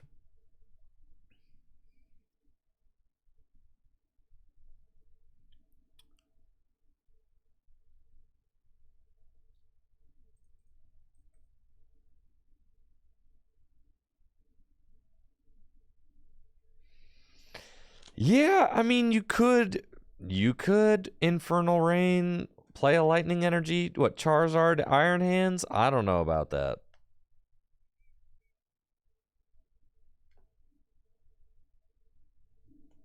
It is crazy that I mean, Roaring Moon can definitely just turn games around like that, though. This, in my testing, like, this kind of stuff happens all the time. Where it's like, you just are churning through guys, and if they just can't respond in a situation, you're like, oh, well, I just win now. Because you just literally devour them. Exactly. Well, that's the Japanese list. The Japanese list is playing 7 fire, 1 jet, and 1 rod. It's so greedy. It is. All right. But what if they rare candy Charizard, Delphox for 4 prizes, GG's. Right? What if they do that?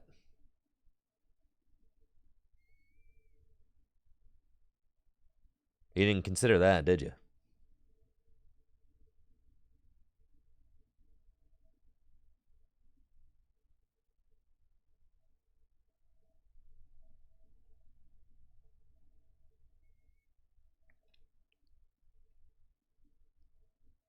All right, as cool as it would be to go to sudden death, I think I prefer to just win.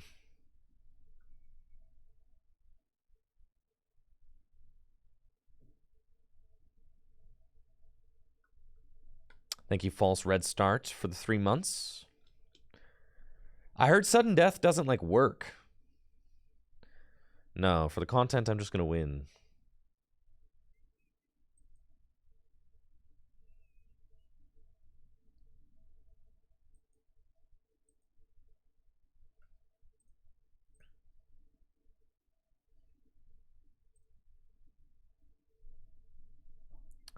Appreciate it. Thank you for those 3 months. Dang, I haven't gotten this glitch in a while. Yeah, Squawkabilly doesn't work in sudden death. Why would I do that? Seems like a bad idea. You can't Squawkabilly in sudden death. It's like the whole point.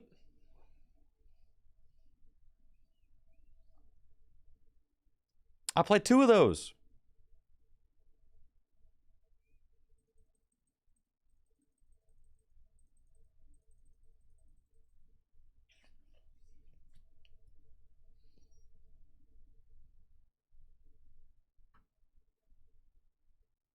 Congratulations, Brazil reigns supreme. Ah, playing against the prime time. Okay. Broken deck, bro. Deck is broken. I'm still not sure if I prefer like a collapsed or if I prefer a penny as like the final card.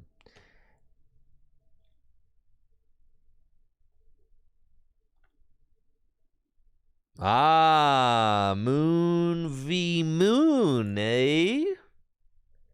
All right.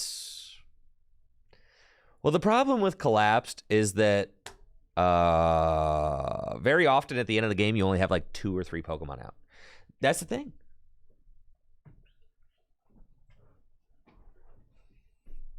Oh, I play IRL, of course.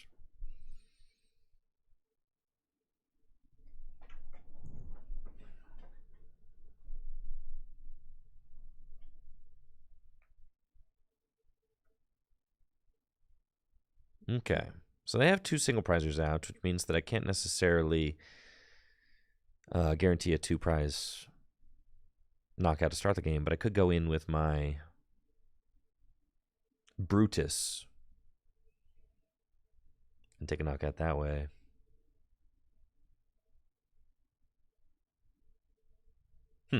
All right. Let's go.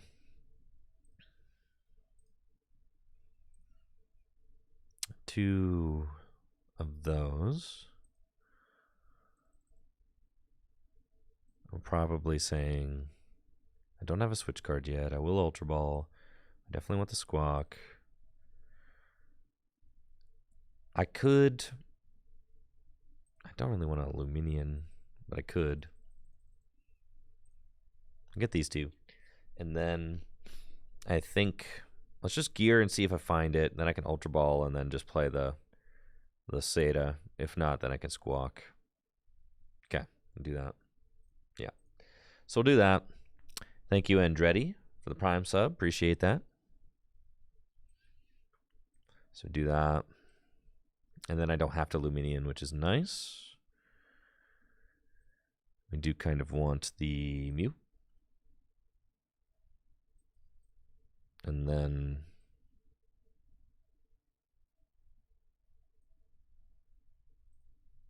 restart. Seda's Vitality.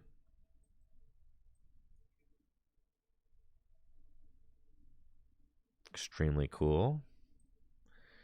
Now I need to find a dark patch, which is like the hardest part.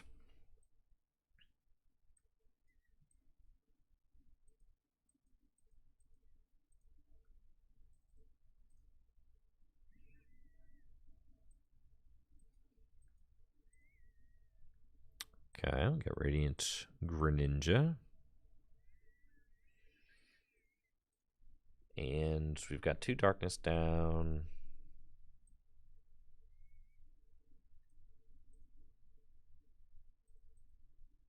That's fine, I'll attach. Put Pokestop down, and I get to dig 9, maybe 11 cards to find the dark patch. There we go.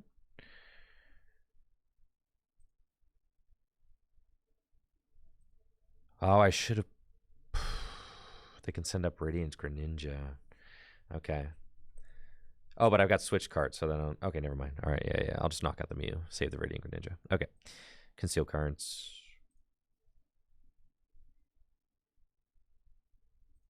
Pokestop. I don't want to discard all my Roaring Moons, but that's fine. We're here. And there they go. Well, that's fine. And then Dark Patch onto Brutus. Switch carts. And that's fine. Rampaging Hammer. It's a little bit annoying because then I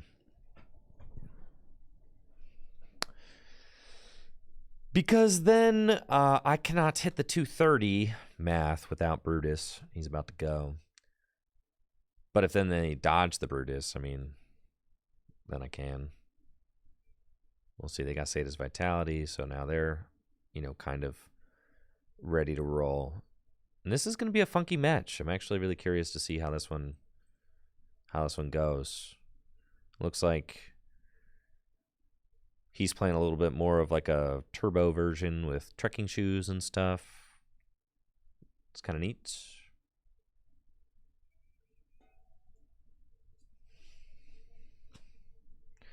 And if they have to, let's see, they're also playing Brutus. All right. You think it's a rope? Show me the rope. Tell me the switch is a rope. Ultra Ball. Sometimes finding switch is hard. And we're playing 4 cross switchers. Oh no.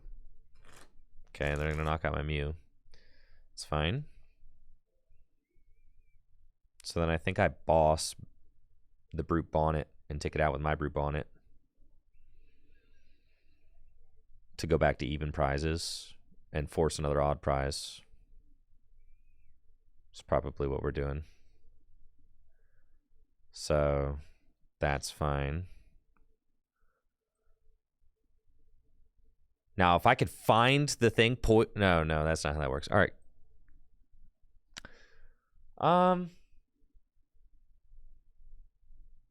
That's fine. And I've got 2 moons powered up. Let's go here. Not a lot of energy left in the deck.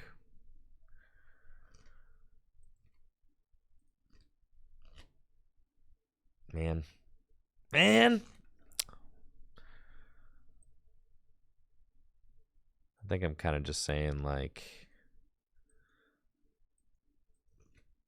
I didn't want to conceal cards that energy. Maybe I'm being a little bit too conservative, but it's fine. We'll just do this. And then hope that they don't double cross witcher me again. And I feel like I kind of have to force them to... I feel like I kind of have to force them into an odd prize here eventually. And the thing is, if they do boss up my Roaring Moon and they, you know, gouging it, then I will force them to Brute Bonnet again, right? And knock it out. So it's like I'm going to keep forcing this Brute Bonnet until they deal with it. And then try to win the prize trade at the end, right? And they've got Luminion, so they could Luminion boss Squawkabilly, right? And knock that out. And if they do that, then I Ancient Booster to Brute Bonnet so that I can hit the 230. But then they can just gouging me for game. That's really tough. I mean, so yeah, they're just racing me down now. So what do I do?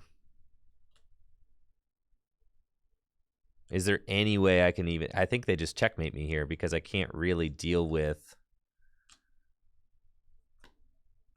It's possible that I Iono them out of the energy here. Right, but what can I even do?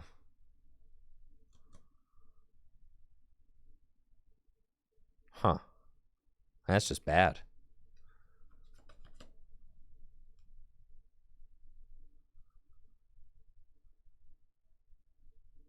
More Pekko doesn't make a difference. Other than being a free retreater. So... Boss Fish and force a tie. Oh, force sudden death. Yeah, that's true.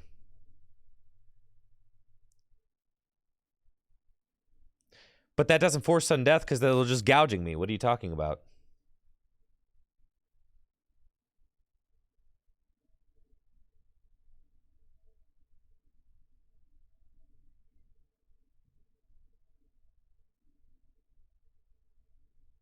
They could just gouging me.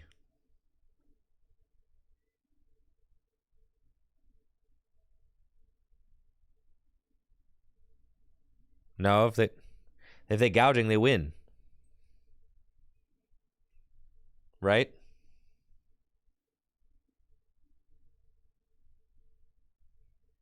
Like, aren't I just stuck here?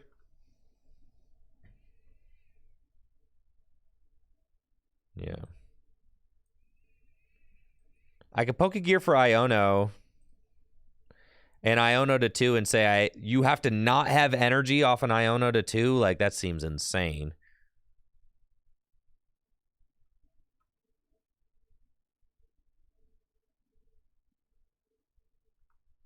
Yeah, my Iono is probably already in the discard pile. It is. So then we're saying...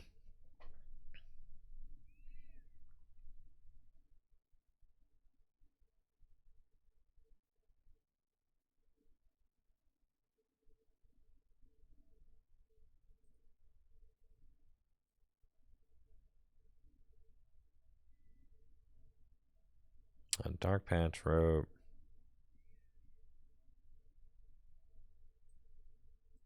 I mean, it's pretty much GG's, but we'll see.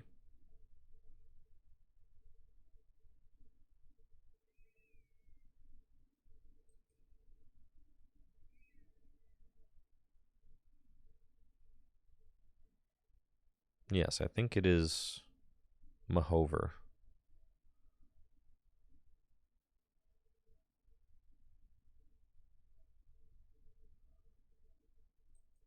Right.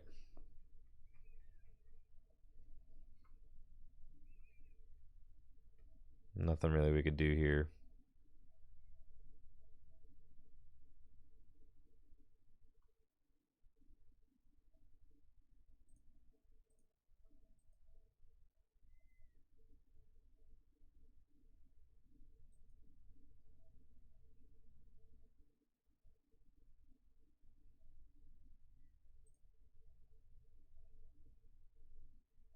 I can't Iono.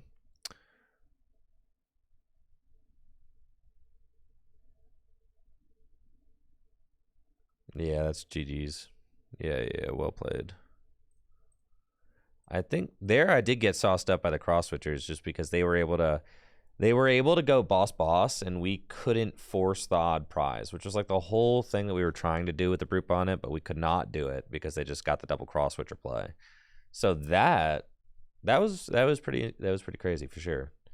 So it's something to think about.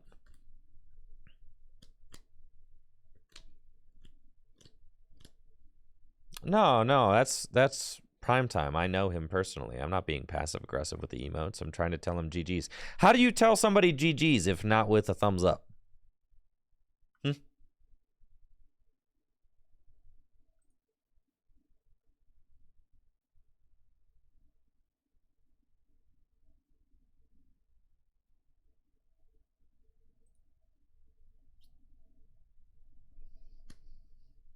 Tell them that they have a good deck. Yeah. So there, I mean, maybe you do just have to play the cross switchers.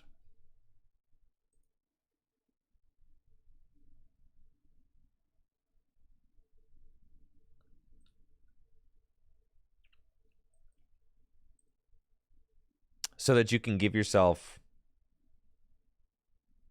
the chance to hit those like to go 2-4-6 easier, right?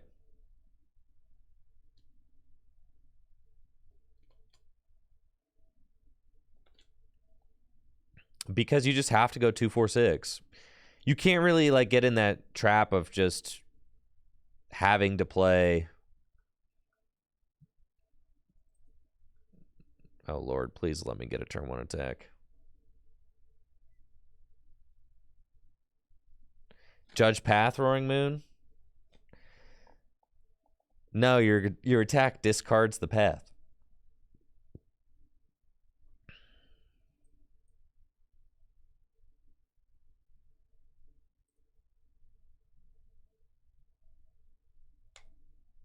Goodbye.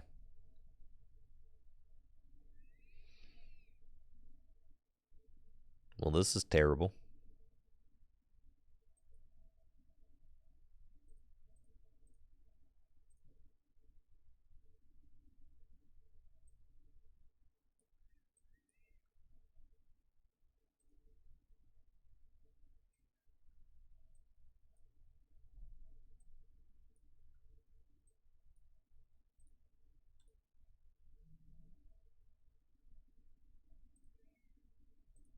Come on.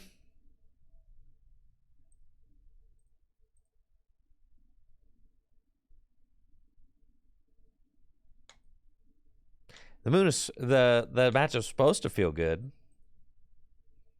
until it doesn't. Yeah, Roaring Moon is kind of streaky. It's been hot and cold. I think that we can just get rid of that card.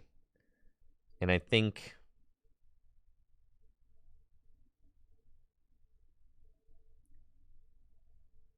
if you're playing cross switchers, you can say no ropes. You put in the 4 cross switchers. I mean, and you can play 10 energy if you want to. Oh, you could play 1 boss, right? So then you do that. You play 4 cross switchers, and you're like, okay. Not that that's going to make the deck more consistent, because it literally doesn't. But you could cut these. You could say, all right, I'm going to play no brute bonnet. You say, I'm going to play more Pekko instead.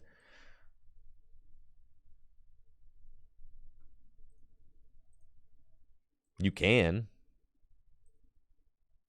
And you gain a lot of space by doing that. Then you can say, all right, I could play what? 2 energy switch.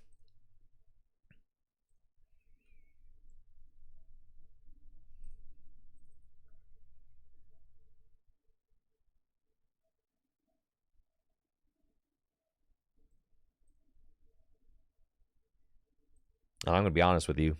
12 energy just feels better.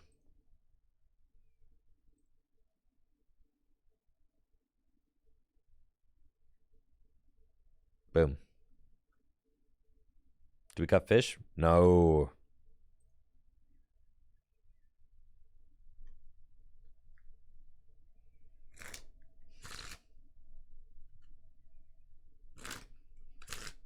I don't think you play water energy unless you're playing 4 energy switch.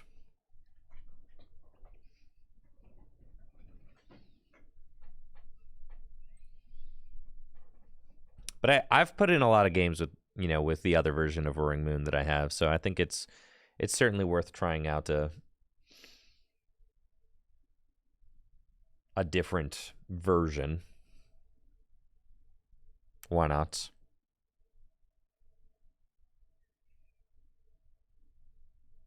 Yeah, I mean, how often are you really using Mew to attack?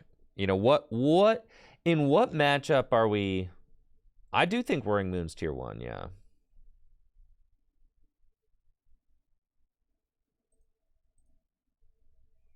I'm going to be hard-pressed to convince that Town Store is better than Pokestop. Pokestop's nuts.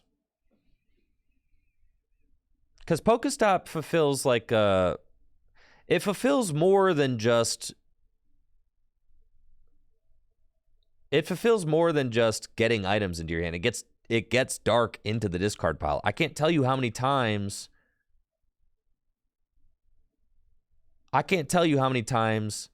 it's like you need a dark in the discard pile in order to use Seda, and just Pokestop gets it for you. Yeah. No, Pokestop is that card, bro. Listen, it's just that card. It's that card in this deck, 100%. You play Dark Patch. You play Seda. You need cards in the discard pile. It's like Pokestop not only gets the items to your hand, it also gets the dark to the discard pile.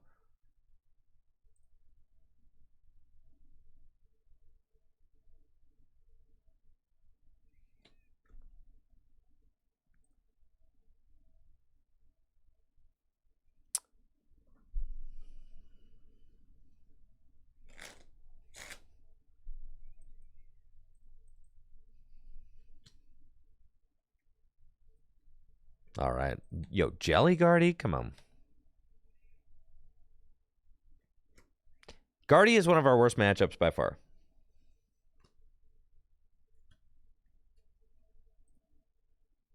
Absolutely.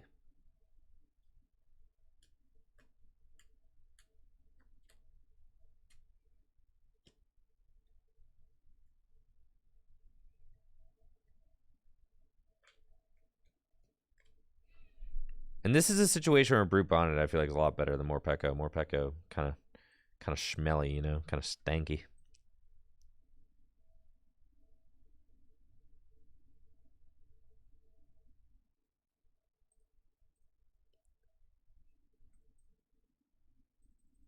Mew is prize, so we're gonna go Morpeko, Greninja, and then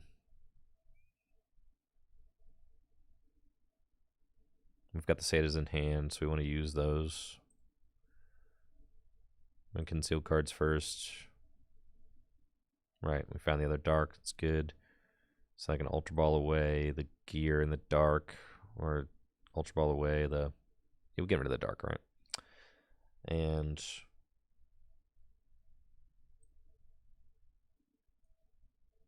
that's fine.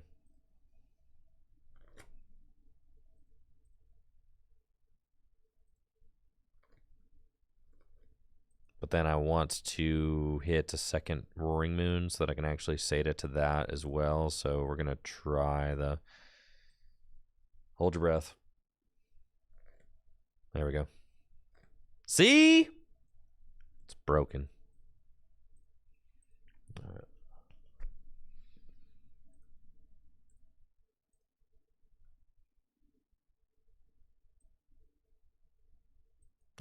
I should have saved the switch card. It doesn't really matter, but...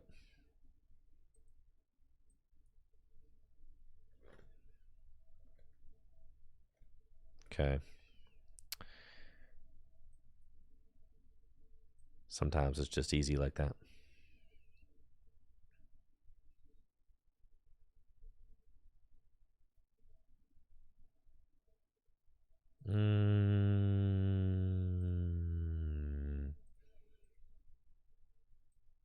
It's fine. I'll be a good boy and attach. You can miss it here sometimes. I know. I'd have the attack with Morpeko. I know. I should have saved the card. I know. I already know.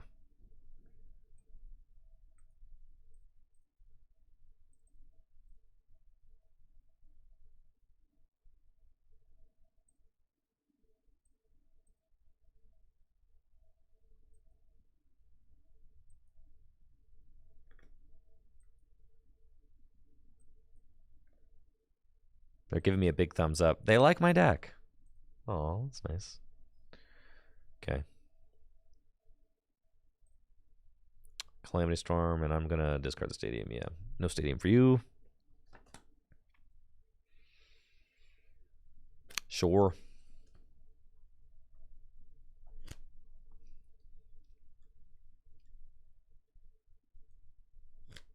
See, now that was passive aggressive. Yeah. Right. Not all emoting is passive aggressive.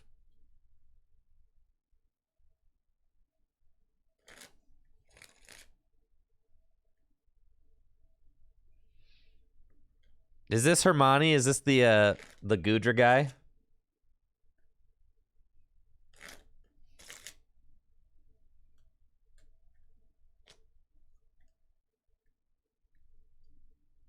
That's funny.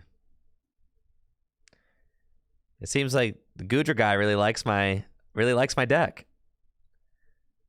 And you know, give him a thumbs up because I like your deck too.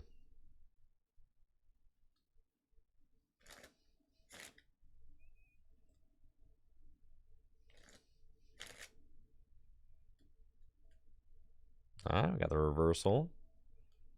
They've only got a 2-card hand. Okay.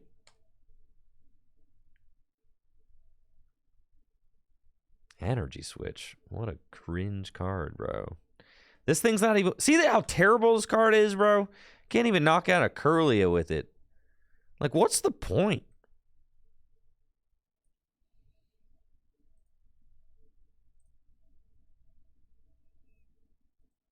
This card is trash.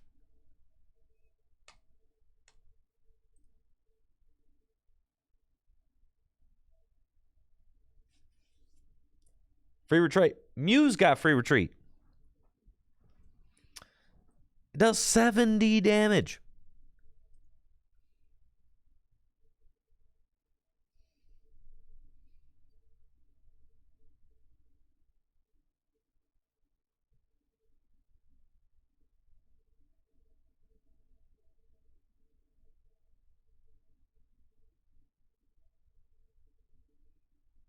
It's got 70 hit points and it does 70 damage. Curlia is weak to metal. Gardevoir is weak to metal.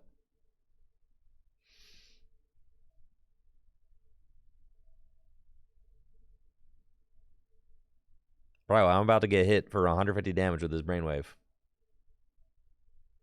Ain't no way. And this is one of our bad matchups. But, I mean, this is kind of exactly what you need. You need them to, like, not be doing anything. All right, guess what? I'm going to gust up your Curlia. I'm going to knock it out. You think they're going to find the second... But I'm not going to knock it out with more Morpeko, because Morpeko stinks.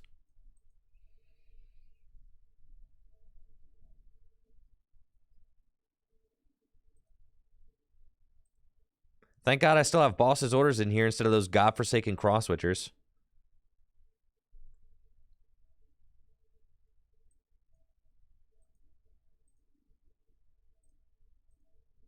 Okay.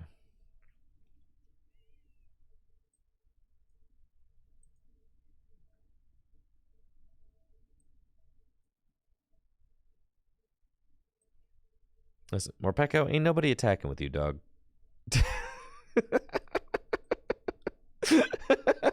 I'll just give you free retreat.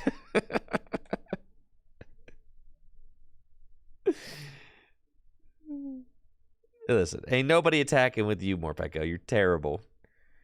Thank God the real free retreater's here.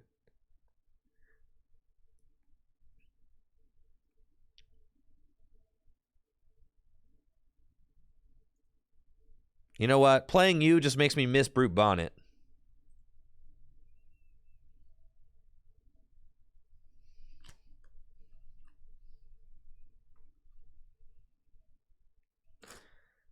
Just miss what I had with Brute Bonnet, bro. Man, Brutus. Me and Brutus used to do things. Used to win games together.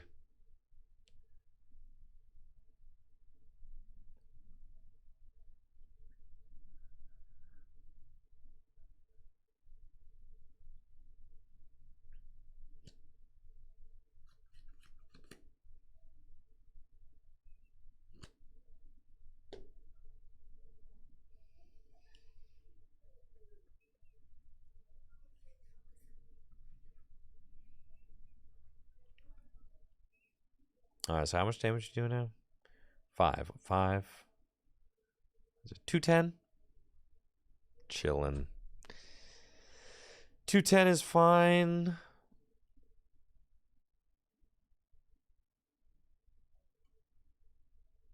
This card, this is like the most underwhelming card I've seen.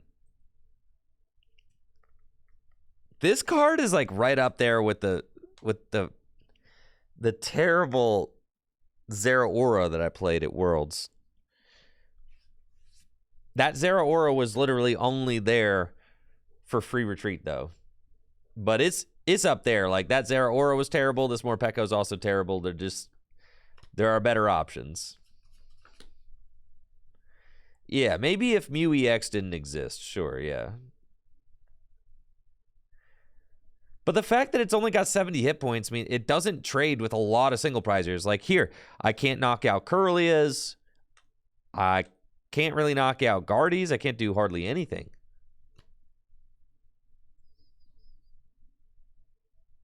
Oh, I am getting sauced by this Gardevoir. Well, that's sad.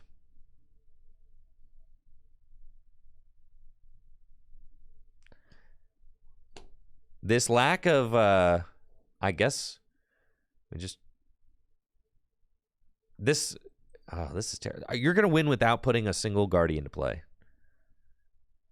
Because this is doing nothing. All right. Okay. And this card. Thank God we've got that terrible card in here.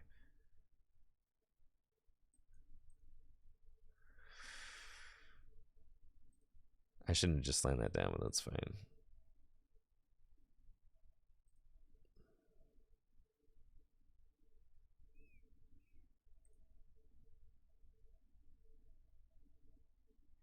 So I need to find Iono and go Iono knockout. But they've got their V-Star still, too.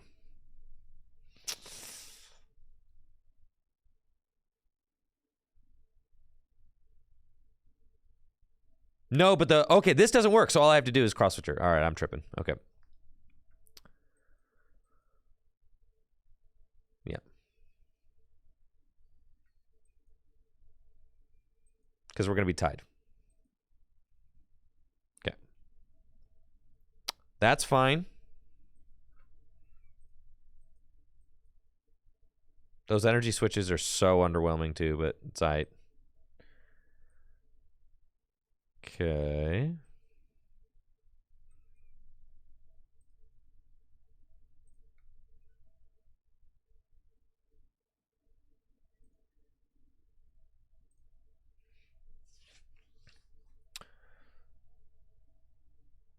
So then I have to find double cross switcher for game to knock out one of their Pokemon V. Oh, they can gust Mew. Oh, I should have not benched that thing. Yeah, that's my fault. You're right. They can go psychic. Knock. Yeah, they don't even need a psychic. They're doing 180 right now. Ah, I'm an idiot. All right. It's my bad. I was like, why bench Mew? Well, because I forgot that would be enough damage to knock out the Mew. Yeah. Well, they do what? 150 with 3? 369, 150.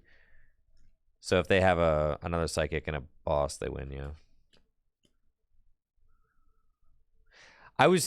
In my mind, I was like, oh, I'm going to get Iono'd. Yeah.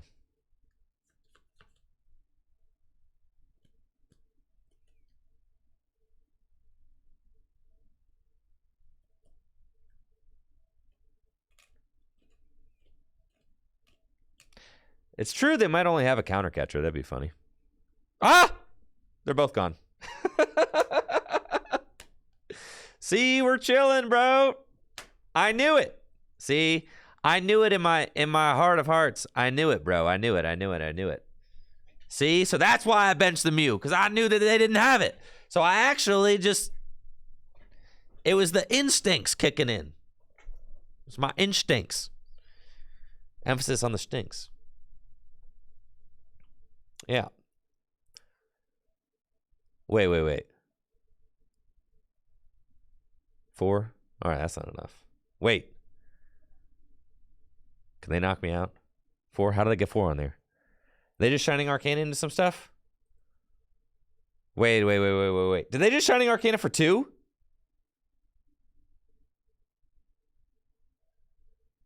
I think I lose. Yeah, and then they attach and it's game over. Oh, they attached. Okay. All right, so I'm chilling. They attached for turn? Oh, thank God. Okay. Sorry, I was too busy popping off. I thought maybe they... I was like, if you Arcana for 2, then... I was close. I know reversal's not active. I know that.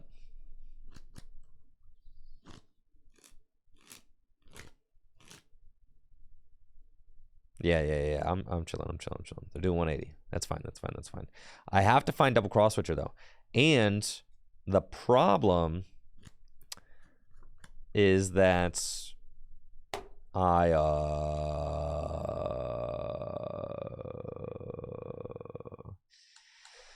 that's why man, these double cross switchers, dude. They're not as easy to find as boss's orders. Boss's orders are so much easier to find. You just gear into the boss's orders. Easy money.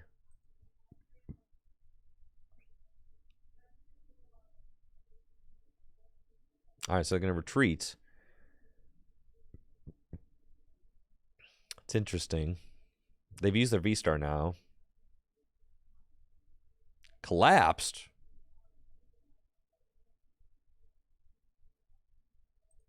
Goodbye, sir. And they roar. And they got no energy left in deck. Okay. We didn't discard the mute? No, because now I got to hit double cross switcher. So no, we didn't discard the mute.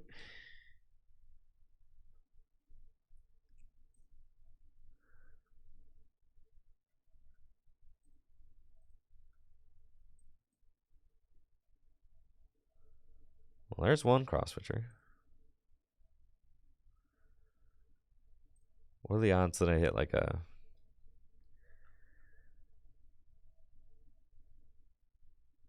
Probably want to... I've got Ultra Balls left in deck. Probably going to do this first.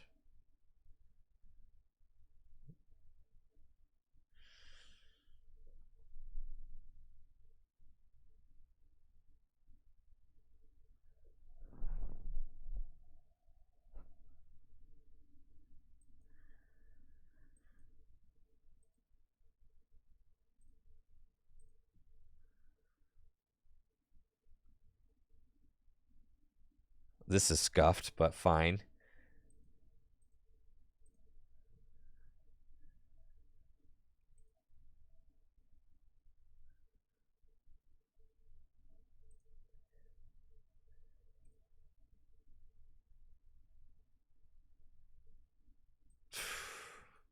Luminium for boss would be so sick. So I just hit probably Seda 3 and 4, huh?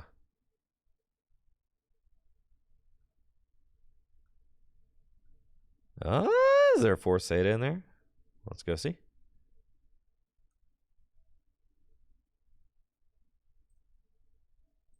Uh-huh. All right, what do you say? All right. What do you say, chat? What do you say? Gotta find our cross switcher out of the next handful of cards.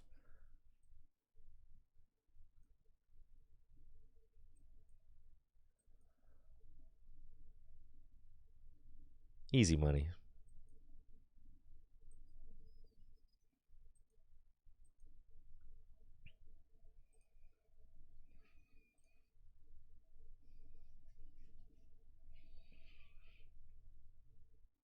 I wasn't even worried. Y'all were worried.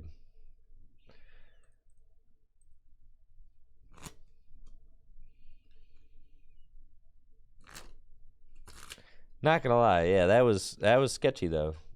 You see how a single Gardevoir that barely set up is still a bad matchup for this deck? Yeah.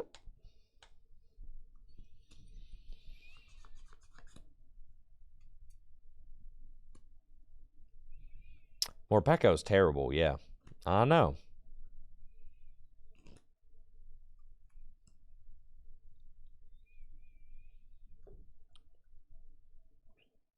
Yeah, Gardevoir's a good deck.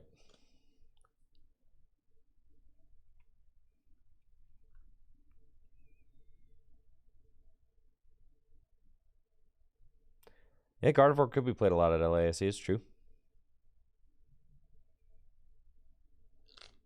Yes, I agree, Trevor. I forgot that the Cross Switcher was on the bottom of my deck. Yes, forgot about that. I think for some weird reason, I was like, oh, I'm gonna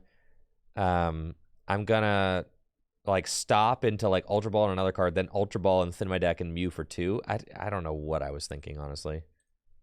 I'm gonna be honest with you. I just don't feel like playing against the Zoroark deck, so I'm not gonna. Let's go back to playing Baxcalibur. Iron Hands. Variation.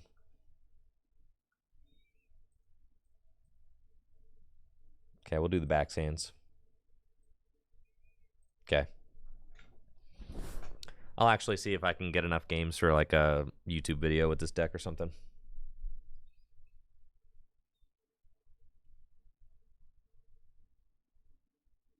Yeah, something like that.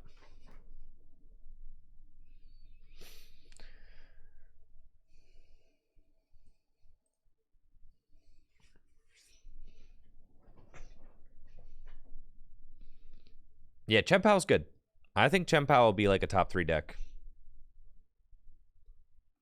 Now, do I think it's a pile? Yes. Will I complain about it? Yes. Will I shout all sorts of different things about how bad the deck is? Absolutely. That being said, it's also still probably like a top 3 deck.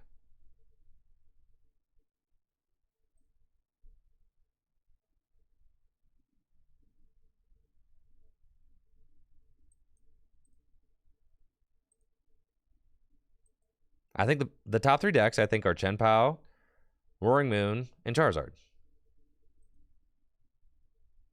That is my assessment. Okay, let's go. First, we want a thin.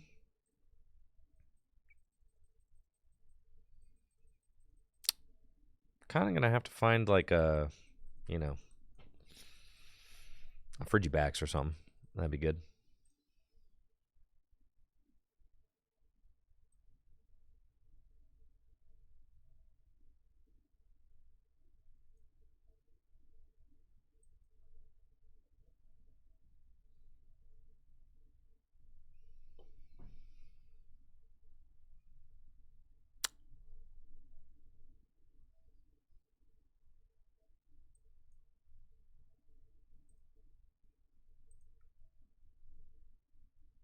That's fine.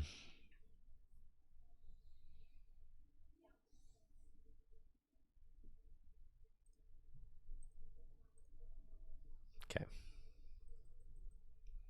Ooh, my Radiant Greninja's prized. This is bad. Okay. Come on. Give me some love. There we go. Good stuff.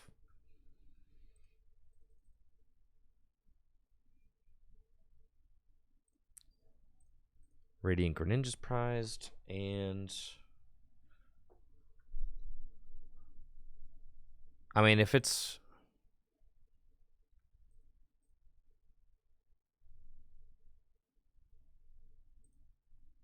fine.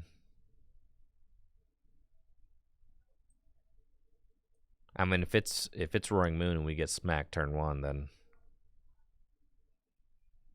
game's about to get ugly real fast. So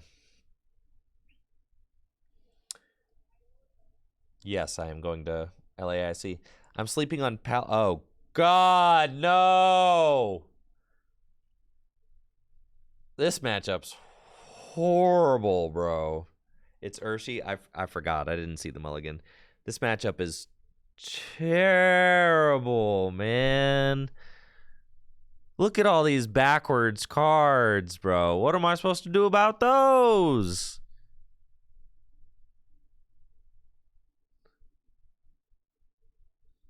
What do you expect me to do about those? I can't even read them.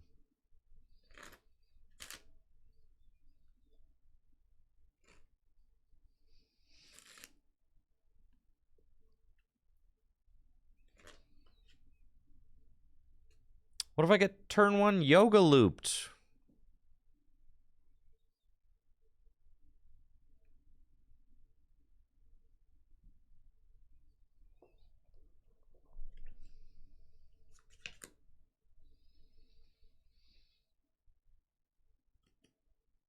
Man.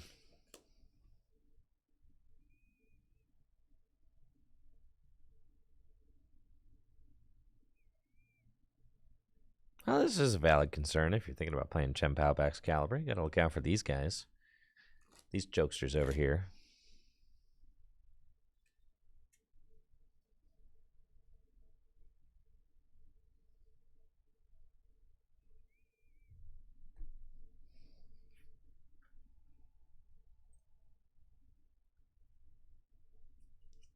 You should have it, because you can just go, yeah, switch, and then V-Star. I really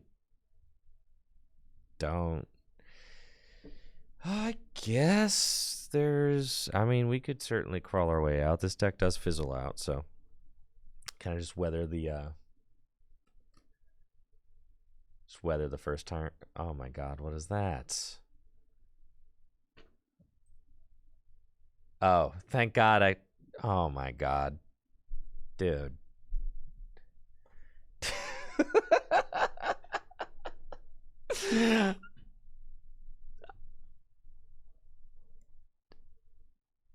What is this, man?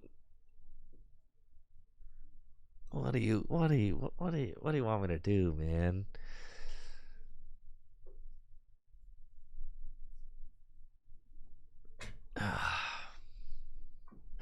Okay, cool. I get to play. That's nice. Oh, and we top deck Ultra Ball.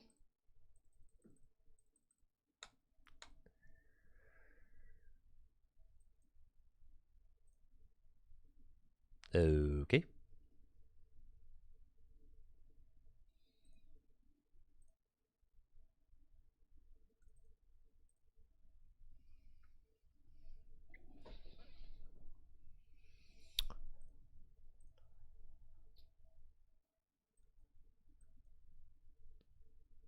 And then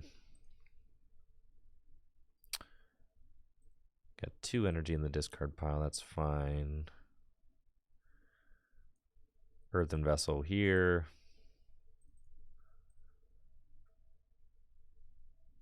Ultra Ball there.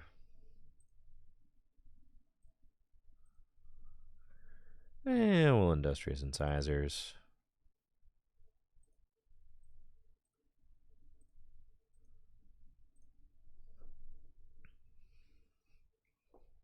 Okay.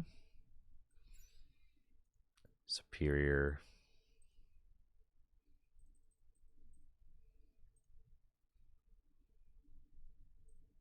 And we'll super cold those down.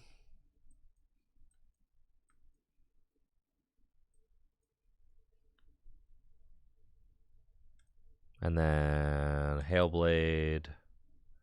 Discard 4. And yeah, do it.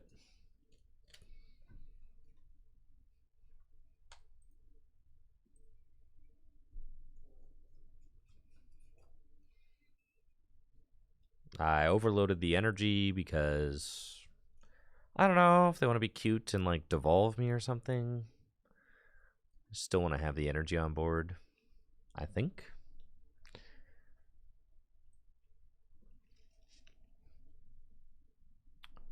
Unfortunately, I was not able to get a Manaphy into play this turn, which is bad because, I mean, if they were able to Melanie, they could have done some stuff, but looks like they don't have that play, so.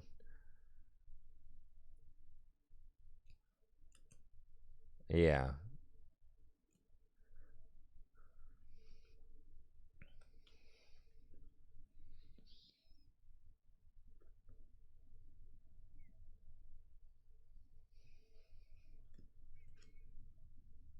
Oh, we got another Iron Valiant ping. And another rope. I imagine my Frigibax is getting yoga looped. No yoga loop? Okay. Oh, you're going to yoga loop for sure. Yup. Please loop me.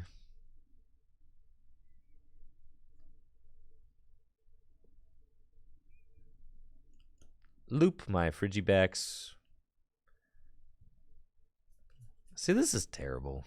Yeah. You loop my guy. And then I get rapid flowed. And you can knock out both my other guys, and then I just lose. So I need them to somehow not have the G-Max rapid flow. Yeah, this matchup's terrible. I mean, this deck's very good against decks that evolve. Oh, yeah. Oh, another research. I'll see myself out. I needed to find, like, some way to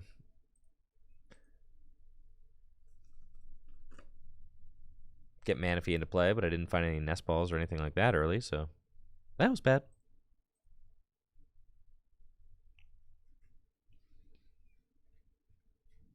Oh, I got to restart live. Oh, that's cool. One more scuffed game, bro.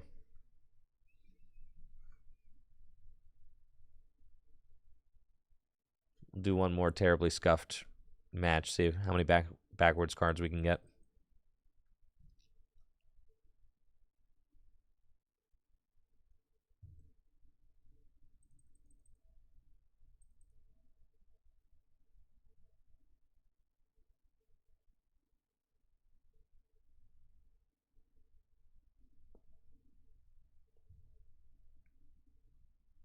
Okay. There's a Manaphy at least.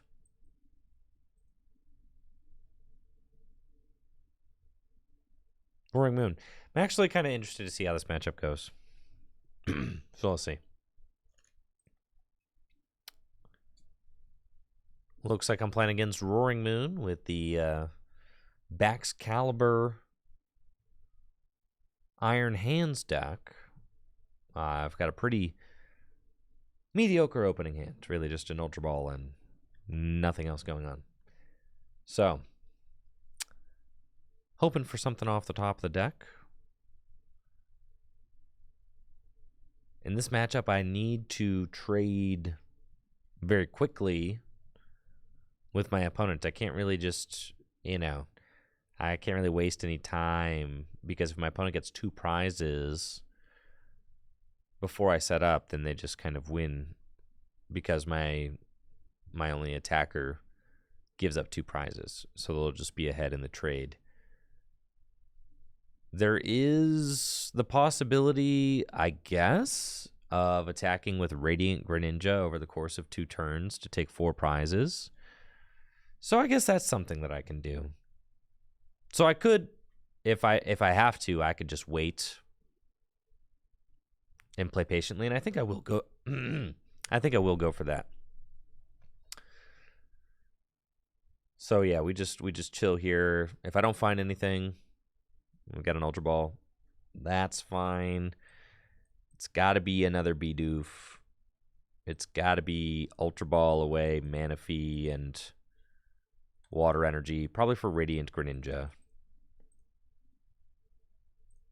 And then we'll conceal cards. Okay, we find Nest Ball. And then I've got Ultra Ball. So that's fine. I mean, we just do like that. Nest Ball for Frigibax. Attach Lightning Energy to Greninja probably. And say go. It's fine. And then we kind of just use the Radiant Greninja to play like a single prize deck. We don't want to put any Chempows out. I mean, we're starting behind for sure. And Lightning Energy on the Greninja is just, yeah, I guess we could hold an Ultra Ball it. It's fine. I was thinking that I attached the Lightning, I don't know, in case I get into a weird situation where I draw into a Lightning this next turn and want to be able to attach it, since we do play 2 Lightning, right? So that was my only concern, I guess, was that I didn't feel. And then, like, obviously, I'll top deck a card, and then I can Ultra Ball that card away for Bibarel. Right. And it looks like they're going to boss up my Frigibax. So that's fine. Kind of expect that. And again, I'm going to... They don't have it, though. All right, here we go. Well, let's go, dude.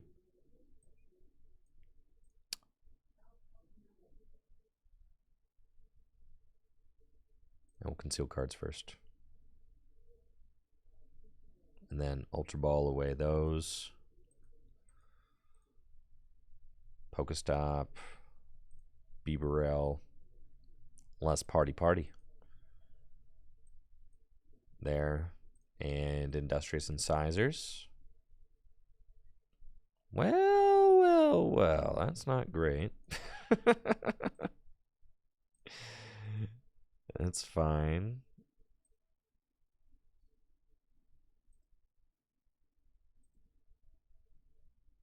Pokestop.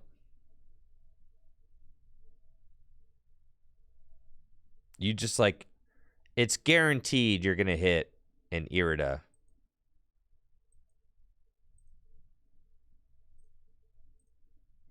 Right?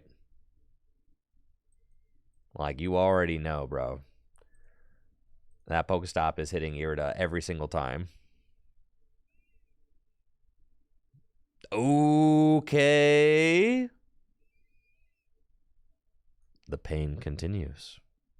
We pass.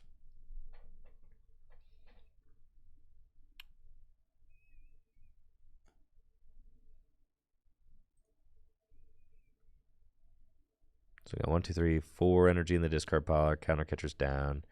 It's fine. I mean, if they don't play Manaphy, then, like I said, we can go Radiant Greninja twice for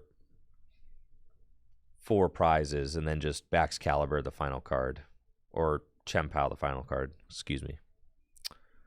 That's the game plan.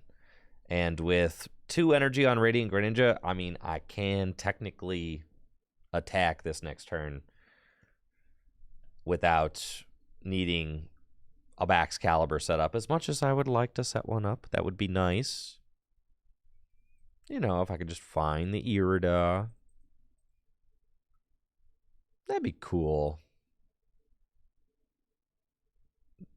Discard 3 cards. Oh, you're playing the water. Okay, I need to get out my Manaphy. Yeah, I gotta get Manaphy out. Good to know.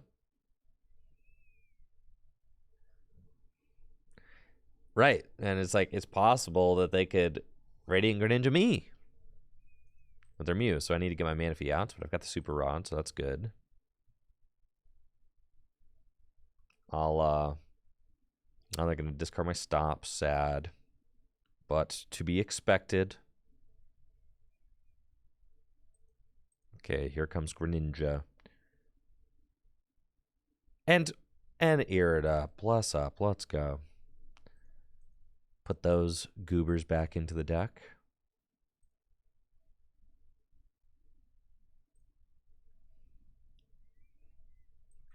And Irida.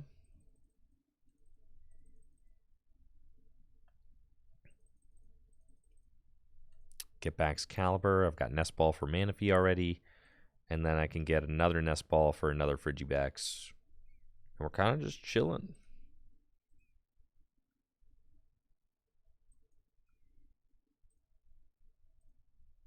So we'll get all these gamers out.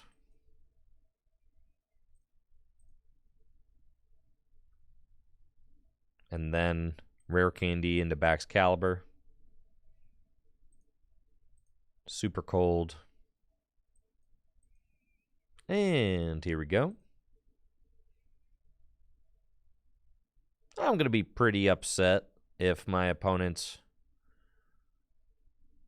slams down a Manaphy. I would not see that coming.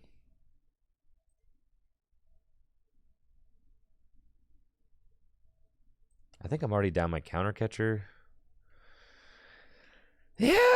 All right. So at 90 plus. Yeah. All right. I got to find my other.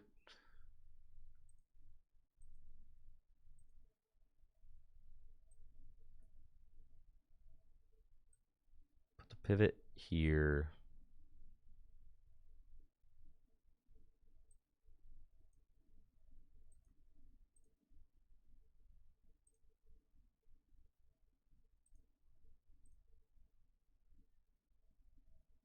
Okay. That helps. We're going to Moonlight Shuriken these. Okay. We got the water on the Manaphy for pivot.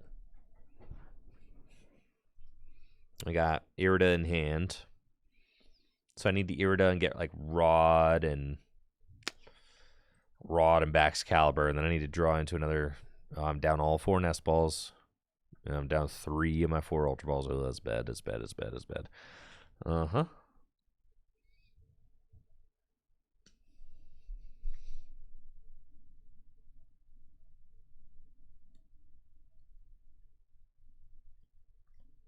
Why don't I hit the Roaring Moon to force them to KO themselves? They're not going to knock themselves out. No. Well, okay. Well, so by doing 200 damage to themselves, now I can Buster Tail them. So, like, it doesn't matter. I set up 4 prizes here. If they do that, then I go here, right? And it doesn't matter. So it's all good. It's actually, that's still like a, and we top deck the Super Rod. So check this out. Rod.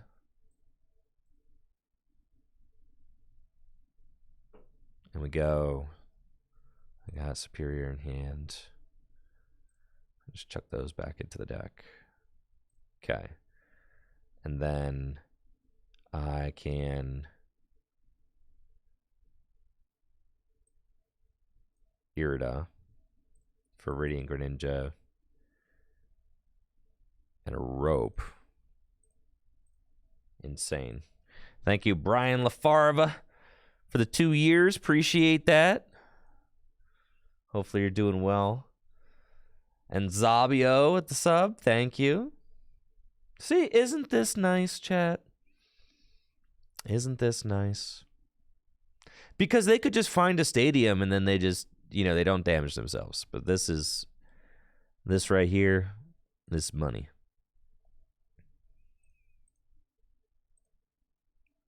Industrious Incisors for 1. Gladly Superior these away.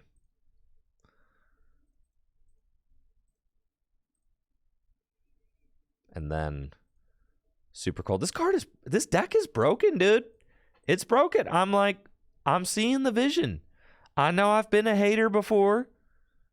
I know I have. But I see the vision, bro.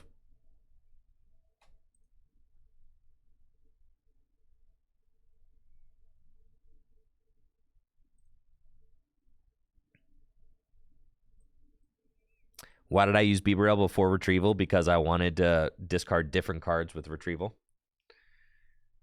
Yeah. It's like, okay, so I like the cards in my hand. I don't want to discard those. So then I'll Bibarel, and sure enough, off the Bibarel, what I find? Battle VIP Pass. And I would much rather do that.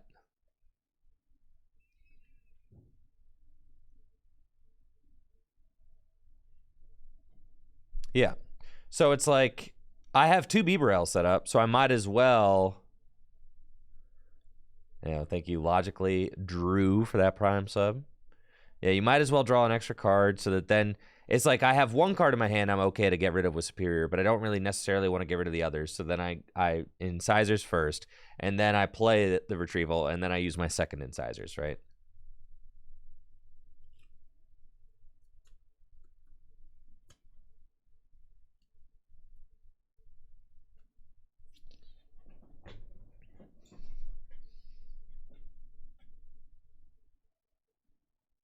What is the Iron Hands used for?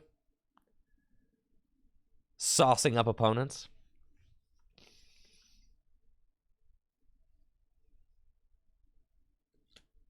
Winning against Gardevoir, Lost Box, things like that. Intimidation, for sure. They got Cross, which, I mean, they can knock out my Baxcalibur. That's their best bet, right? And it could work. I should have put this second energy down on here. But, whoa, get this spreadsheet out of here, okay? What do you think this is?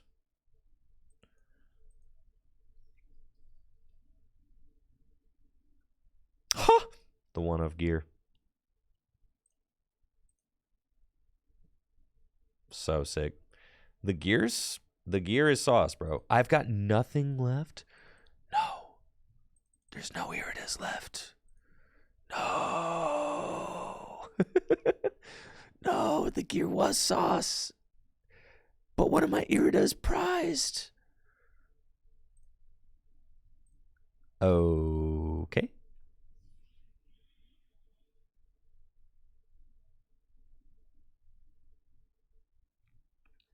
It's fine.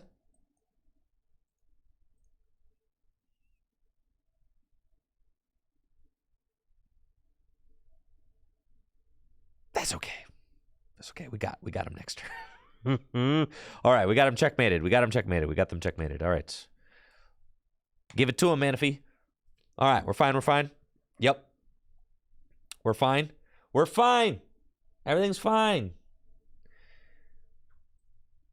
It's fine. If they gust my Frigibacks, I win with Greninja. If they gust my Greninja, I find, hopefully, the Baxcalibur. And then I win with Chien-Pao EX. Oh, yeah, we got him. Listen, they don't know what to do about this Manaphy up here. I mean, I'm rain splashing for 20 every turn. Yeah, that's a lot of pressure, from a little guy. Yeah, look at him. He's not nearly brave enough to deal with this.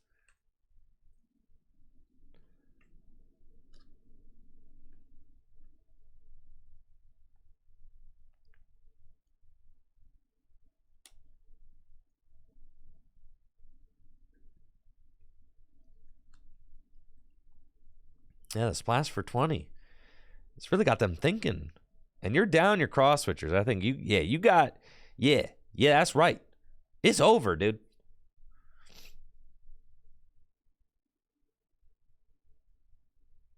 This is big over. That Squawkabilly is mine. That's a boss, but you've already played your Seda. So now what?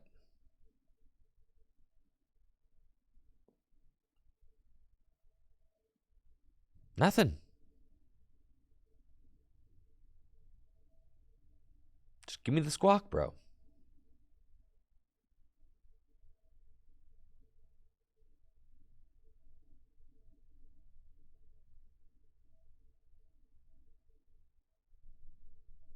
Like Calamity Storm. Knockout Manaphy, that's fine. We promote Greninja. And we finish what we started over here.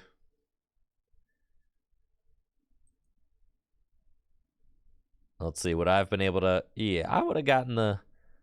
It would have been pretty hard. I mean, I would have had to conceal cards. But it doesn't matter. GG's. All right. It wasn't the cleanest win.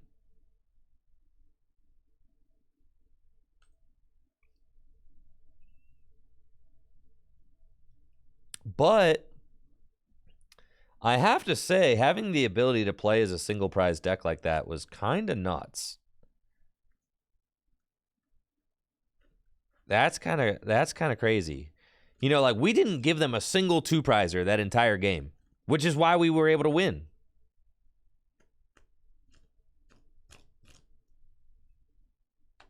Because we just slowed the game down and played at our own pace.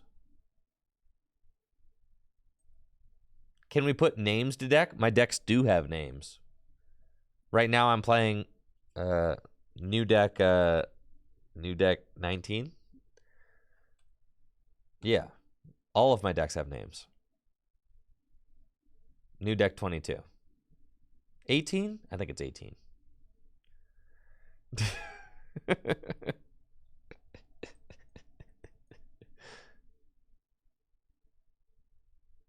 I need to open my battle pass. I don't know what a battle pass is, bro. Why must you trouble me with things like that? A Chempao Mirror? I got a stinky hand. No, thank you. Unless I like... Holy smokes. No pants.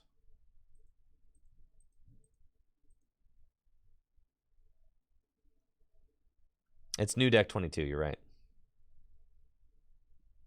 What, you want me to click this? Right here?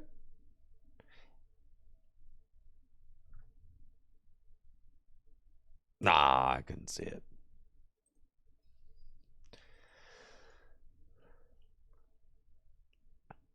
That's the thing. Won't they just eventually get tired of blinking and just give me the credits anyway?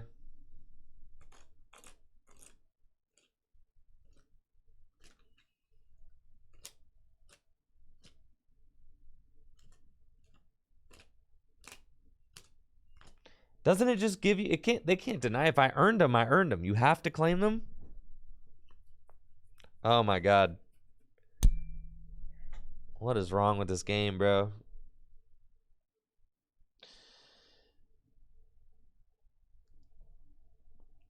Man. So cursed.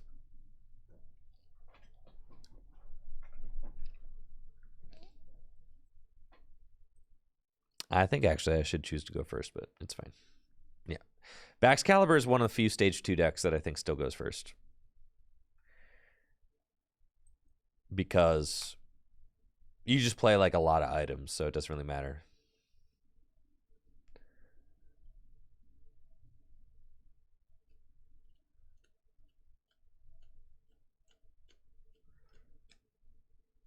All right, we're playing against...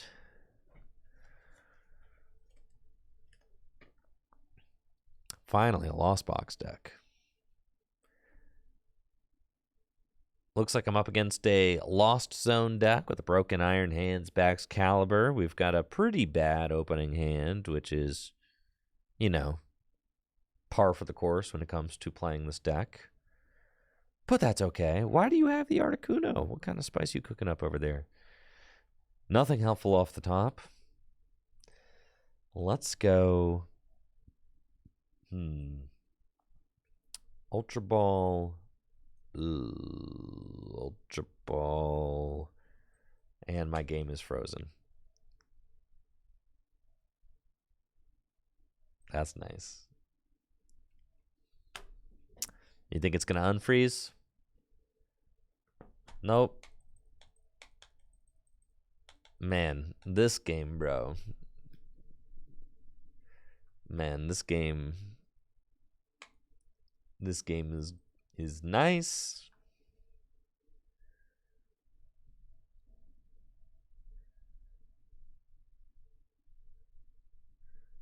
Yo, this thing don't work very good.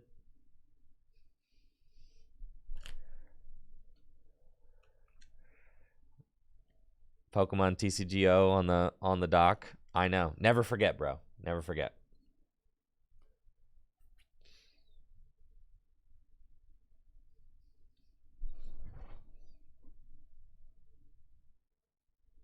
I need to restart, bro. How many times are you supposed to restart the client while you're playing, bro? How many times, man?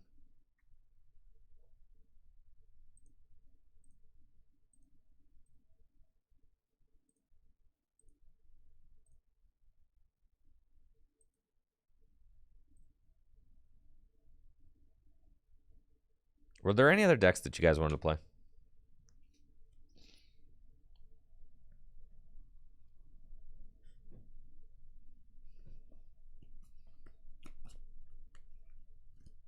Serena, huh?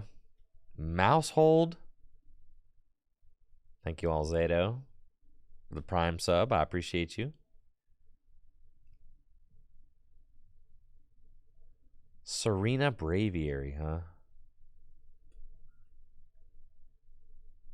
I don't think anybody actually wants to see me play Lost Zone, right? Like, nobody actually wants that. And nobody actually wants... And you can't play... You can't, like, play with mouse hold. You can lose with mouse hold, but you can't, like, win with mouse hold. I need to put this deck away.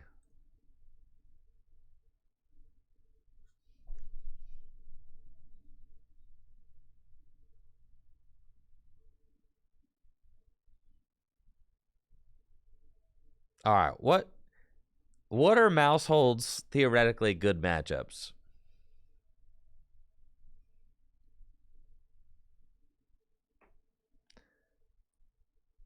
Man, this deck.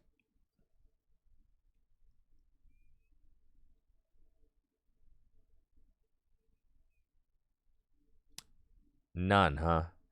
Oh, man. I don't want to play against the item lock deck either.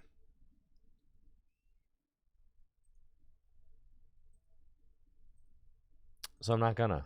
Because they went first. So I could just turn 2 item lock me and I'd never get a back Excalibur up.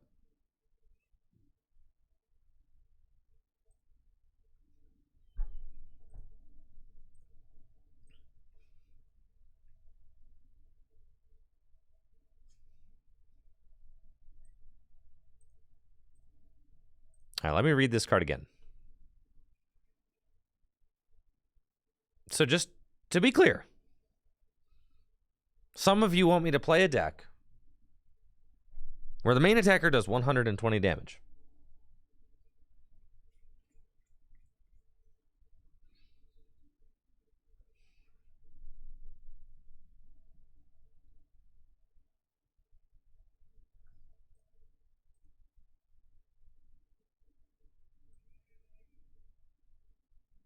And this guy's got 30 hit points.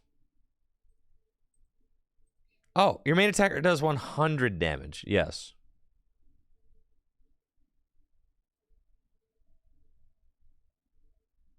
So you try to set up 4 mouse hold in play and do 260 damage with this guy.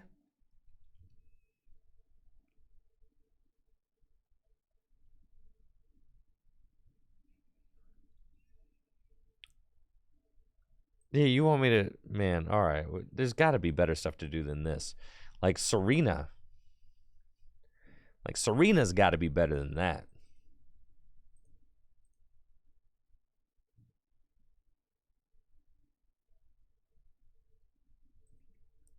All right. How you guys want to do this Serena thing? You want to try and take the knockouts or like...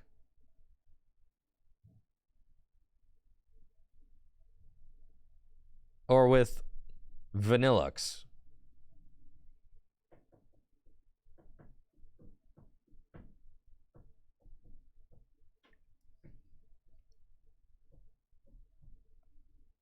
Braviary? Man. The Braviary seems bad. Not that.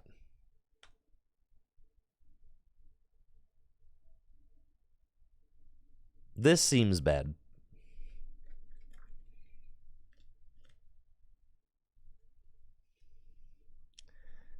I'm feeling more... Who is the little Bound Suite? Is that who we need? Bound Suite? That's how you know we are playing. And should we play the Quick Blow one? Or maybe the Reckless Charge one? Or the Splish Splash one?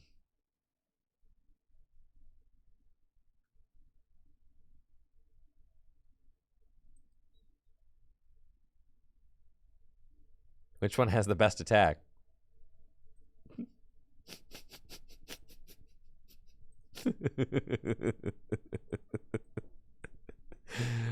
Seriously. All right. Seriously. It's got to be the splash one. Okay. And then, well, no, quick blow might be better. Oh, yeah, it's got to be quick blow, bro. You could do 30 damage in a pinch. Yeah, that's serious.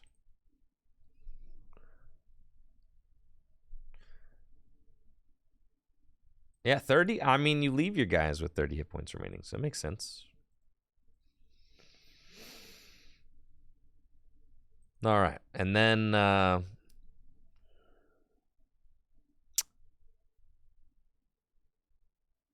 you have to play what, Vanillix?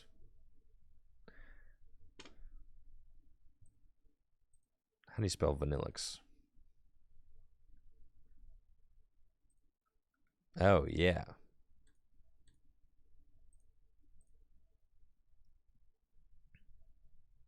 Palafin?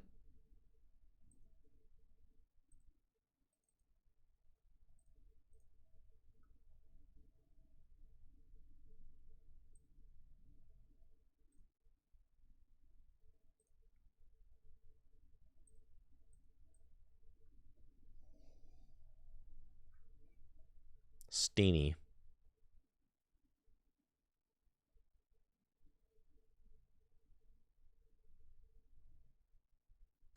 It's got to be this one.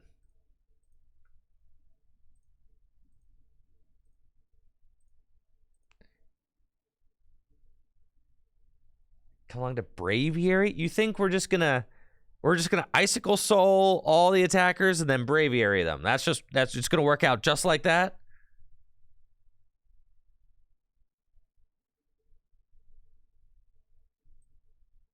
That's what you really want? With Panic Mask?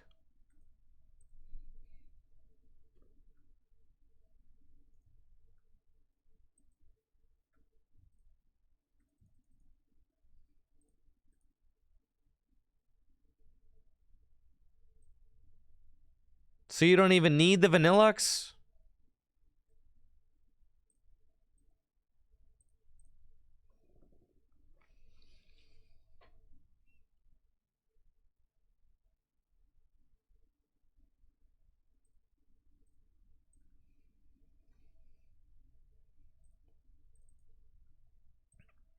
All right, how are we supposed to beat?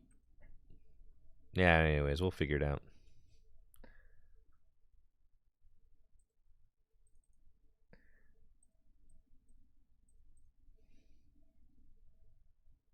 Of course we need Bibarel. We were never not gonna play Bibarel. That was never a question.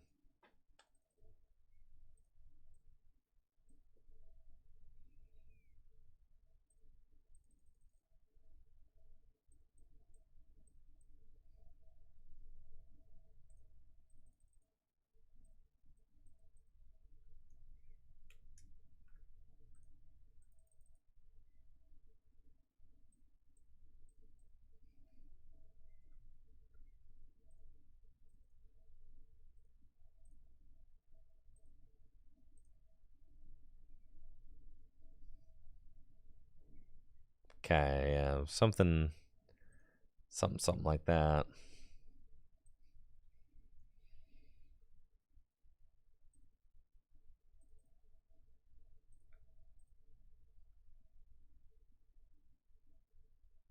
Bit too many Arvins and Iridas. It's the best card in the deck.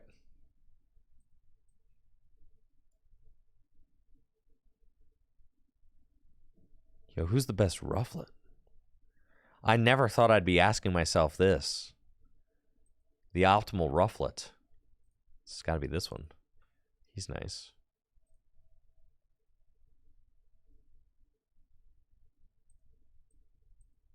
The Claw.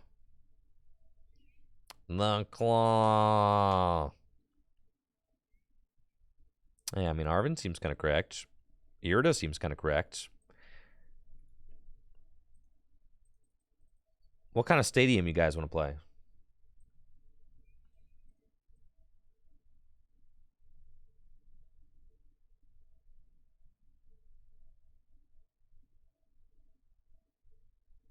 Paths? Path seems pretty good. Oh, the no heal? Those are two good options. You're either on Dynatree heal.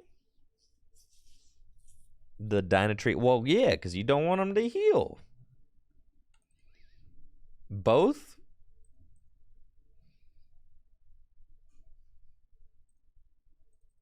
Sure. Why not? This is Chat's deck.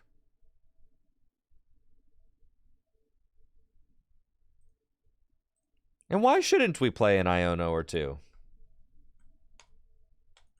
Why shouldn't we?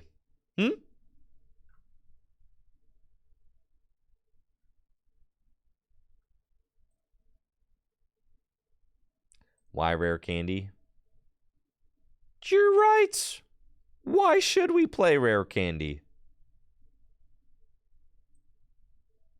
So that we can Irida.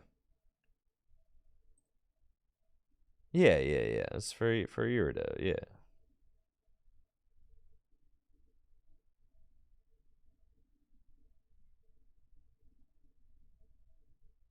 Yeah, we want to Irida. I was thinking about Forest Sealstone. We should probably play that.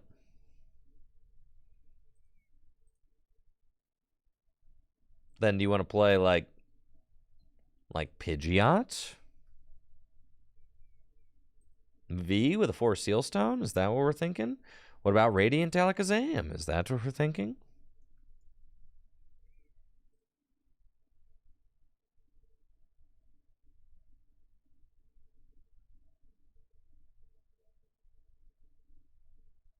We should probably play Manaphy too. What about any switch cards? We've got no ball search cards in here so far. No, not a single, not a one. All right, so we'll play some.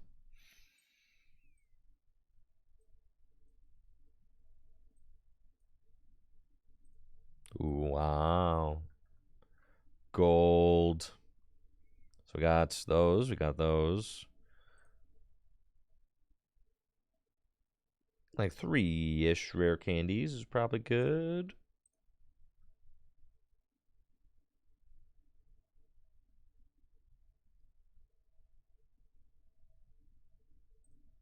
Alakazam. All right, so the deal is we put a Pokemon down to 30 hit points left. I mean, we got like a fat supporter line.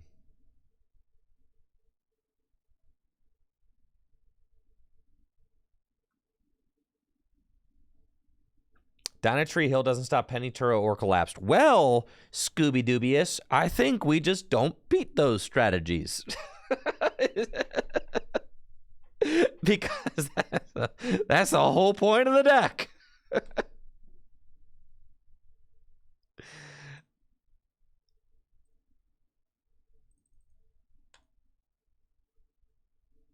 You think we're cutting the tools, bro? All right, I'm down to cut the tools. I'm down to say no TM Evos, none Steenies. We're going 4 candy. None of that. None of that. Get all that out of there. All right. And now we're just playing. You probably only need like 3 Serena.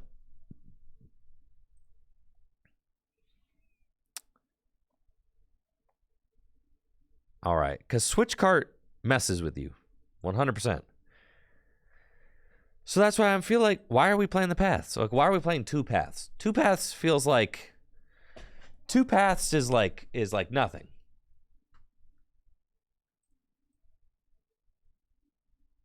Like, what are we realistically doing with 2 paths?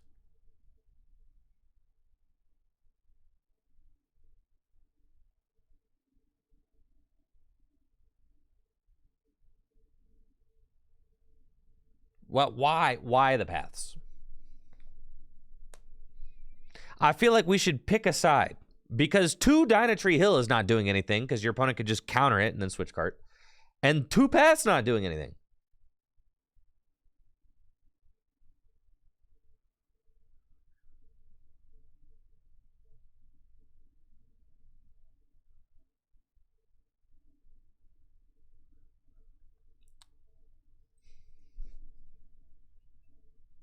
All right, we'll leave it to democracy.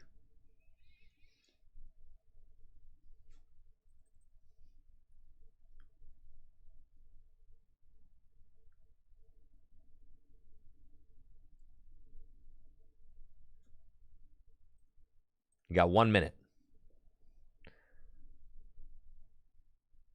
Is it Dynatree Hill or is it Path?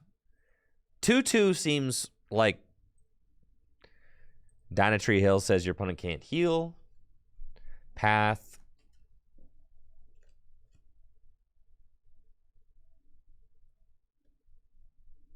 Yeah. See, Tommy, I kind of am with you. I think we just play the path. If I have it my way, we cut this card. This card is cheese. It has never been good, and it's not going to start being good now. Okay? We'll cut that. You know what card is good? That card. That card's just good against stuff. Why?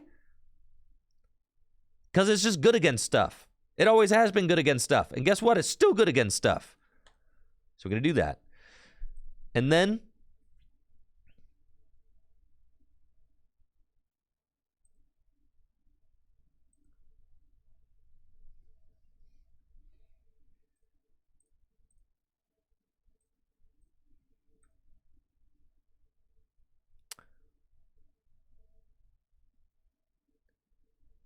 it's just switch cart, but then you can like Hisuian Braviary through the... Yeah, it's cool, it's cool. And then I like toss a couple Judge in there. I know. Now you found my weakness.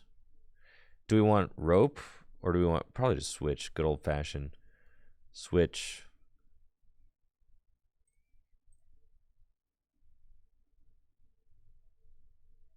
I've got Panic Mask. I feel like it's possible to set up a Vanillux. Vanillux is kind of sick. Just a 101 ice cream. You're telling me you can't have a little ice cream as a treat? Just a little ice cream. We can't have a 101 ice cream. That's what I'm saying. 101.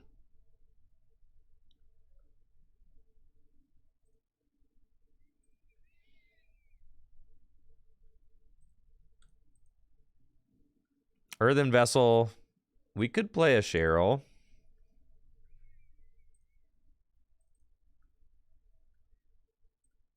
Play Palpad.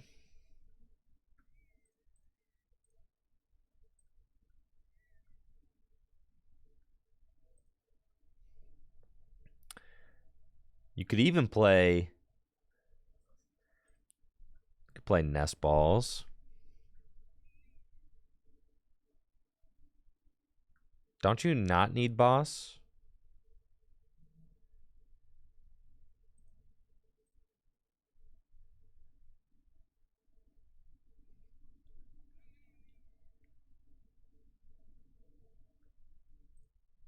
Probably want to play Rod.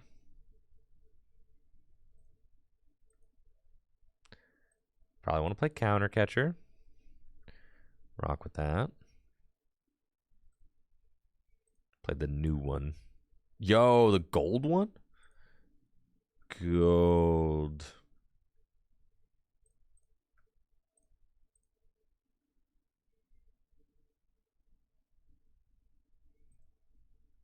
Level Ball?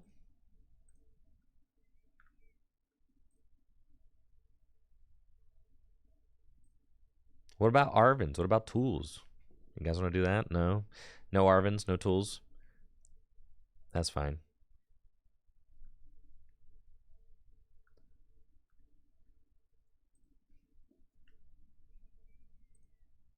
No, Jirachi doesn't stop Serena. But wait, according to...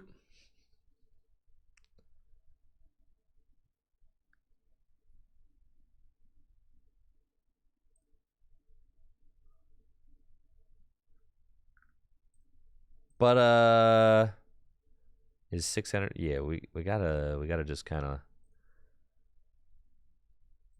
All right, we just gotta get out there and kind of see what happens, right?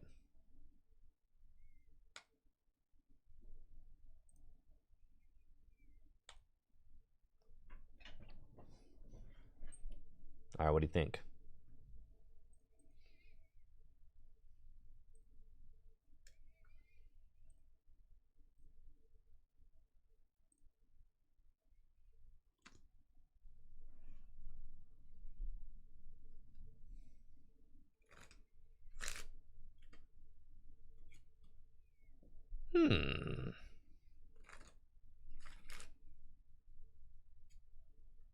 Serena EX. All right, what are our bad matchups?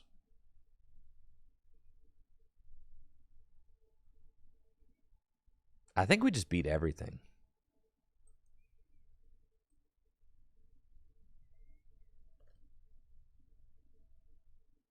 I don't want to play against Alakazam, bro.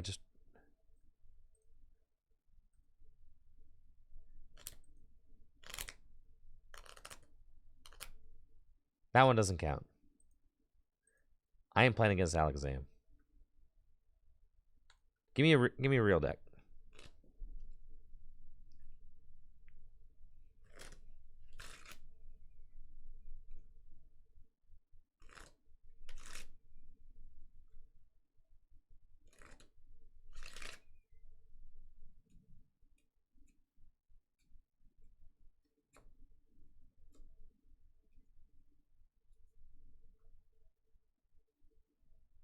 I've got a prediction going on right now, Market Dimly Let's. Of course.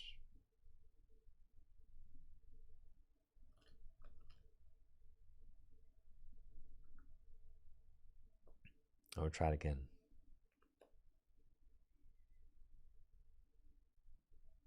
Oh, thank goodness I got the bounce suite.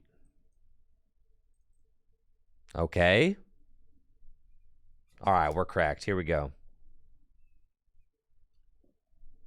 What am I up against? Town Store. What's it going to be? Future booster capsule for the Iron Hands. Holy moly.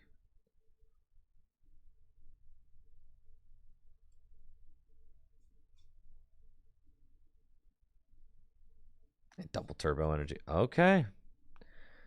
Looks like I'm up against a deck that features Iron Hands. This is all I know. And they attach double turbo energy to it. That's cool. I've got an Irida start. A couple of bound suites. Town Store. That's nice. Got a Panic Mask and Search the Deck.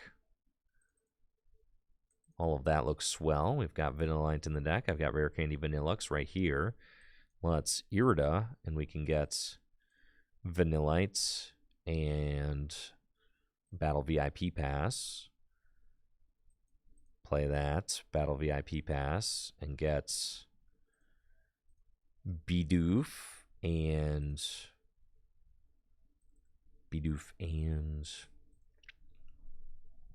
I got double bound suite. Bidoof. I mean, we kind of got it all going on right now. Kind of cooking, dude. Gotta say. I get Rufflet.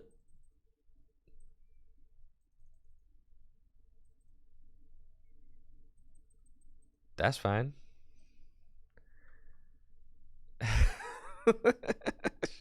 I mess around and grab Rufflet. And yeah, Beckett, I think that we are playing 4 different guys that evolve. Yeah, uh-huh.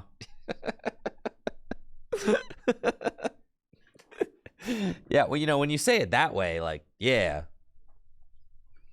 I suppose there are 4 different guys that evolve in this deck. Yes.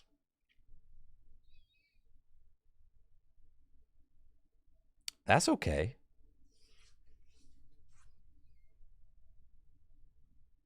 Now, are they a Miraidon deck? They're Lugia. Oh, my goodness. It's Lugia. I had no idea. I guess that makes sense, though. They're playing Town Store. All right.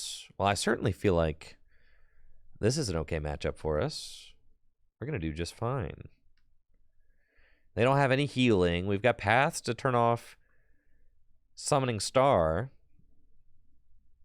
Okay. Unfortunately, nothing here.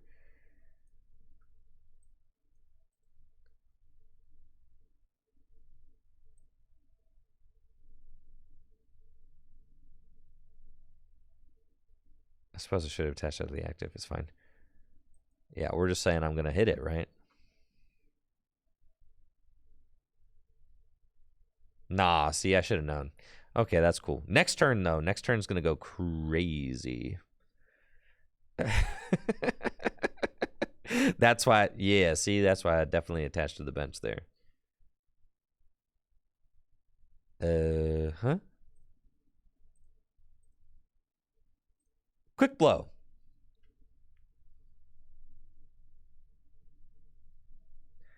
$10 damage. Just, that's really about sending a message. It's not really about, you know, it's not really about strategically placing 10 damage on the Iron Hands.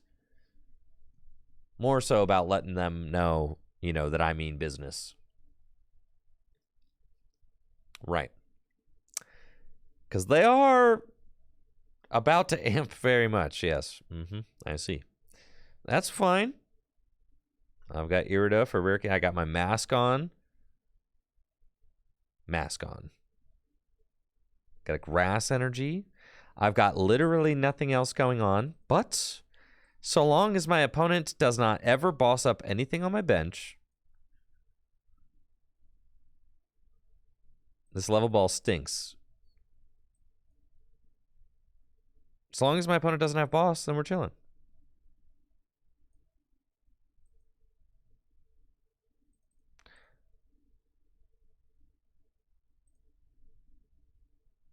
What's the level ball for? I don't know. Just extra Pokemon search.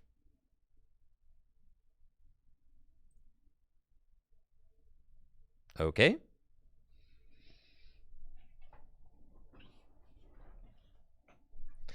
You think they're going to boss and take 2 prizes?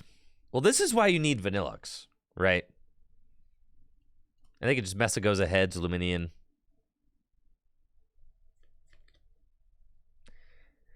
Because your opponent could just boss around a Serena with a Panic Mask, so you have to play the Vanillux.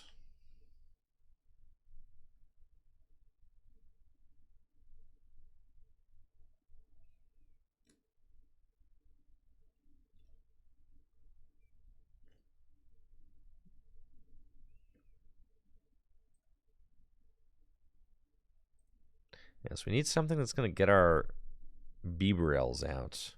I think the Braviary is kind of... Oh, and they do have boss. Yeah, we're so sauced, bro. We're so unbelievably sauced. This card is terrible. It's so bad, dude. This ain't it.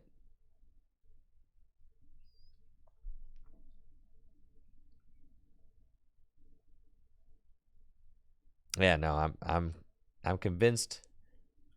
Benched him too early. Either way, my opponent would be marching on with the Iron Hands. They don't even have a... Consider the following. My opponent does not even have... Like, brother, they don't even have a thing out. They don't even...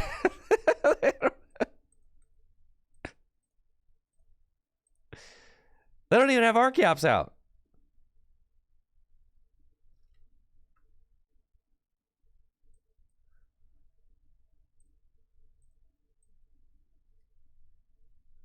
Oh, you can't see the bench.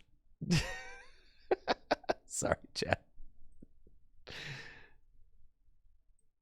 Yeah, they have a fully loaded... That's right. They have a fully loaded Iron Hands. But no.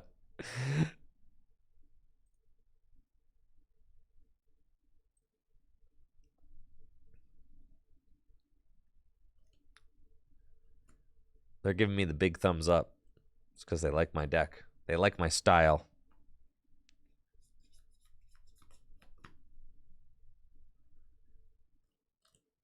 Well, guys, what did we learn? Okay? What did we learn from this experience?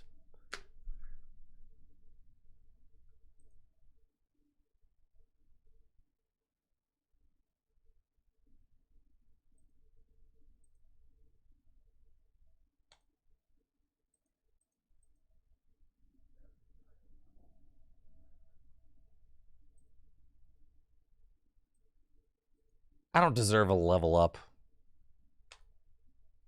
Get these rewards out of my face. What we learned is that we need more ice cream, okay? Guess what? This card is bad.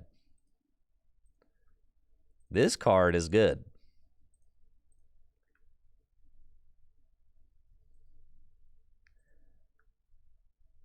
This card is bad.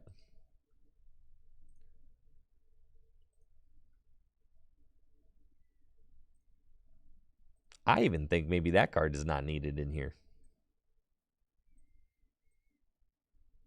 Yeah, I think I'm starting to think the evolution TM. Like, you just got to get your boys out, bro. Yeah, get this thing out of here. Maybe like a 1-1 and maybe just at the end of the game. Like, maybe. I'm convinced we can figure it out, though.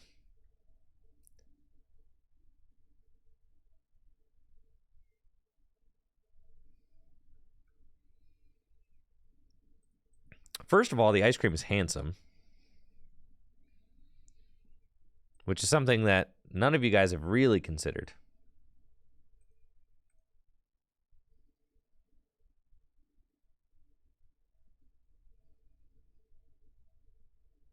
Use the Elekid to take KOs?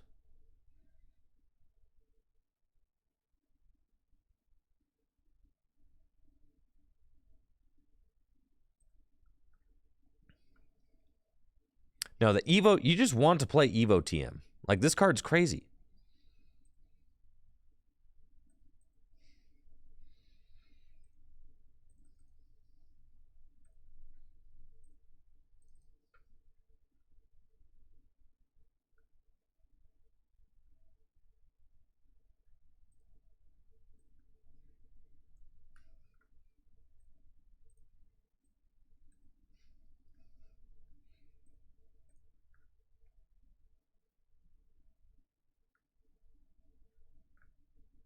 We don't have any stadiums right now.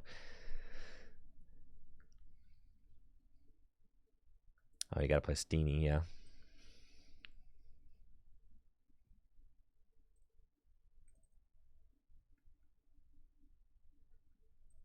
Four Sealstone. Broken, dude.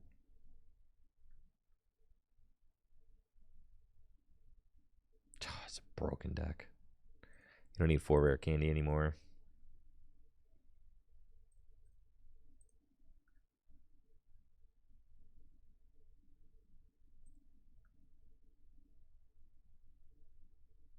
Okay, so we're locking with Vanillux. And then play a 1-1. I'll give you a 1-1 Braviary as a treat.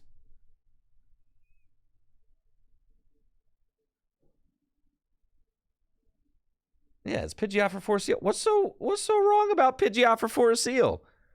We're playing Arvins.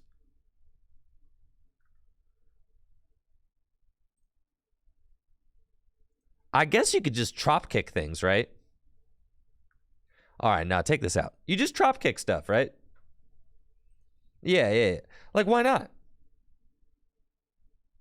Luminion's better than Pidgeot. Pidgeot, like, gets out of the way, though, you know?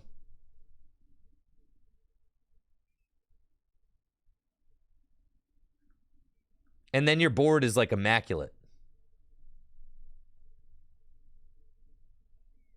Spinda.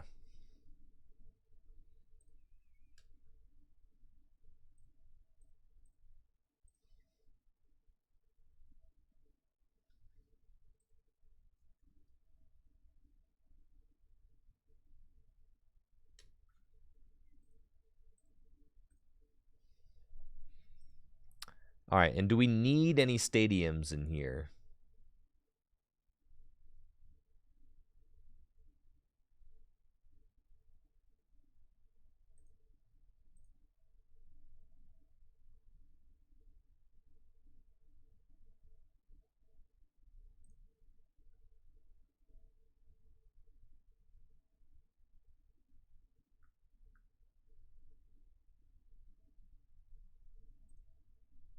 I've got Steenie in the deck.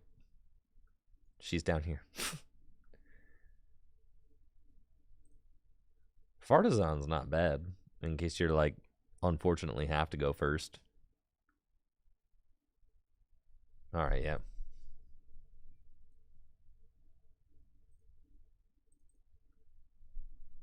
That or you play the, but you don't want to give your opponent access to tools. You don't want to play Town Store, I don't think. You could play Town Store in case you open a, that's fine. We'll go Town Store.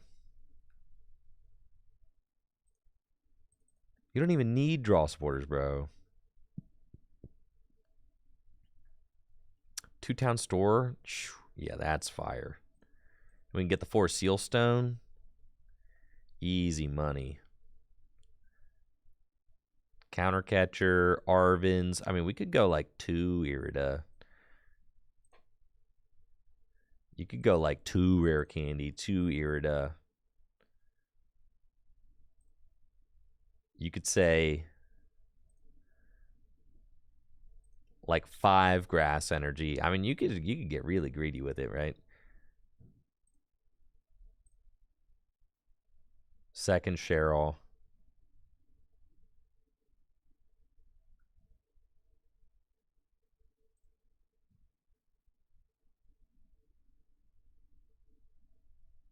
Kind of cooking. 5 energy. Oh, you're right. We're not gonna have the energy to attack. All right, so we'll go. Set right, because I need to use TM Evolution. You're so right. You're so right. So then, what good is that? Right. You're so right for that.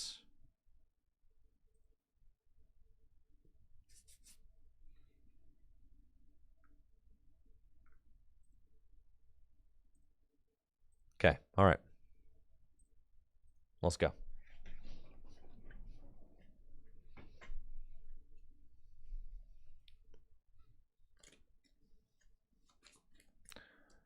I've got Basculin over Mew. I could see that, YRG. Yeah.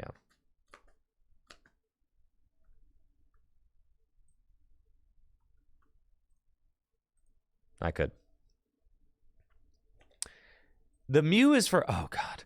The Mew is for when you go first. I think you're choosing to go second, but sometimes you'll have to go first. And when you go first, I think you want to have like an extra dig for VIP pass, right?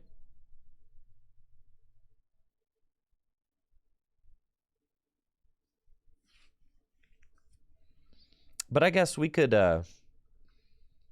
we'll mess around with it and we'll just see. Dang, bro, I got haters in my own Twitch chat. Like 80% of you think that some random on the ladder is going to win. Yeah. Well, just wait until I show you. Going first with the broken Vanillix Serena deck. We've got Mysterious Tail. That's cool. Let's see what we got. Well, that's not good. You know there's only 7 grass energy in this deck? The odds of that are not very high. That's okay. Ultra Ball away. Vanillish and probably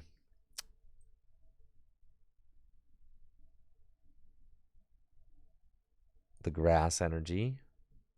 That seems fine. And we're just going to, you know, slow and steady here. Okay. Pass.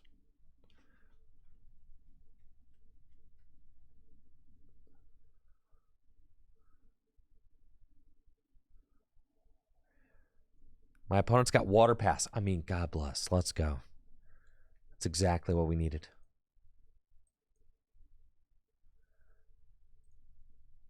Mysterious Tail. Ah. See, you're doing it. You're doing it wrong there.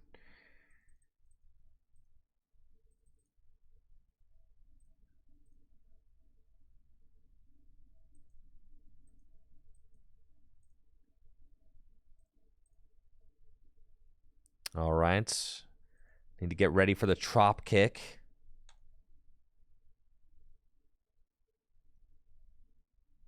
Town Store. I don't have energy. Naturally. Okay. Pass.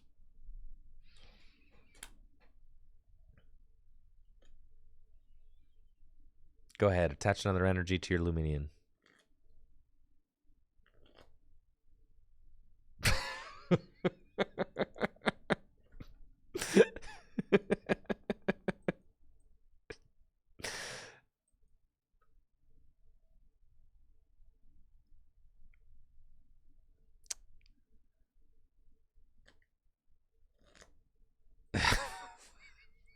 Finally, a worthy opponent. So true.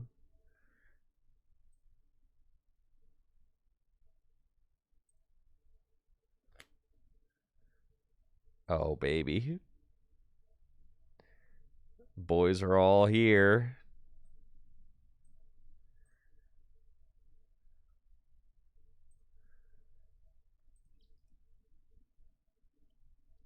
Oh, yeah. Well, I guess. Take the Ultra Ball.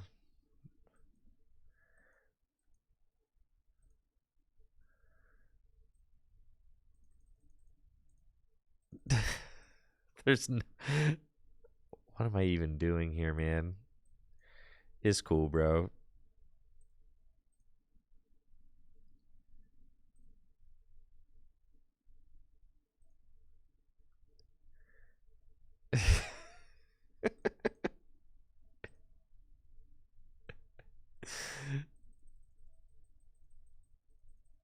You get the earthen vessel. Oh, yeah, dude. Here we go. Now we're cooking.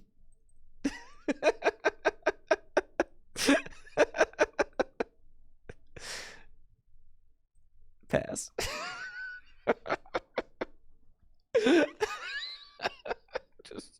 just one more turn, bro.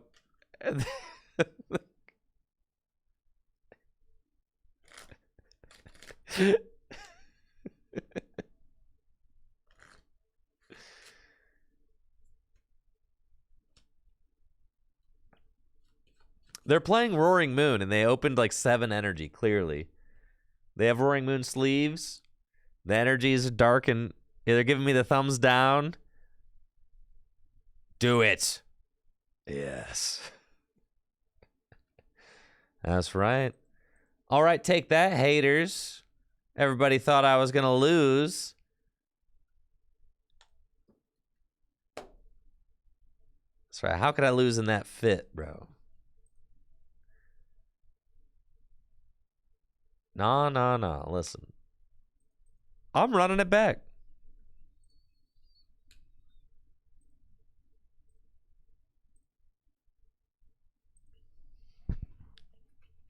And that right there, that's how you beat Roaring Moon.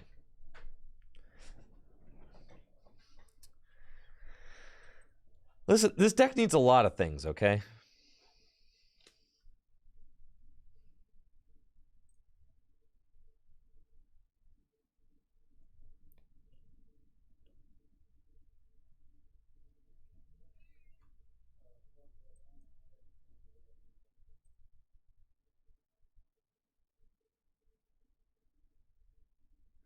Okay, Charizard, okay.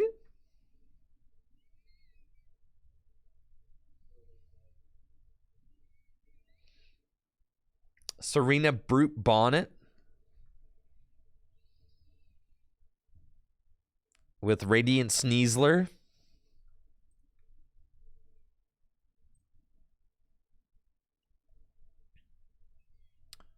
Looks like I'm up against Charizard EX deck with my Ferocious Vanilla Serena deck. Woo! Gave me the Artisan. Love that. Good stuff. Good stuff. I've got a lot of evolutions in my hand. We can afford to play a methodical pace here. I don't need to rush out the gates. Slow and steady wins the race when it comes to the Serena Vanillux deck. Yes.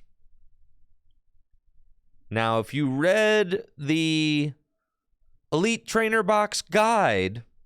They claim that Jirachi's Stellar Veil stops Serena's attack, but that is not true. Okay. It's not true. This only stops the effects of attacks from basic Pokemon. Serena is an evolution. It goes straight through Jirachi. So that's pretty cool. Ooh, we get Iono off the top. Okay. So I think we can go Arvin. That's probably fine. Battle VIP Pass and 4 Seal Stone, and we'll see, is my Pidgeot in the deck? It is. That's pretty cool. And we're just going to do this whole thing, right? Battle VIP Pass for Pidgeots and another Bounce Suite. And then we go 4 Seal Stone. And then do that. And then we're going to get another Battle VIP Pass. See, this play is cool. This play is real cool. It's a nice play, isn't it? Battle VIP Pass. And we get some more gamers out here. And then Artisan. Whoosh. Get another Pokemon. We'll get another Vanillite. And then away with ye, Vanishing Wings. Goodbye. Okay.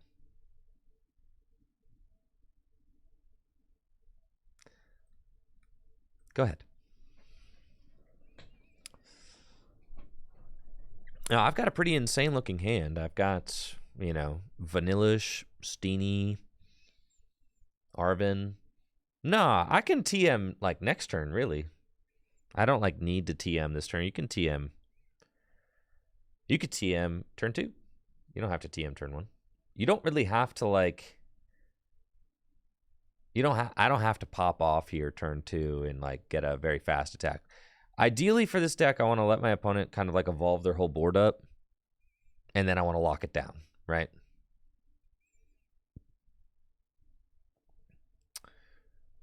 And this matchup actually seems just free, if I'm being honest. I think they probably have to try and do some weird stuff.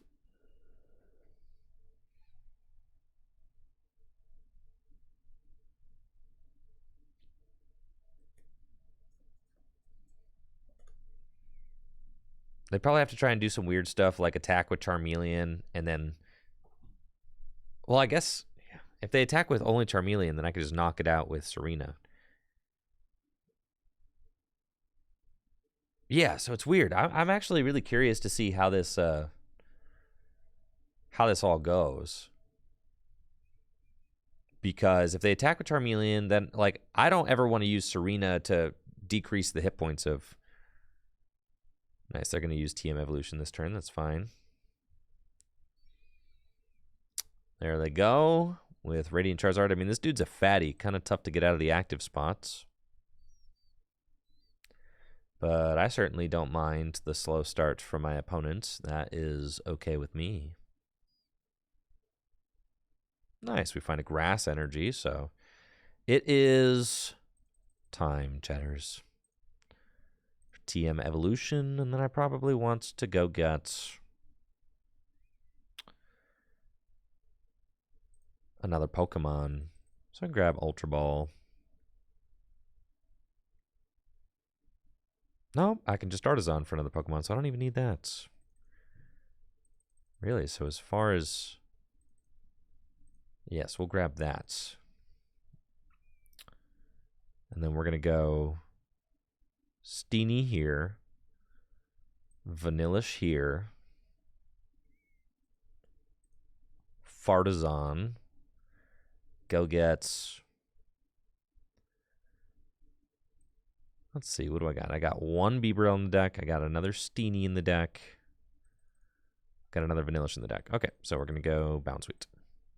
Okay. And then we go here. And here. And that's fine. Doesn't really matter at this point. Town Store. I can just get that out of my deck to thin it, and then I can Earthen Vessel it away next turn. And then...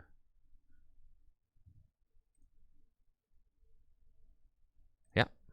We can just Evolution. I'm going to go get this guy, and...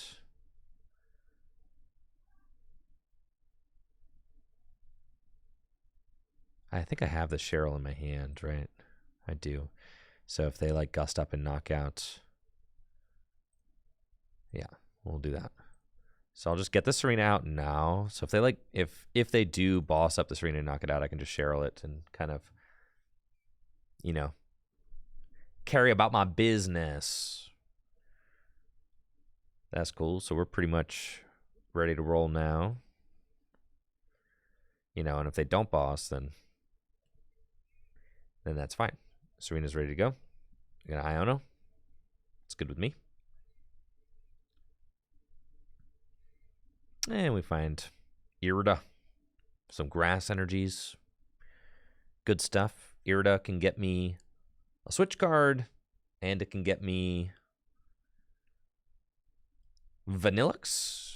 And yeah, I mean, right now we're kind of just cruising. We're right here. This is exactly where I need to be. Right?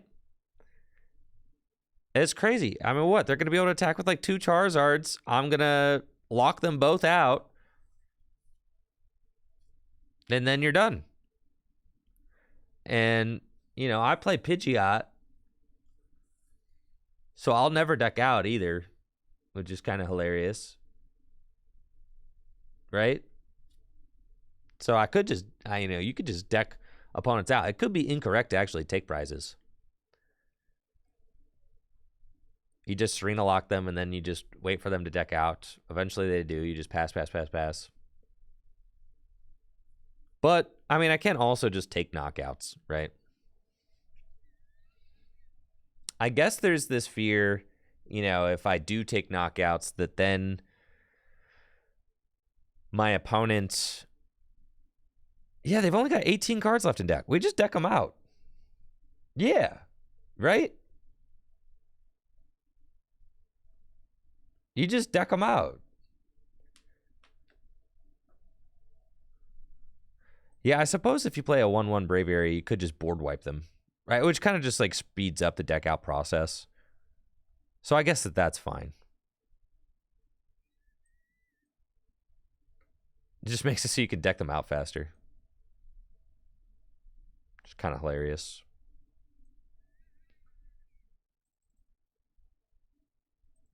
I think we can just Irida for Rare Candy Vanillux. Sure. Get this dude into play. Just toss that down, get it out of here. Get it out of here. Get it out of here. No, I'm seeing the vision now. I'm seeing the vision. This a whole control deck, bro. Oh, yeah. Do you not see the vision?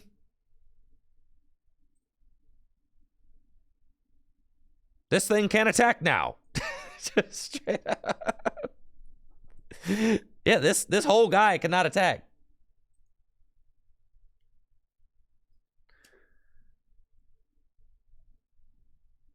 My opponent is like already done.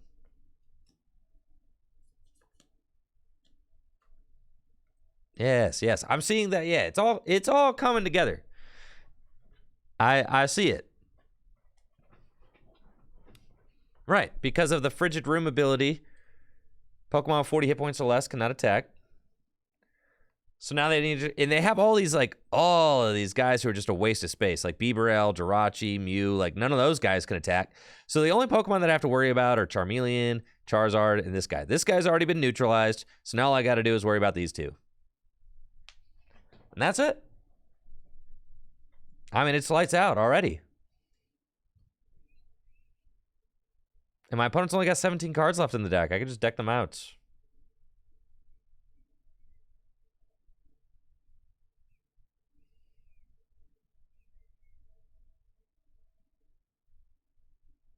The Terror rule does not block Serena, no, because Serena places damage counters. It doesn't deal damage. The Terror rule only blocks damage dealt.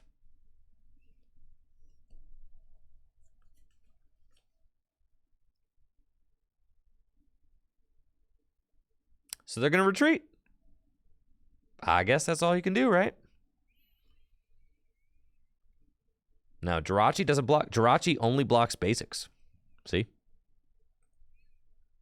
Yeah, this matchup is like an auto win. That's nuts.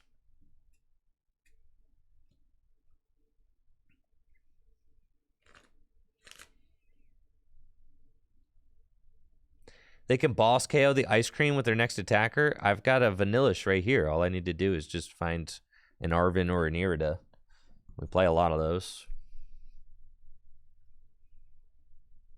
See? There we go. All right, now we're cooking.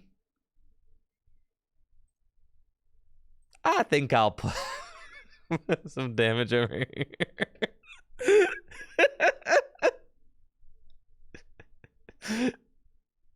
See?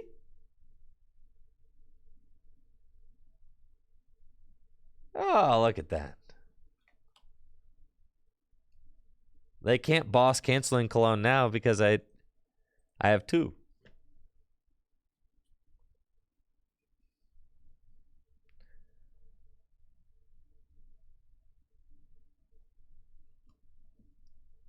Yeah, see, the Vanillix is way better than the tool because with the panic mask they can just gust around, right?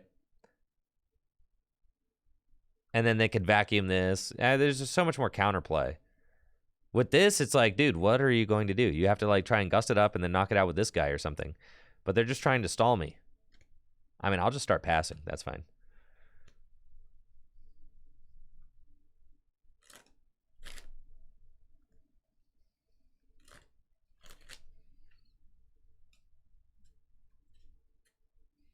Like, I don't need to do anything. I can just chill here.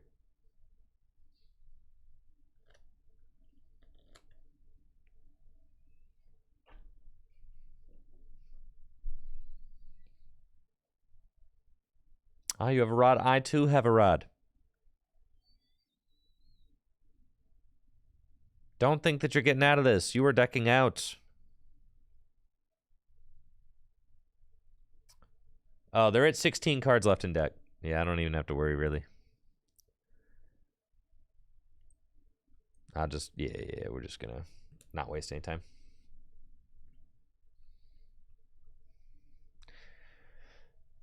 Could fit in, oh, it's true, you could fit in the balloon card. Yeah, that's not a bad idea. It also gives Serena free retreat.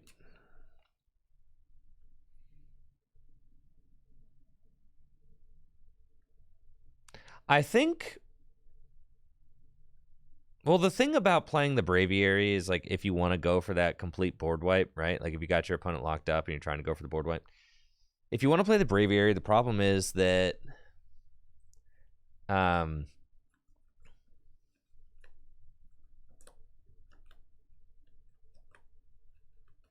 yeah, we should have saved bench spice for the Pidgeot.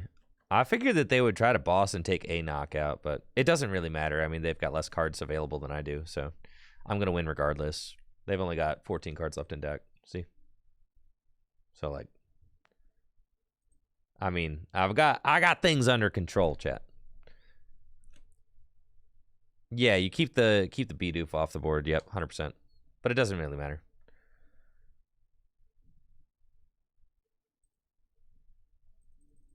Oh, man, come on. You gotta be kidding me, bro. Can't I have any fun?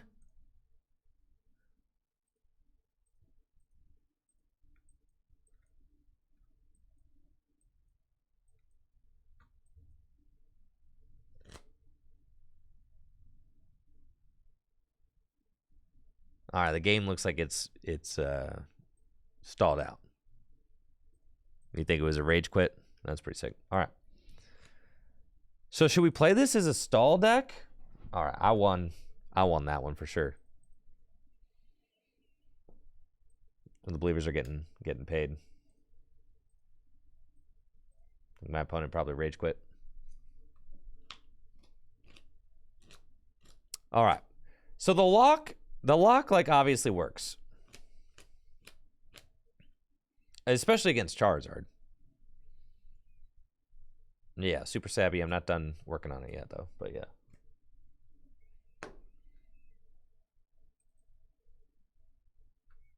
The lock works.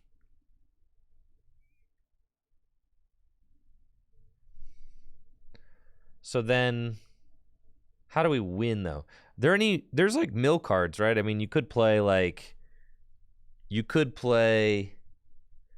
I don't even know that you need Mew really.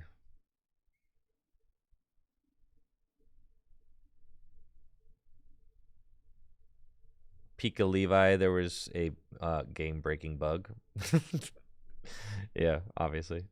Yep. You know, happens a lot.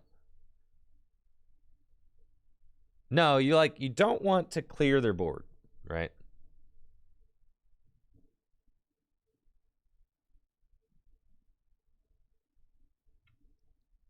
All right, so if you play a Radiant Alakazam, though, all right.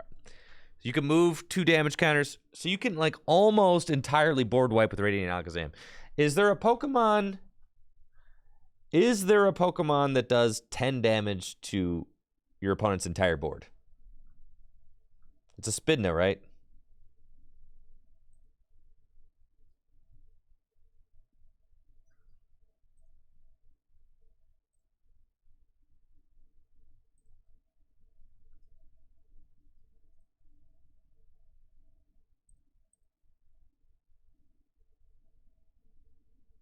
$151 Hitmonlee.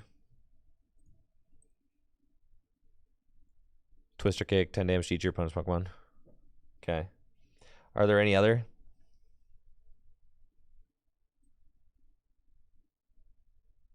Absol. There is Absol, yeah. All right, even better. Are there any Pokemon that place a damage counter on all your opponent's Pokemon?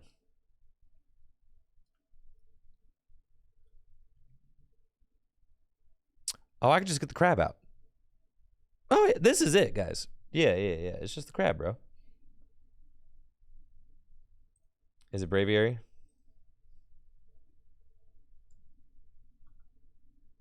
Put 2 damage counters in each opponent's Pokemon. That's pretty good.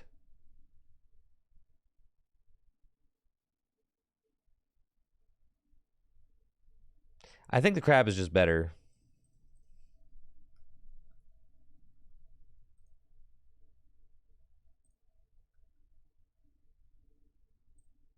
Yeah, and you just mill them out. Because you don't want to take a knockout. Because, like, you don't want to take a knockout because unless you're taking all 6 at the same. All right. So think about this, right? If you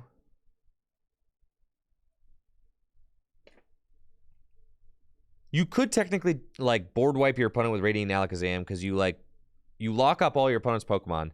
Then you can move damage counters off of a Pokemon with Radiant Alakazam, and then Icicle Soul again, right, to lock them back up. So in that way, with Radiant Alakazam, you're like you're moving, damage around 20 at a time. But then you get to the end of the board game. You get to the end game where everybody's got 10 left, and you have to take a knockout. Because Radiant Alakazam could only knock out 1 Pokemon at a time. So then, and the problem with Pokemon that do damage to the bench is that if there's a Manaphy, then you just can't deal with the Manaphy, right? So Braviary does technically do it, right? Because it places 3 damage counters.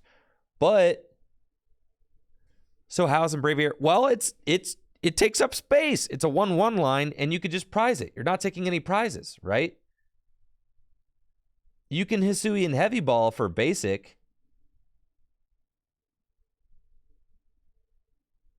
The problem is prizing. So it's like, are we going to play a 2/2 Braviary line?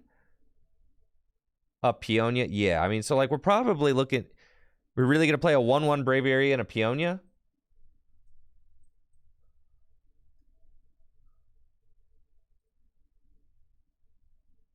See, Spinda, I told you there was a Spinda, bro. I told you there was. But that doesn't work if they have Manaphy out. Or we just crab them. Yes. You see what I'm saying?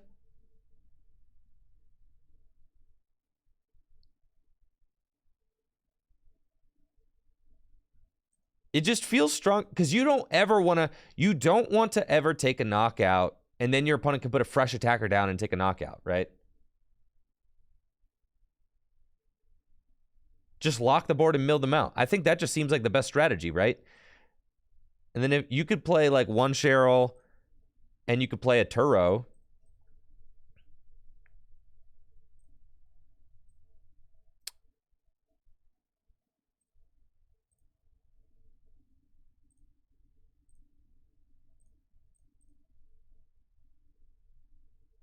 I kind of like that. You play a little split. That way you have like a pickup and you have a heal.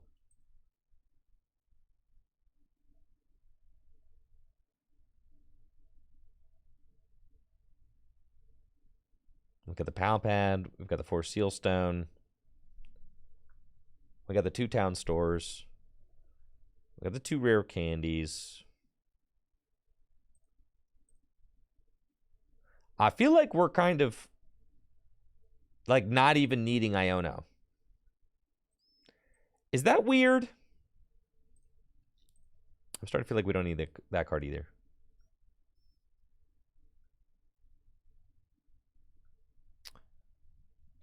Is it strange that I feel like we're kind of past the need for Iono here? And we got to play Sui and Heavy Ball. You don't need Path. What do we got to stop them from doing?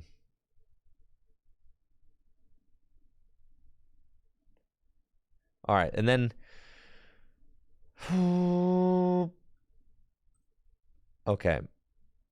So, a slight problem... And I guess if you're up against like a Mew VMAX deck, don't they just like... I guess if you put them down, they can't leap. So that's fine. Right. They have to... All right, so if you're playing against Mew VMAX, they have to Psychic Leap every single turn. Right? And if they ever just evolve into Mew VMAX and keep it there, then you just lock it. Right? So they have to never keep a Mew VMAX in play, and they just have to Psychic... I don't know why I'm thinking about Mew VMAX, but I'm just thinking about that. So they would have to Psychic Leap you every time, but if they're Psychic Leaping you every time... Oh, they can knock you... They can still attack if they have a Fusion Energy attached. Yeah, that's right. Then you're just bodied. And they can Shred. Wait, but... No, they can't Shred because this stops them from attacking. So they can't Shred. The Shred doesn't matter.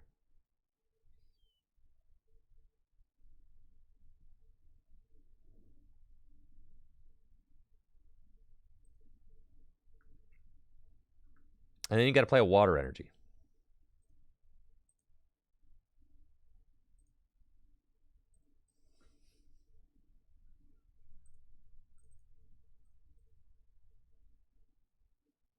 And we play the Rod.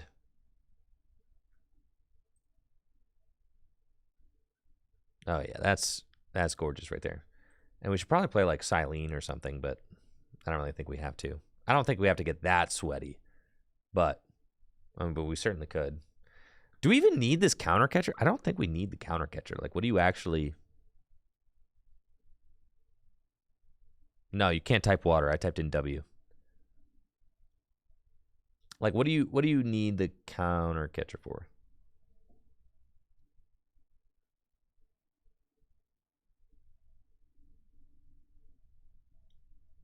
I guess we can stall things, but yeah, it's fine. All right, here we go.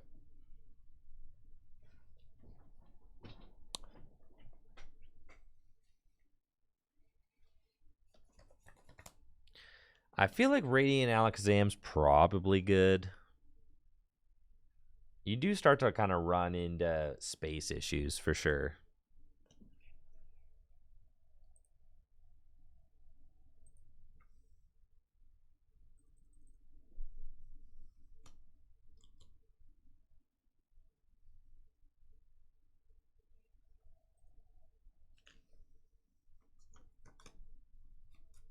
Sure, Justin. Get this ugly stuff out of my hand. I play so many good cards. Give me one of those.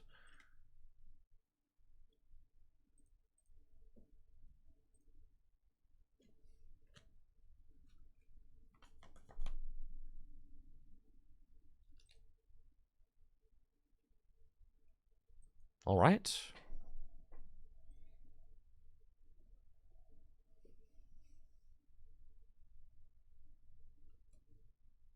Suicune.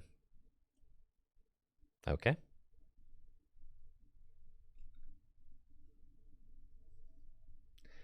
I know. That's what I think, YRG. I really think that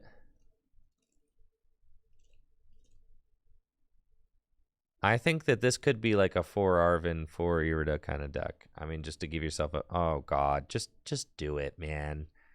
Just do it, Hasher Brown.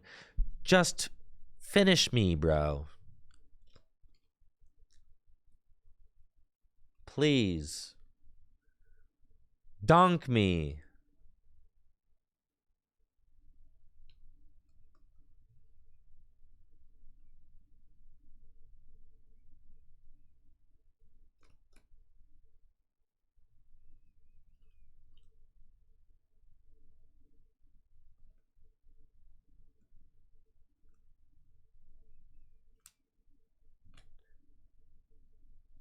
There's 20. You got VIP pass, switch. Nah. So do you just always put 2 Pokemon down if you can? If you're playing a deck that's got little 60 hit point guys, well, heck yeah.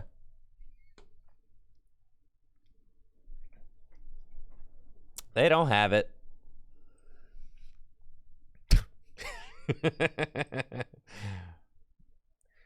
Now this stinks because they can do 200 damage with this guy and then evolve into, you know, that's annoying, but it's fine.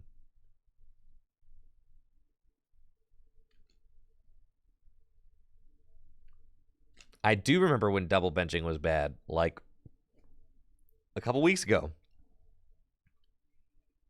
Just do it already. If you're gonna do it, just do it. Come on. All right. My turn. Another Ultra Ball. Well...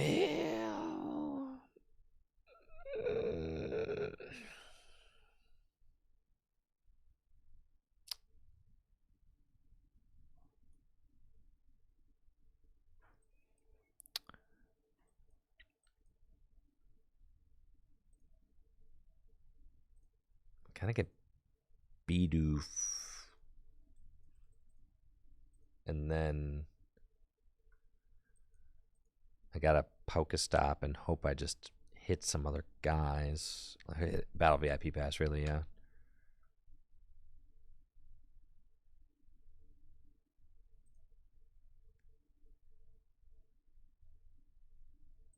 Man, that hurt.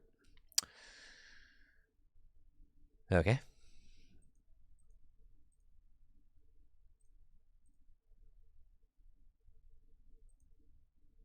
Go ahead.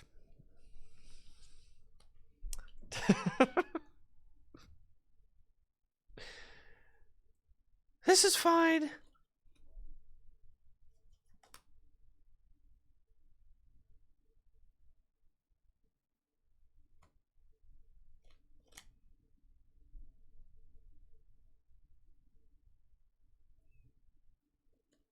So you don't think I'm going to get yoga looped? That's pretty cool.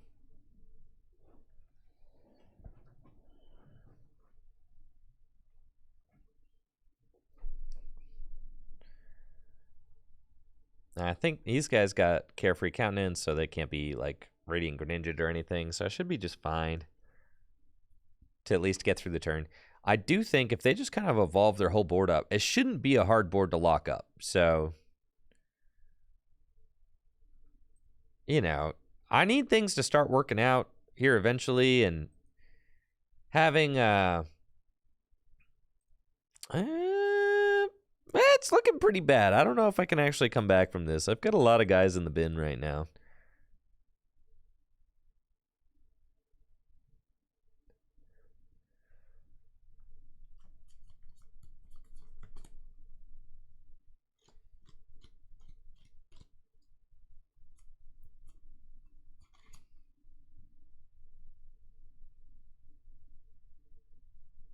Okay, here we go.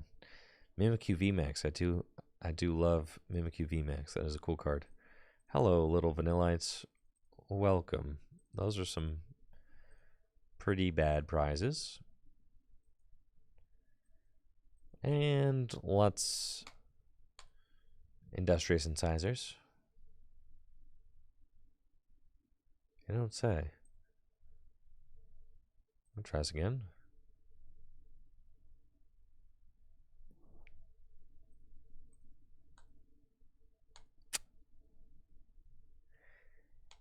Yeah, alright, so you gotta get your Pokemon out. That's the thing, is if you just don't open Battle VIP Pass, you're probably gonna lose like any match you play. So you have to hit Battle VIP Pass early. Probably just can't afford to play cards like Turo Scenario and Cheryl.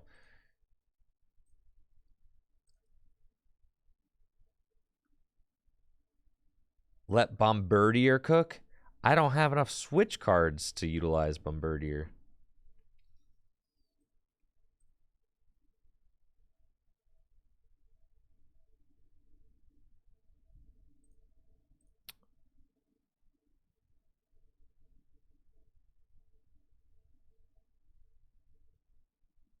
We got TM Evolution, we got Town Store, we got Force Sealstone, we got one Switch. I don't think you need that card.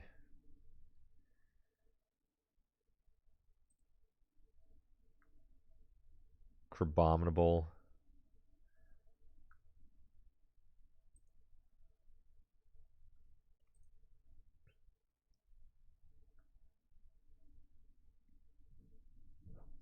Okay. And then none of that. 4 Irida, 4 Arvin.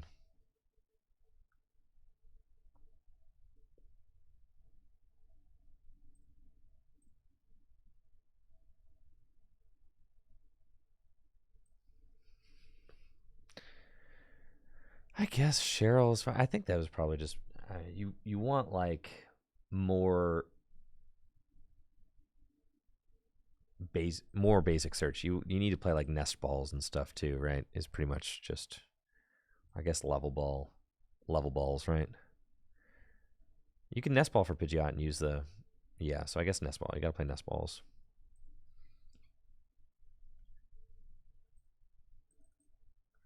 You like have to have room for these, right? So you have to have room for those. We're gonna say, I just like, do you even need Irida? You know, like you could just play Arvins. 4 Arvin.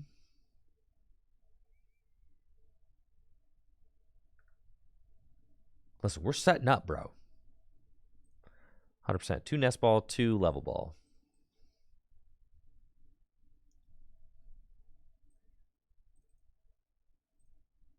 I kind of like a little split. I think that's nice.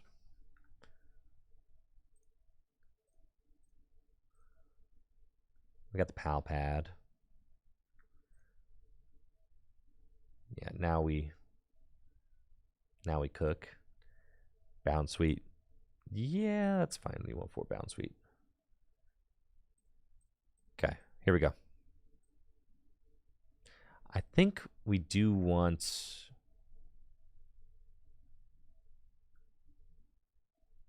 I think Turo is slightly better than Cheryl, because it's like a switch that you can reuse.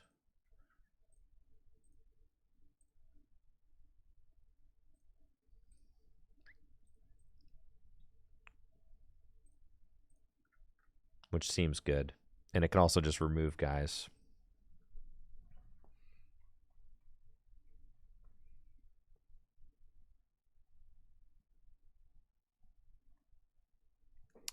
Nah, Panic Mask kind of stinks. Because your opponent can remove it or just boss around it. But the Vanillix is a much harder lock.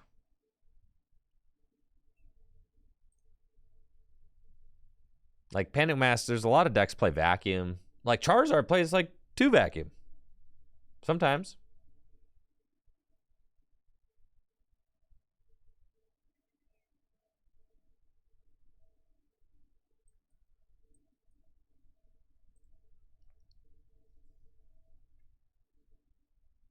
People playing Tool Jammer. Oh, for sure.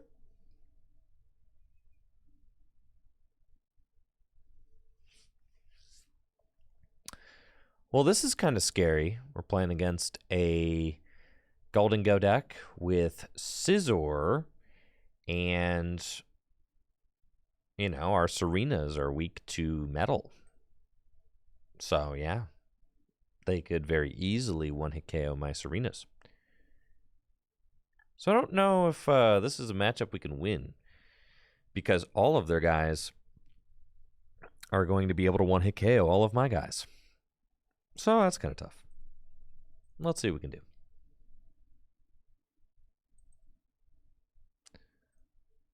I want to go get more dudes. We got a Bounce Suite in the active, Bounce Suite there. We've got 1 Bidoof in the prizes, so I can Hisuian Heavy Ball for the Bidoof. That's good to know. So we're going to get a Bounce Suite. And then get a Bidoof. Got a Vanillite there too. Okay, we'll grab that.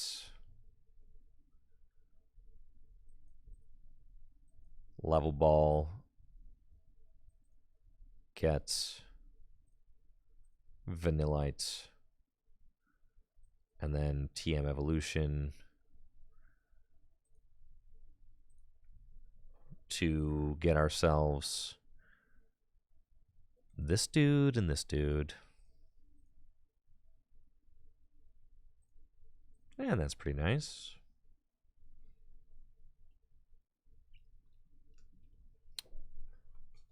And then we've got Bibarel and Serena EX. But the problem is, like I said, they knock out 3 Serenas, it's game over. And they can easily do that. Like, easily. I mean, look, they got 4 Pokemon that can one-hit KO Serena on board right now. like, bro, this is not cool. Okay. But that's fine. I guess Serena, so long as I'm like very careful, I should be able to like kind of hate these Scizors out of being able to take 1-hit KOs. So I really just need to worry about the Golden Goes first, because the Golden Goes can take big 1-hit KOs. I might be able to kind of jam them up as well.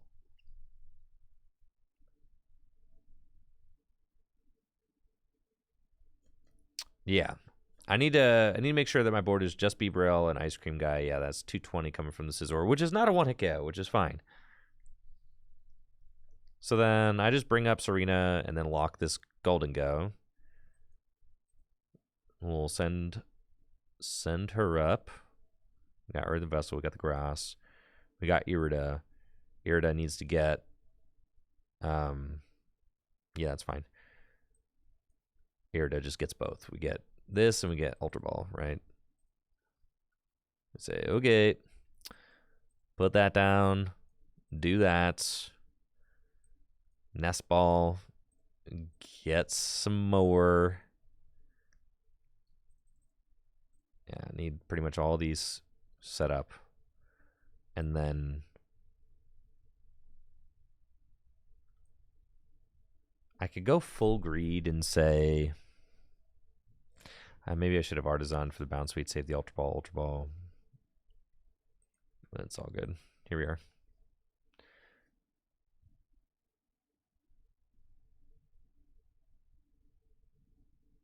That's fine.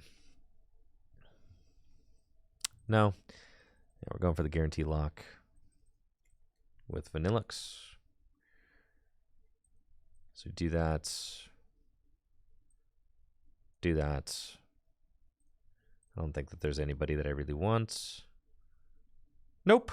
Because that will allow Scizor to take a 1-hit KO. So we Icicle Soul the active. Thank you, Jaffa D, for the sub. Appreciate you. Hopefully you're having a busted day.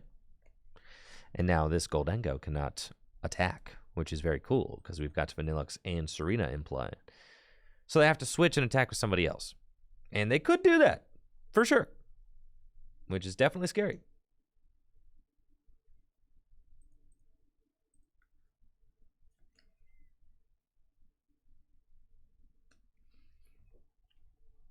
Oh, we need them to not have that. They may play Cheryl. I don't know if they play Cheryl. If they do play Cheryl, then we definitely lose. That's an auto loss. Most definitely.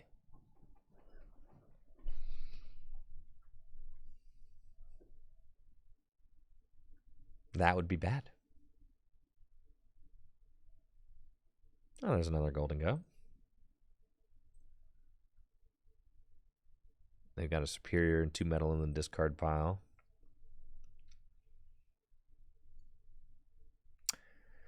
The no-heal stadium, I mean, yeah, but then it can just get countered. It's like cards like that, they don't really...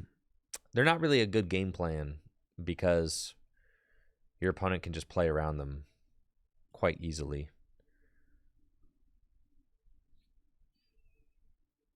All right, Radiant Greninja is exactly who we want to see. And they got Scizor, that's fine.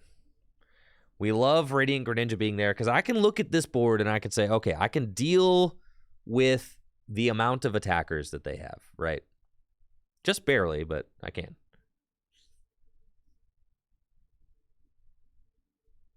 We've got Arven and Pidgeots. So I can get the Force Seal Stone and do that thing. Already got it. Cool. So then we want to say, let's lock the active again. I want to say it's here for like Irida. Ultra Ball those away. Yeah, that's fine. Ultra Ball these away. Get Bibarel, and I probably just save the Pidgeot. We'll do that. Attach Grass. And Industrious Incisors. Okay, so we find TM Evolution, Town Store. Town Store's probably... doesn't really matter. Let's get those out of the hand. And then just say...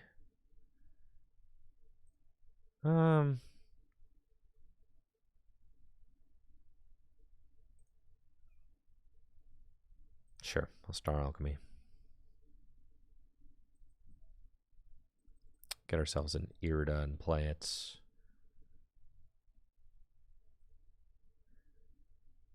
I could go Turo scenario, pick that up, but I don't have the rare candy, so that's fine. We'll just get an Irida.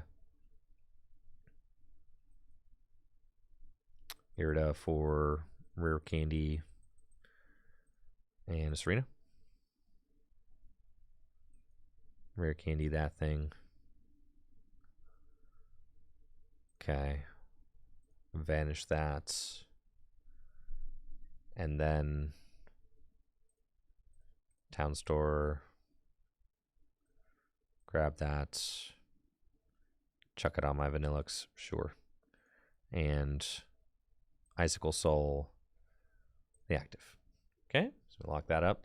Now, if they just play Cheryl, gig's up. For sure. So we're kind of hoping that they do not have room in their deck for Cheryl. Because that'd be bad. They've got Switch this time, so they go in with the Golden Go. But that's fine. That's 2 prizes. I send up Serena. And then we lock that thing. And then they've only got one more Golden Go they can get out. Yes, if they boss KO my ice cream, that is not good. So we definitely need that to not occur. Because I've prized my other one. Something like that, right? Yeah, I think I prized my other one. I don't think I... Yup! This is bad. Yeah, I think that's a wrap. Okay. Sad. I think what I got the Bidoof with my Hisuian Heavy Ball like turn 1. I think it probably just needed to be my Vanillite, right? No, that's on me. I could have played around that. No, I need to prioritize too. And it's like I got the Bidoof off of the Hisuian Heavy Ball, but I needed to get the Vanillite off the Hisuian Heavy Ball. And that was like a small little thing, but then as I was playing the game, I was like, yeah. You really need to get two, right?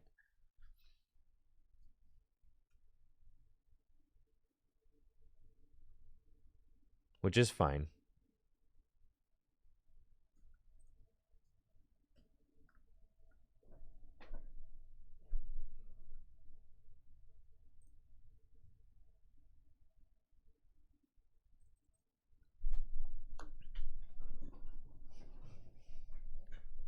Listen, y'all, Rome wasn't built in a day.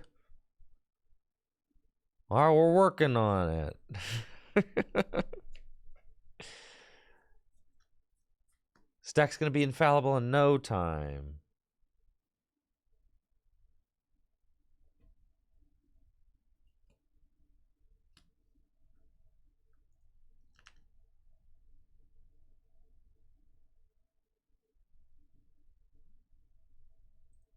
Oh, God. Okay. So we're up against the crabs. That's fine. Unhinged scissors, right? Okay. And they play crabs, and they play electrode. All right.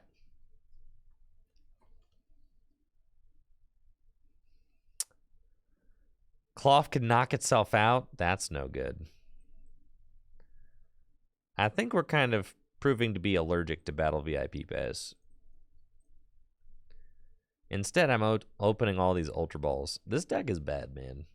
All right, theoretically, it's broken. But in practice...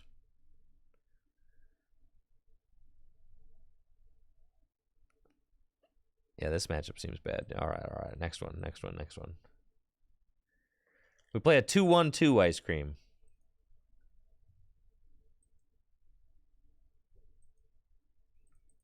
All right, so we can't beat the crab deck probably.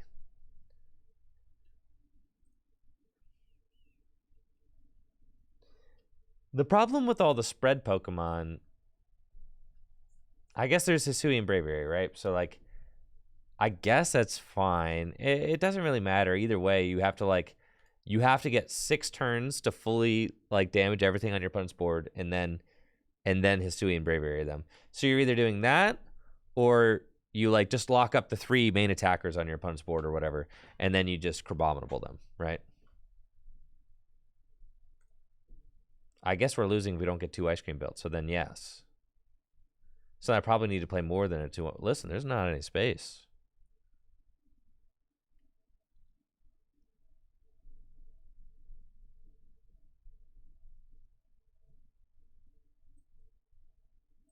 I just ain't no room in here.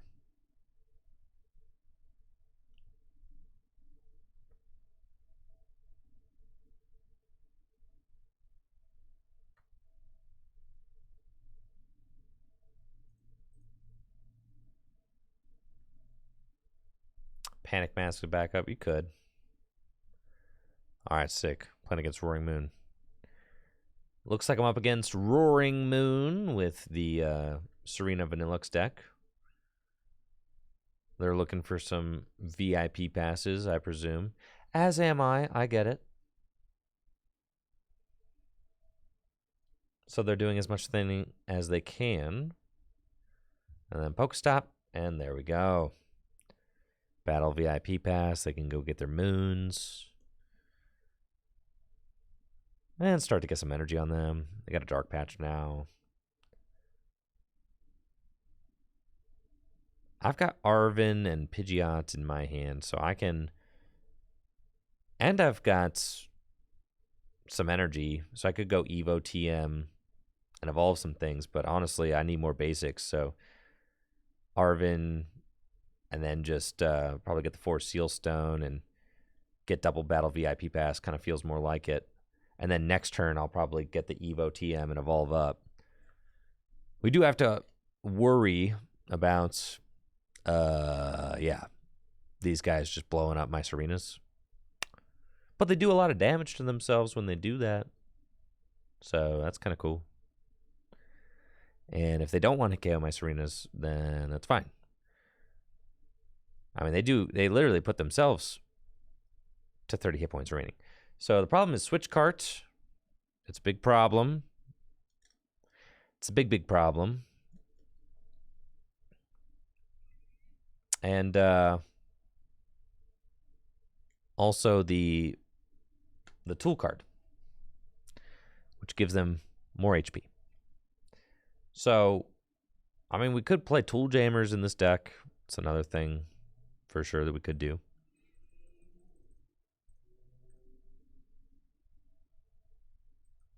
All right, Battle VIP Pass.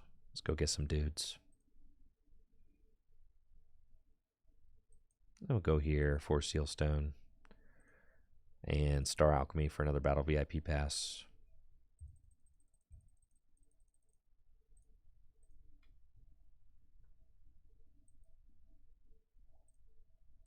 Okay, so we want these two.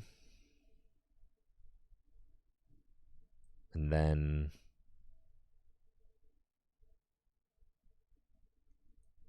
you guys want to do the Pokestop? You just want to do it? You just want to see? You know, what if we get some good stuff? It's right there. All right, fine. I'm going to withhold the stop. I think that's probably that's probably the most responsible thing to do. The stop is right there, though. All right, here's the deal. If I flip heads on this quick blow, then that Morpeko can't attack.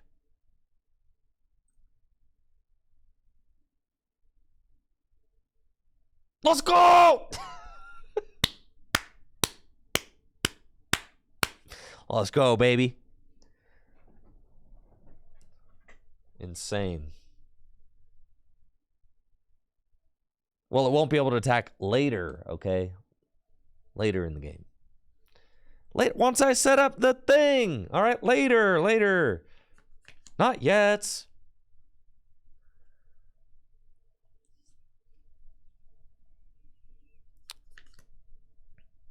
Ah, don't knock out my Bidoof. This is cringe.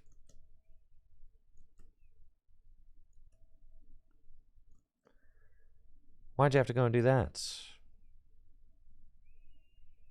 Now, I've got all sorts of problems. So I need to find another Bidoof so that I can... I guess that's fine. I'll just Arven again. So I'll Arven for Nest Ball. Yeah, so I'll get the Bidoof. That's fine. I mean, I can just do that, right? Nest Ball, and then hopefully my second Bidoof is in the deck. That's okay. We'll do that.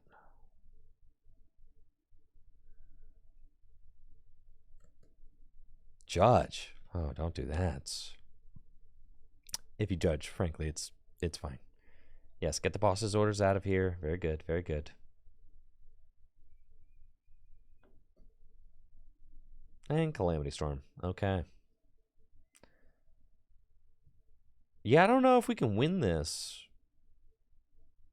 But I'm gonna try.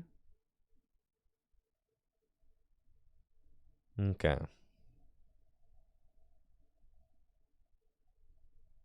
Town Store. Arven. It's Arven.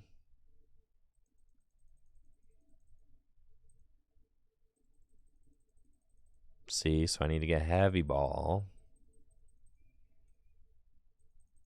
And an Evolver. Suing Heavy Ball to get lazy, no good Bidoof. There's no way they cross switcher and knock out my guys again. That'd be insane.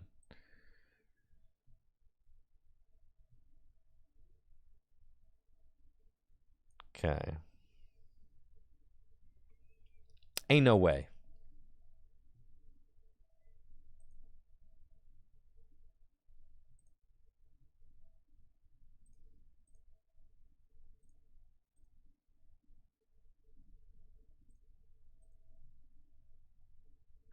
I know, Trevor, this matchup seems terrible.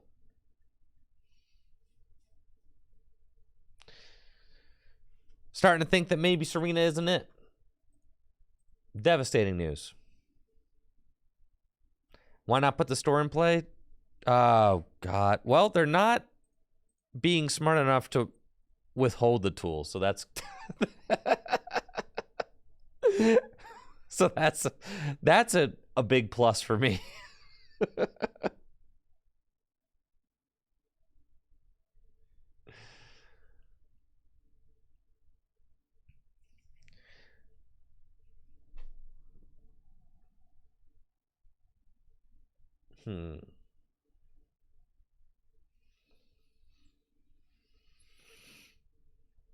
Yeah, because they're just going to blow up my guys. So if they get both of these charged up, I mean, it's just checkmate. We lose.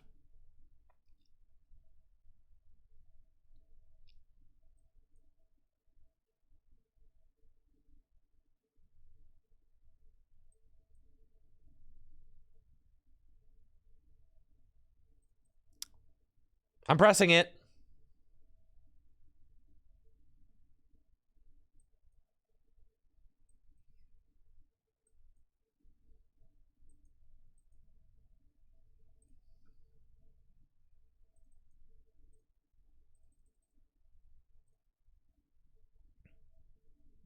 The fun button, that's what we're calling it now. All right, I need a rare candy bad. Okay. We get to continue playing.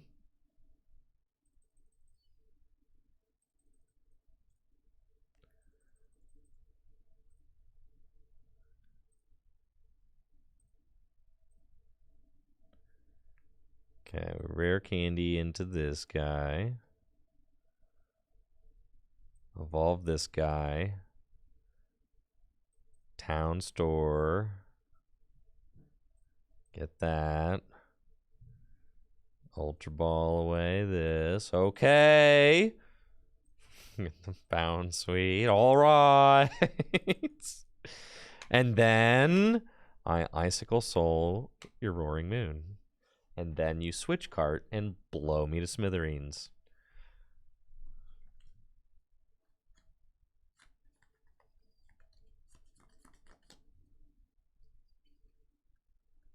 You need Tool Jammer too. That's the thing. Is like, in order to get the lock, all right, I need all my Pokemon that's got to have Tool Jammers on them.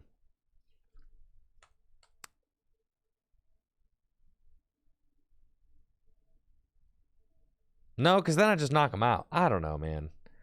Yeah, it's bad. Oh, they're really messing it up. So I'm thankful for that. But my goodness. They're supposed to attach the tool after I use the attack, bro. after the attack.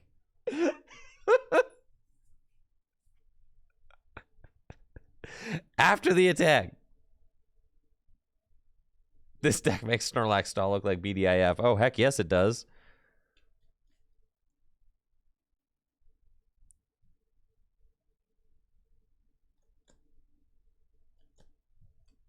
All right, but that's the problem. So they're going to come in, and they're going to do 200 damage with that thing.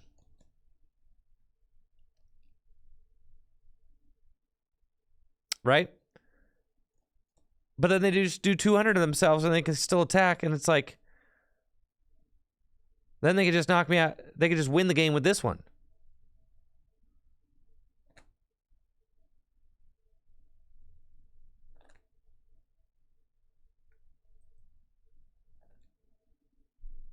This matchup seems unwinnable.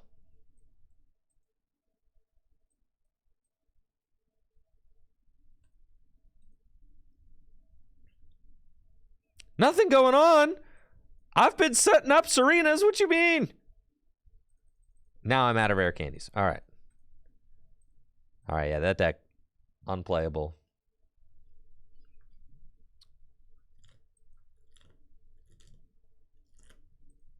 There's just, the deck needs too much, and there's too many counters to it in standard. I think, like, you like, pretty much thrash Charizard. But outside of that...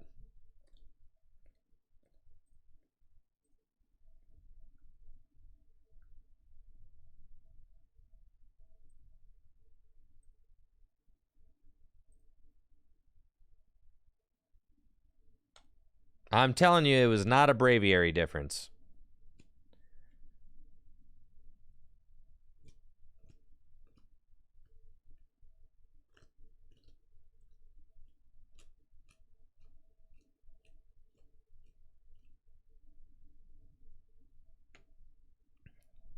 Like, yeah, you could beat Charizard.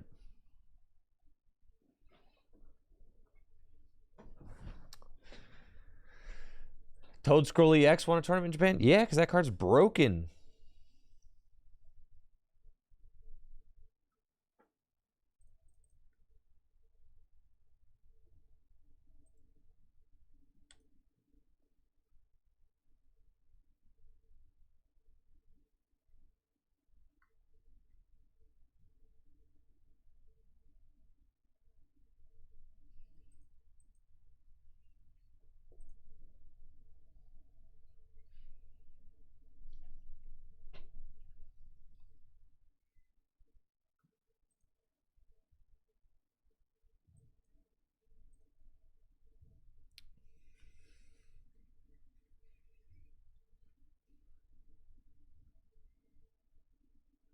Oh, let's see what my opponent's playing. I don't know. Nothing feels like Roaring Moon, you know?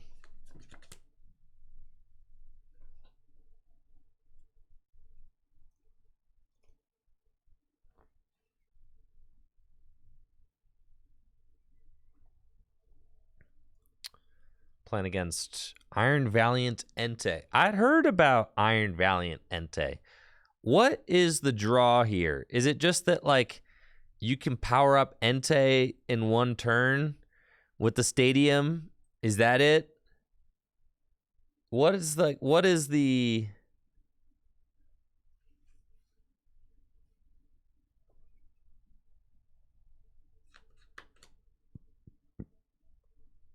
Yes, Icky, it's finally your time.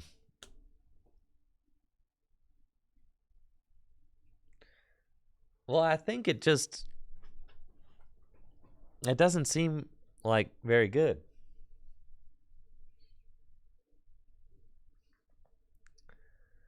I know, Icky, your son. You've been wanting Entei to be good for so long. I know.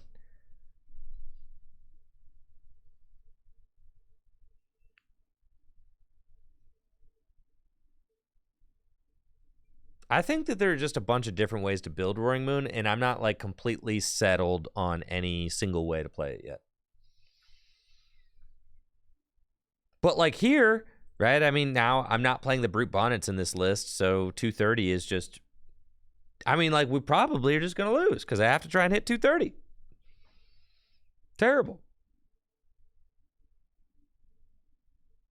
In fact, I can't even get any energy in the discard pile.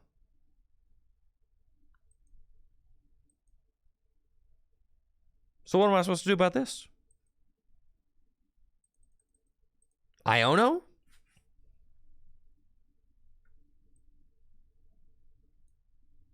Man. I like the Brute Bonnet as well, but then I got sauced up. Oh, I'm only 2 Sade in the deck. I got sauced up by a cross switcher version the other, a match or two ago because I could not target down the V first. They were able to target down the V first, so that ended up making a huge difference in our game. And then, I don't know. It's a lot to think about. Yeah, I think I'm just getting smoked here.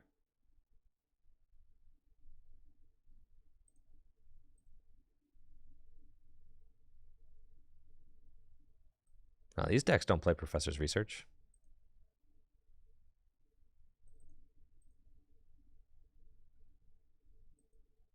I gotta hope for. That's funny that was automatic. I just gotta hope for like double Dark Patch, I guess.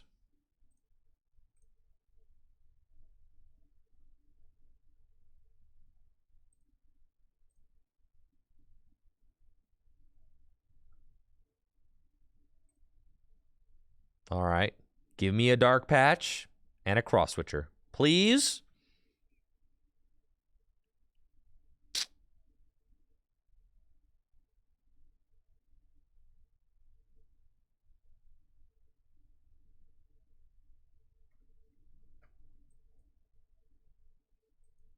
Well, I think I'm losing this.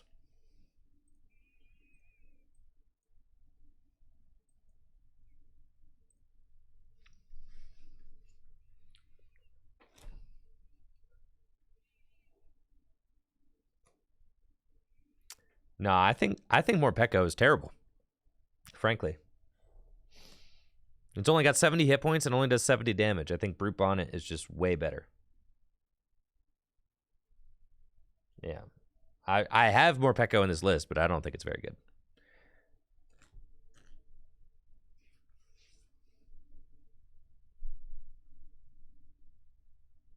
Morpeko can't even knock out a Cramorant.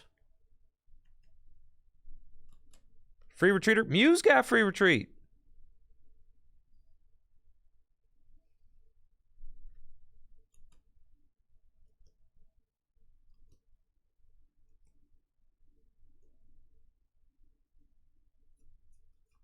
Yeah, so the Roaring Moon Mirror, and I really only played one Roaring Moon Mirror, and I guess I'm making some hasty decisions off that one mirror.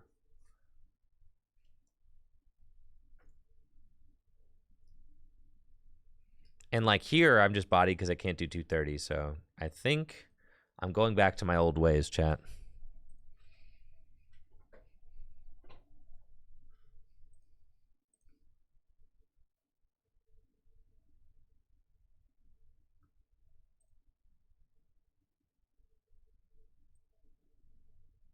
This guy stinks.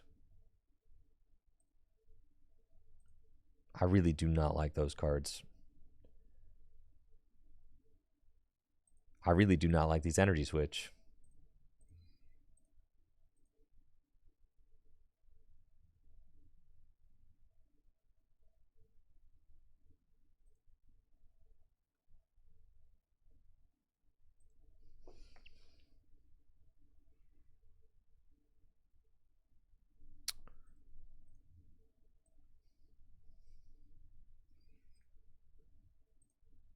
Give me the nice art rare Brute Bonnet, bro. Didn't realize this was a no Morpeko zone. I have not had a single positive Morpeko experience yet. Not a single one. Yeah. I'm a Morpeko hater for sure.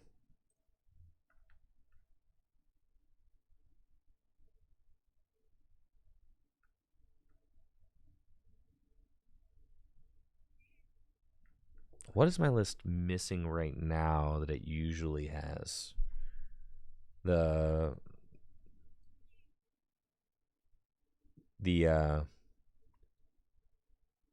tools, right? Ancient Booster Energy Capsules.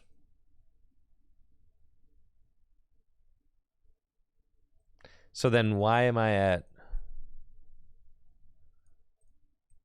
How do I have cross switchers in here? And I'm at 60 cards, right? Like what am I tripping about? I have one boss, I have Palpad, I have Brutes, I have no ropes, but I have the 4 cross switchers. I've got Setas, I've got Gears, I've got 11 energy, which is good amounts. Send that. That seems fine. I don't know. No, you don't need 2 Brute Bonnet. 1 Brute Bonnet's fine. Okay, send that.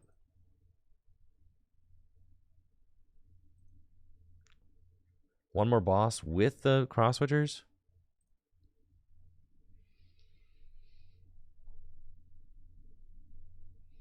Well, the thing in the mirror, in the Roaring Moon mirror, like you do have to be the first one to take 2 prizes.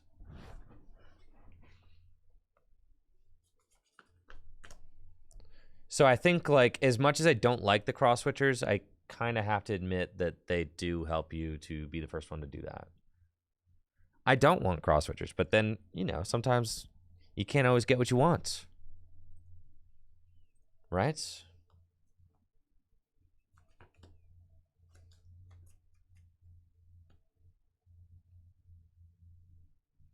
And this is why I don't want to go lower than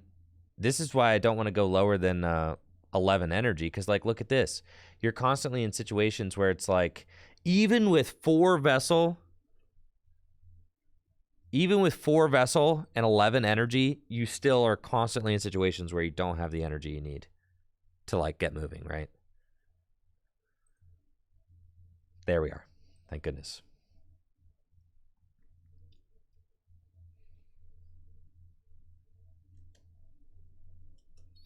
I know, rope is really good. I don't know if I'm a cross-switcher believer, but then how else do you guarantee that you're the first person to take 2 prizes in a matchup that's just about going 2-4-6? Right?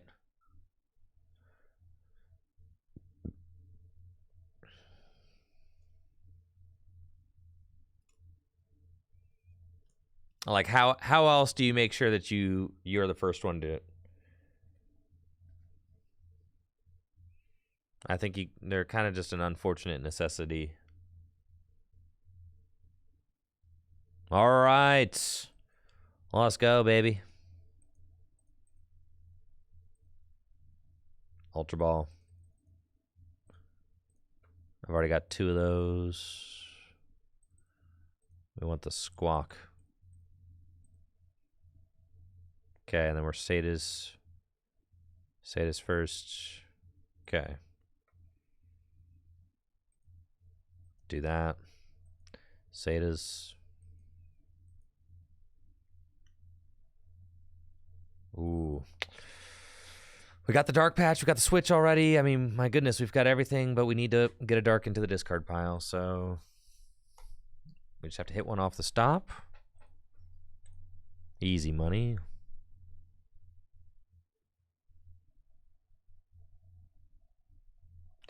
Killing me, bro. Absolutely killing me.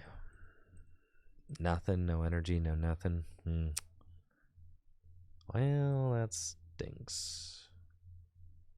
Yeah, see these cross switchers, bro. It just jams, brother. It jams. Am I really about to discard this whole hand? I mean, I guess.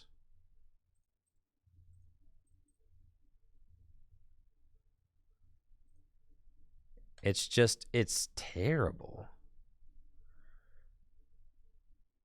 Constantly in situations like that. And now I've got the dark patch, but I don't have the, yeah.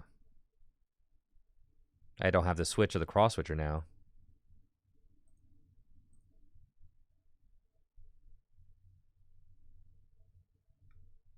So realistically, we're just not getting going, which is fine. I can just leave the Radiant Greninja up there and just say, whatever, I'll get him.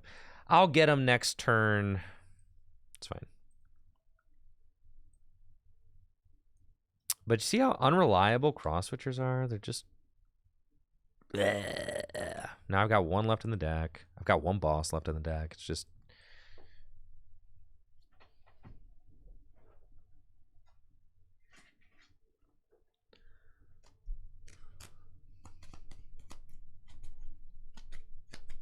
Yeah, Zard does love it when you KO first. That's fair.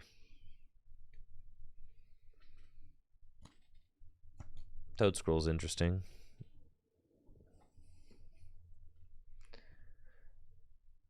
I know, but what about that one time I got sauced up by cross switchers? What about that one time?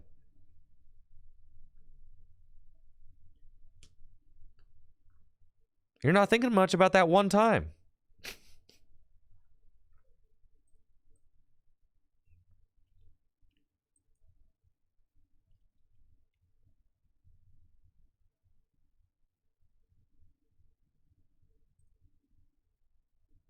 Come on. There we go.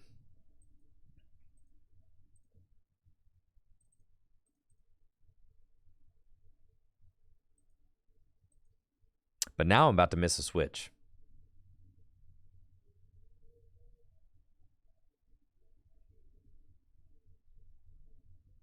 So that's okay. Yeah, I'm literally about to say that because this list is only playing like... This list is only playing the 2 switch cards.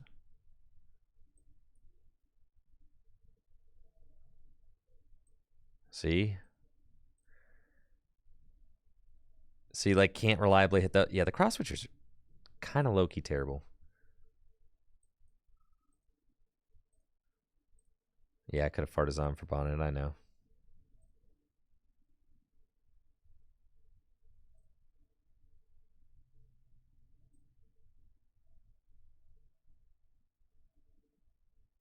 But then you know that the greediest lists are gonna like look at Bax Caliber Chempao, right? Like all of the greediest Bax Caliber Chempao lists are the ones that are doing well. So then shouldn't we just go full greed, just nonstop greed? Just greed to the maximum? Greed to 100 million?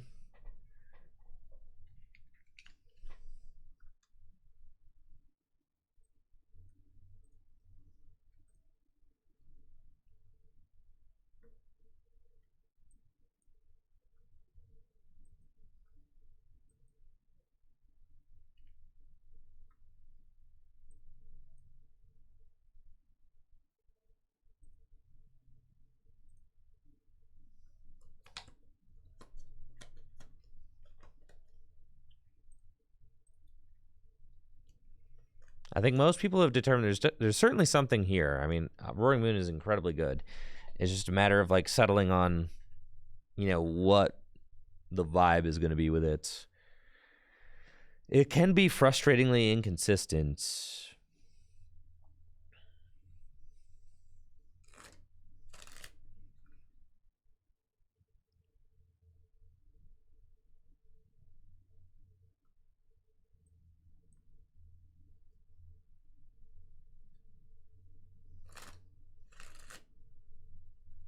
What do I mean by greed? Like greedy lists, just lists that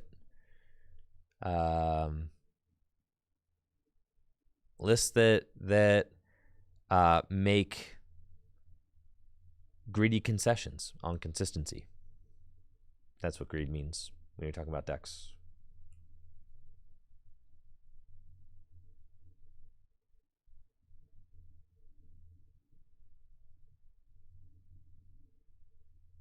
Yes, deck lists that are trying to do too much. Precisely.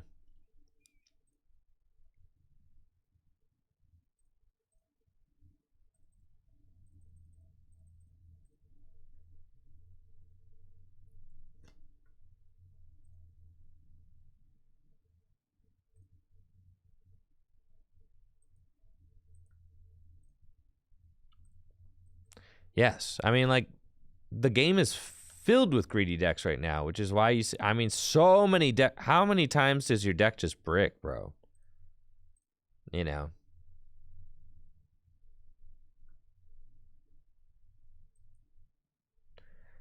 Dave, are you still just a big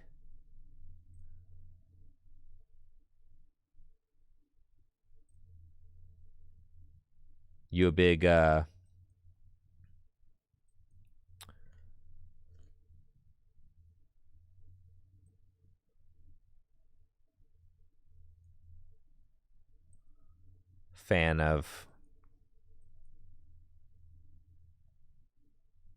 That's fine. I can equip that. You big fan of the Pidgeot still?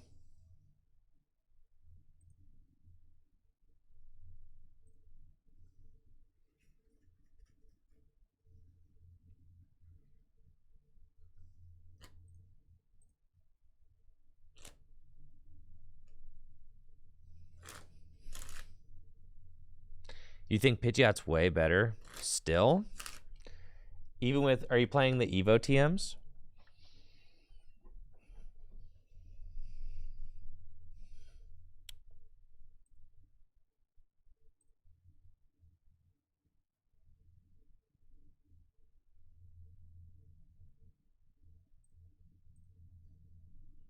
I'm kind of, that's why I'm asking, because I am a fan of the BBRL version now, I think.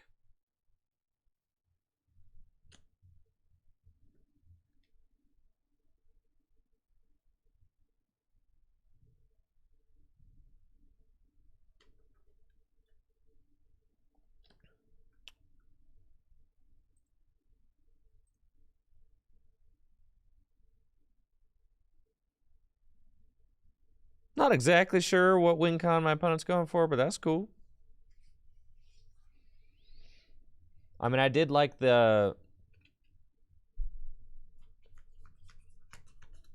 Here we go!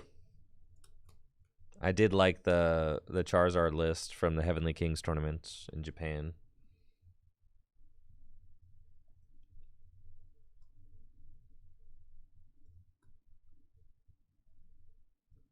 Yo, what's up, Dallas?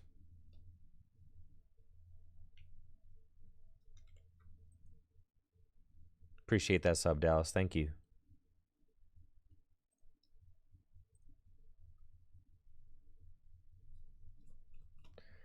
Yes, Pokemon trading card game live crashing is always... It's true. There's always a win con. It's true. It's true. I don't know what I'm missing in this list. I feel like I probably had like a penny, and I had a boss, and I had 2 ropes. That's it. Okay, so I'm not missing that much out of here.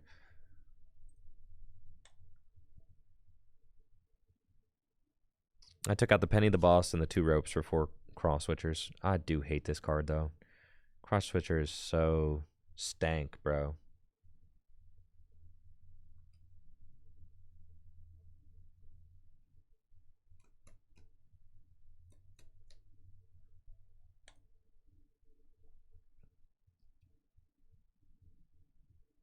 Open the battle pass? Do I have to open the battle pass? What's the point of opening the battle pass? Is there a benefit to opening the battle pass? Will something good happen if I open the battle pass?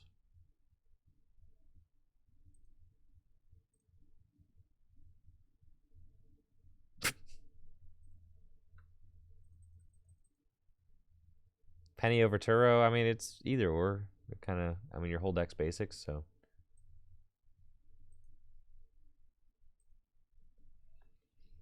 I did. I was considering collapsed. I don't know. Is my opponent frozen or? I tried collapsed for one of my testing nights this past weekend, but the problem with collapsed and see still no energy, bro. None. What? The problem with collapsed is that at the end of the game, you may not have enough basic Pokemon to really make use of collapsed. Because you really...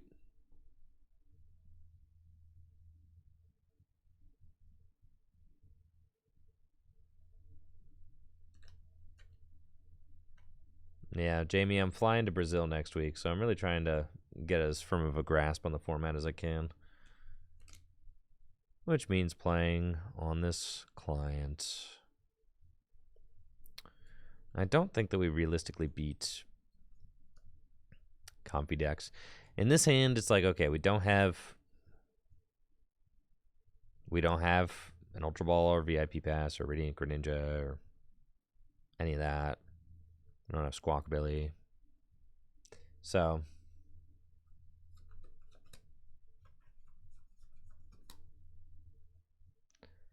and that's the thing about Cross Switcher is it just feels like such a ugly waste of space. You like have to have 2 in the hand at the same time. You're constantly turning through your deck. You probably are going to squawk one away turn 1. And then, you know, I can't play cool cards like Penny. I think I probably just got sauced that one game I was playing the mirror match. Yeah, my opponent just hit the perfect counter catcher play and then followed it up with boss. It was like counter catcher then boss, and it's like, okay. So I was never able to force my single prizer.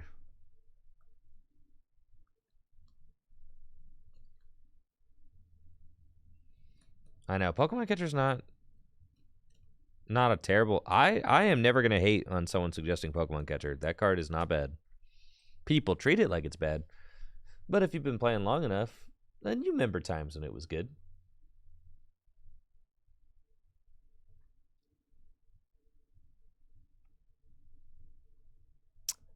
Like, this is really what I'm doing. I'm about to Iono, huh? Guess so. Ain't nothing else to do.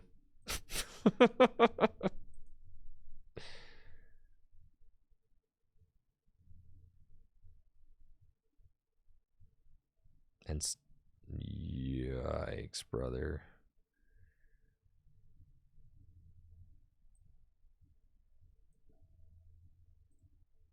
No darkness energy.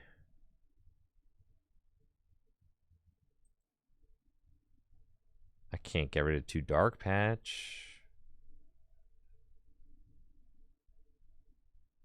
All right. I'm going back to my old ways.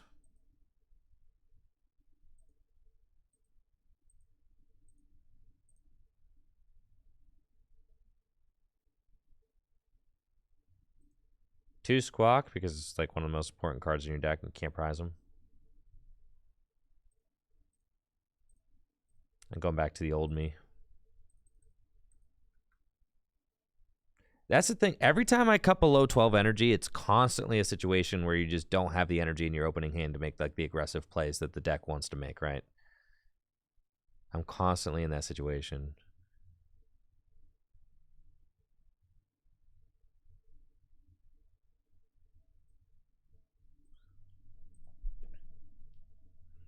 Then I have 2 rope.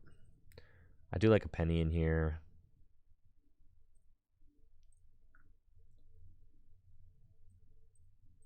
I'll do that.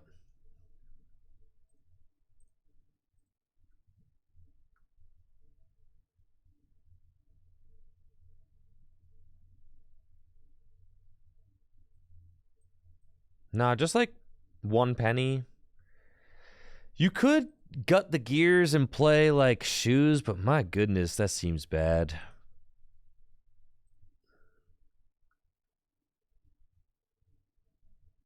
I mean, that just, yeah, that does not seem great. You could go to 11 energy. You could play 4 shoes. You know, is that really what we're going to do here? But that's the thing is like every time you try to like sacrifice consistency to guarantee your turn 1 attack, it just doesn't really ever happen that way.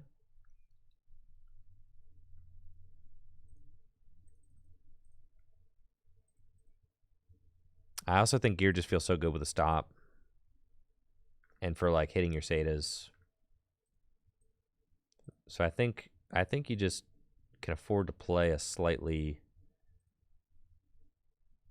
yeah, that seems fine. Okay, cool. Let's just do that.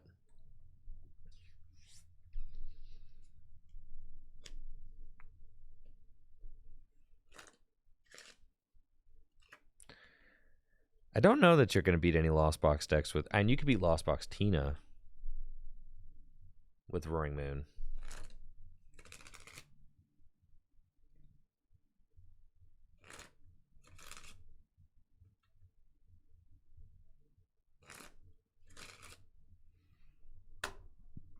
Man, my brain's going to be mush.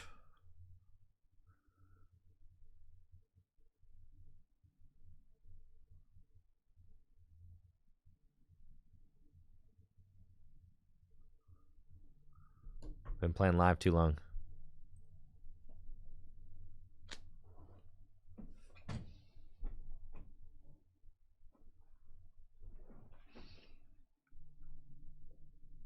Okay. Going to be, already is. Already is.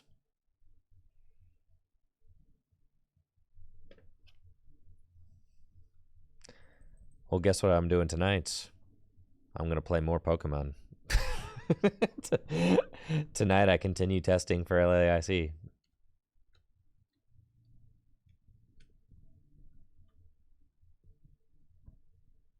And then I'm playing in Full Grips League on Wednesday night, and I'm going to play in GLC League on Thursday night.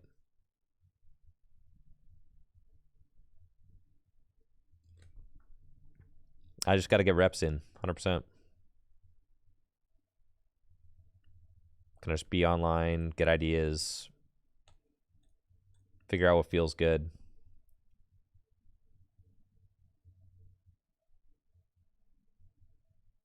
Should stream the Full Grip Games League. Yeah, we're going to get back to doing that when we get our tournament hall fixed up. For sure, for sure.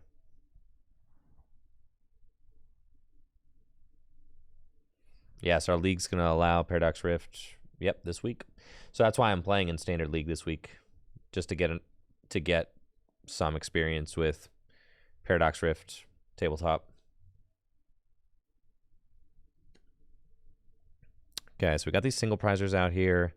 We got that. We got no path. That's great. It's penny. Okay. Battle VIP pass. We want this guy. And do I have a switch card in hand? Did I put the ropes back in?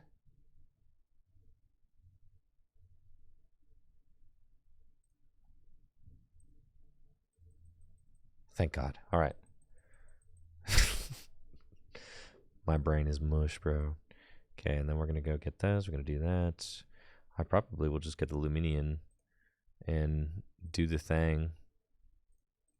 Probably want to go in with Brute Bonnet. It's fine. I've kind of got like the whole shebang right here. Earthen Vessel away. This guy. Get those. I should see if I hit Seda here. Well, I should conceal cards first and like not be bad for sure. So sick. Yeah, so I've pretty much got the turn 1 attack with Brute Bonnet.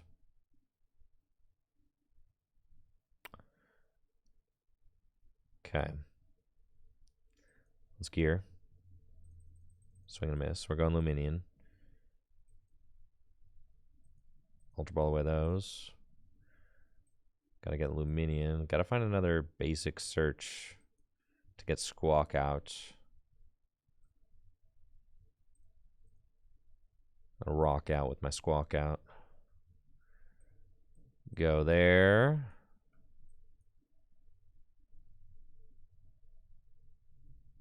Well, I got the turn 1 attack, no Squawk. Okay.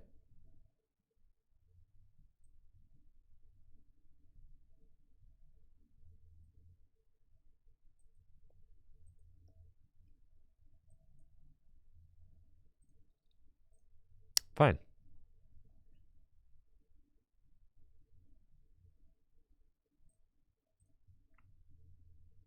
Got another Roaring Moon.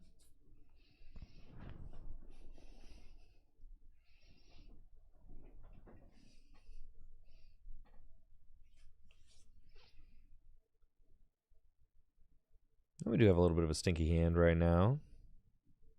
On account of not finding another Battle VIP Pass or Ultra Ball or Squawkabilly or Pokestop or anything like that.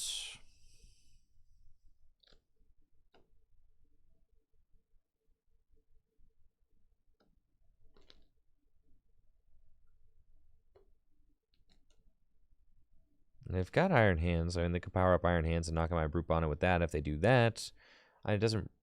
Yeah, I mean, that would be bad. Then I have to come up with Roaring Moon, and it's like, okay. Then I have to Frenzy Gouging your Iron Hands because I don't have my Bonnet anymore.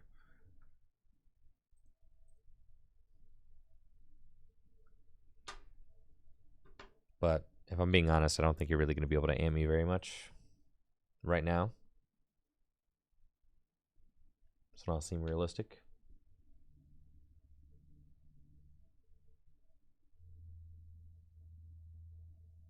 Would it have been...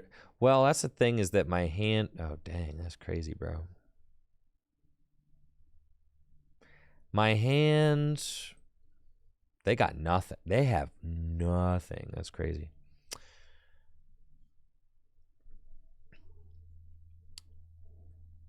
The reason I went for Greninja over Roaring Moon is because I had the cards for Seda in my hand already. So I went for the Greninja over the Squawk because I had the cards for Seda. So I wanted to Seda first.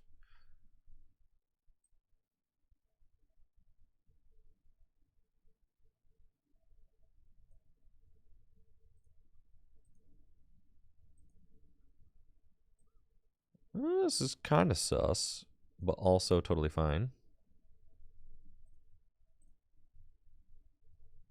I just need to find a stadium or something.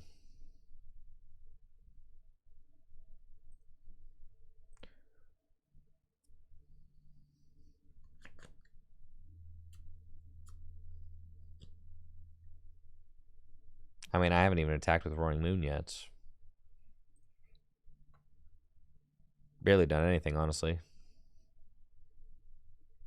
I think I got the third energy there. But at this point, if I can just find anything, a Seda, any of that. I feel like you kind of just play the 1 Iron Hands and maybe just use it against Lost Box sometimes. Or like maybe use it against Guardy sometimes. But the problem is that like Charizard's a much stronger deck than it used to be, and Miraidon has a lot of trouble with that.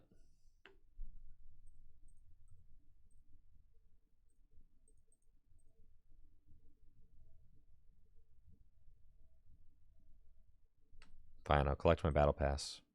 Y'all happy? Dang, look at all my rewards, bro.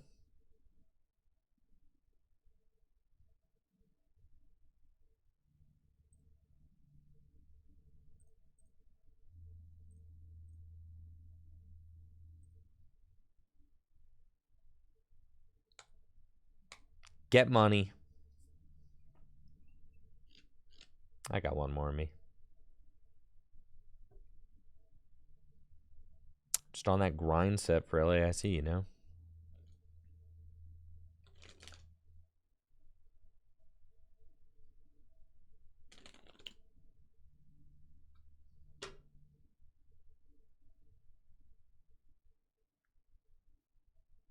No close.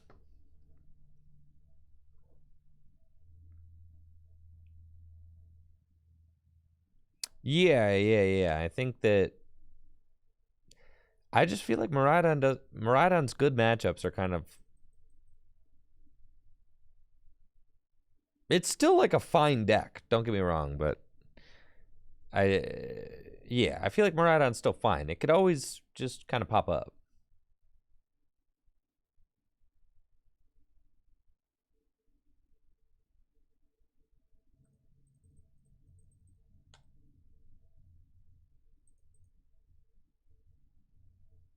Nah, the hands is kind of mid.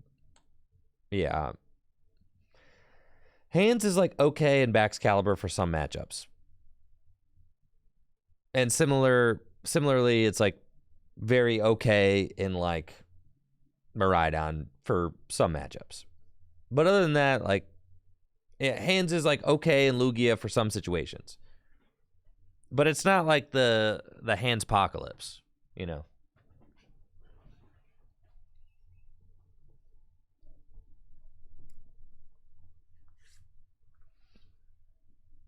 Just 2 Ralts pass, I can rock with that. That's fine. Even though I started Luminion. Stinking Luminion. Okay, let's get these guys, and hopefully we hit another Darkness Energy so that I can Ultra Ball it away and, you know, do cool stuff. That'll do. Do that. Get those. Okay. Do that. Get those. 2 energy in the discard pile. I want 4 energy in the discard pile is fine. Ultra Ball these. And we could just get stuck.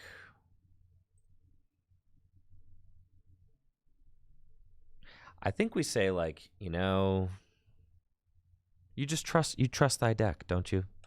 You trust in thy deck. You do.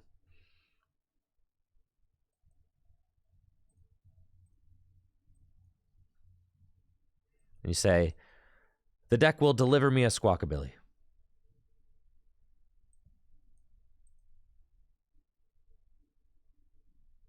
It did not.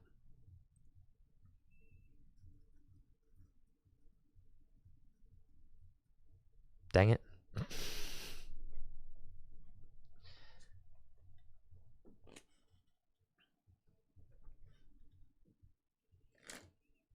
It's fine. I don't have to play with a Billy in play.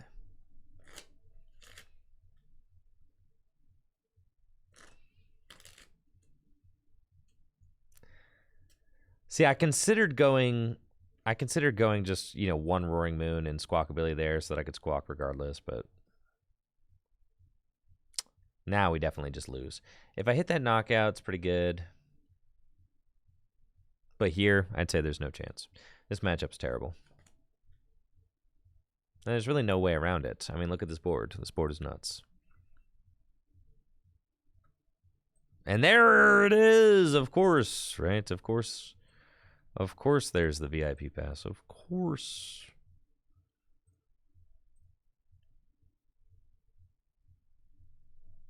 But this is kind of like constantly what it feels like playing Roaring Moon. It's like, it's such a good deck, but then you do just sometimes barely miss.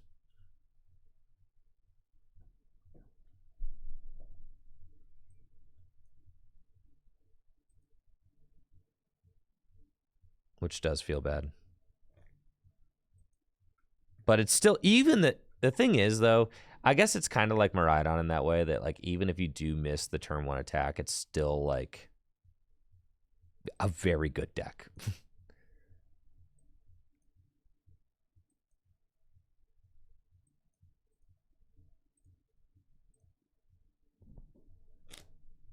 You just don't, and that's what I found about, it's what I found out about Roaring Moon. It's what I found out about Miraidon, is that it doesn't matter.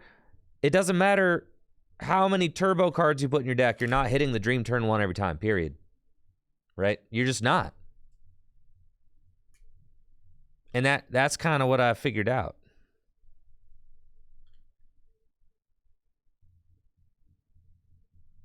No matter how many trekking shoes you play, no matter how many any of that, you're not going to be able to guarantee the turn 2 or the turn 1 attack. Because it's variance. I mean, you're just going to run into variance.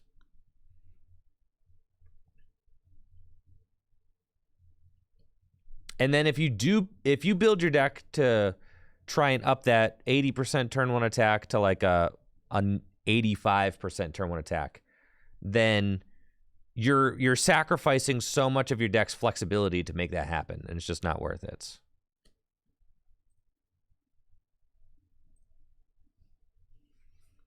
But yes, as I've said, this matchup is pretty terrible because you could just get smoked by single prize Gardevoirs all day. There's not really any counterplay you have for that.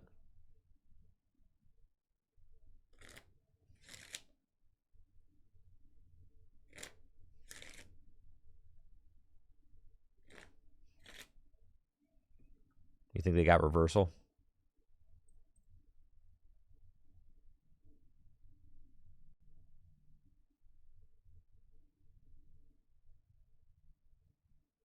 Another counter catcher. That's so sick. All right.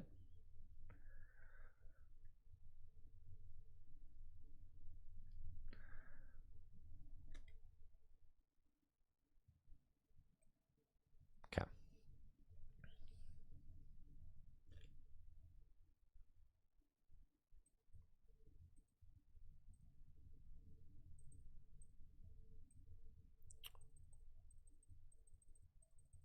Okay. Got plenty of dark patches in the deck.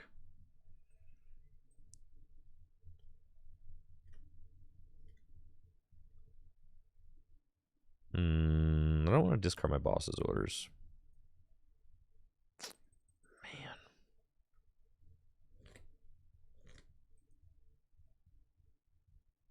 Penny and Satas, huh? Penny does not really do anything for me, so...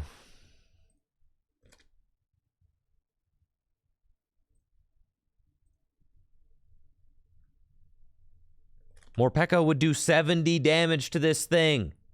70, and it's not weak. Morpeko wouldn't even take a knockout. That's why that card is bad.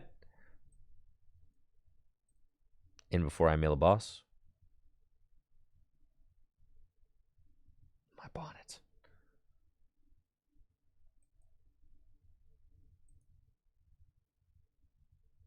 There's boss.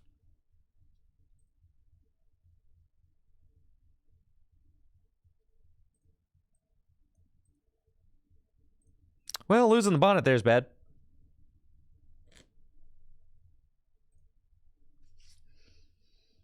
That's okay.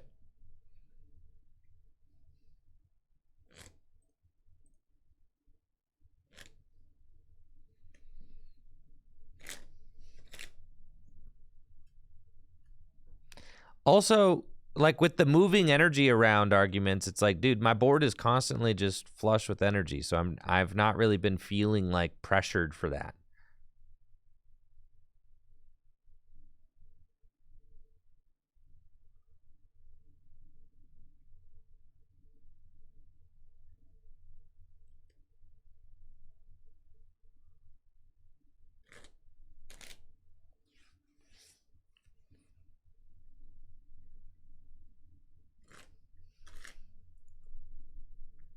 It's kind of like the same way Miraidon, like you just play the one Pokemon Go Zapdos and Miraidon, and you're like, against your bad matchups, or your single prize matchup, you just try to force that thing. Like, try to force your opponent to deal with that. And that's like the best you can do.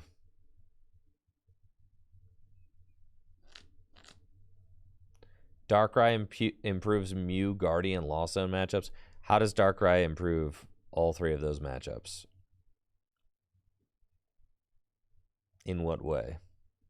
How could Darkrai, who gets back items and does not offer up, does not in any way alter the prize trade, how does Darkrai improve all of those matchups?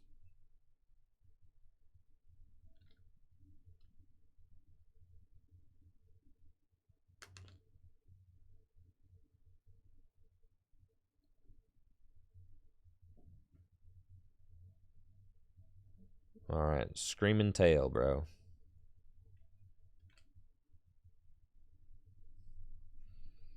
Because it's cool? So what, they can do 160 snipe? Well, that's fine.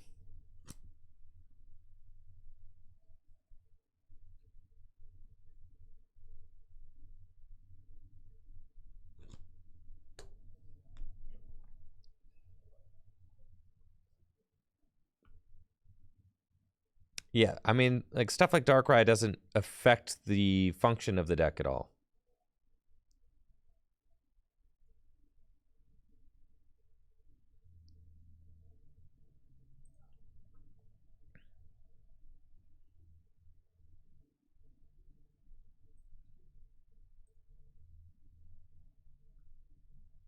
Got my Mew and my Lumineon down. This is so ugly. Just sit here and just deal with that, huh?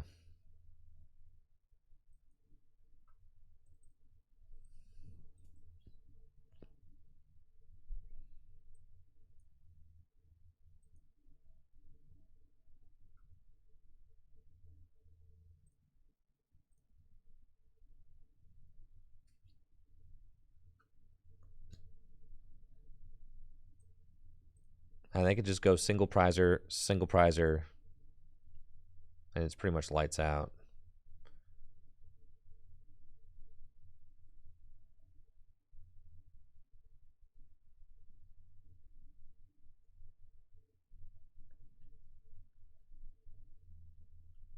I mean, that's the thing. Darkrai has 270 hit points, but Roaring Moon, I mean, with the capsule on, Roaring Moon's got, or Darkrai has I don't know, what, 270 or 280? But Roaring Moon with the capsule on's got 290. So it's like being a big guy with a low, I mean, Calamity Storm's also a really low effort attack. This matchup's terrible. This is one of the matchups that got me the most sussed out about playing Roaring Moon. But I do actually think that Gardevoir struggles more against, like, Chien-Pao, and I think that Chien-Pao is going to be one of the best decks in the format. So,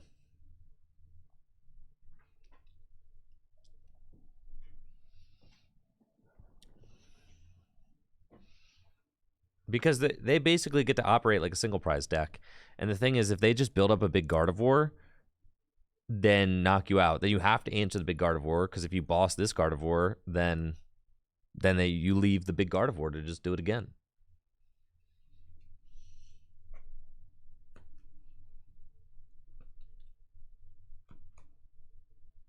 Yeah, exactly. I think Chien-Pao is certainly a deck that's going to be a very popular front runner, I think, in this format.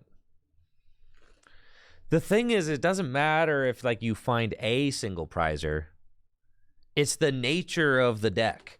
It's even if your Roaring Moon deck is playing like 3 single prizers, you're probably still going to lose to Guardy because they draw a million cards and they can pinpoint your exact, two prizers that you have in play, whether it's Luminion, Squawkabilly, whatever, and they could just go knock them out. And that's the thing is double bonnet doesn't do it. You need triple bonnet because forcing 2 single prizers doesn't matter because then your opponent will still just knock them both out and be on even prizes. So you have to force odd prizes. So you either play one single prizer or you play 3. But an even amount of single prizers doesn't really matter because then your opponent just trades with them and then continues knocking out your 2 prizers.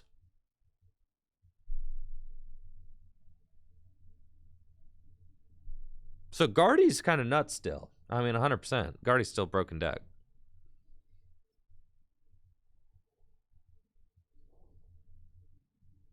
They just do that so easily. And it's like, that's just checkmate.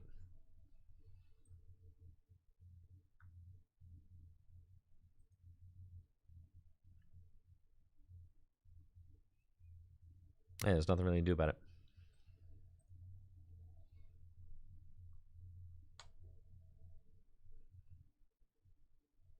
That's so sick. Yeah, counter catcher, Evo TM. Right. So Roaring Moon's bad matchups are like Guardy, Lost Box. Guardy and Lost Box are like its bad matchups. But it does a really good job at like racing, multi-prize decks down.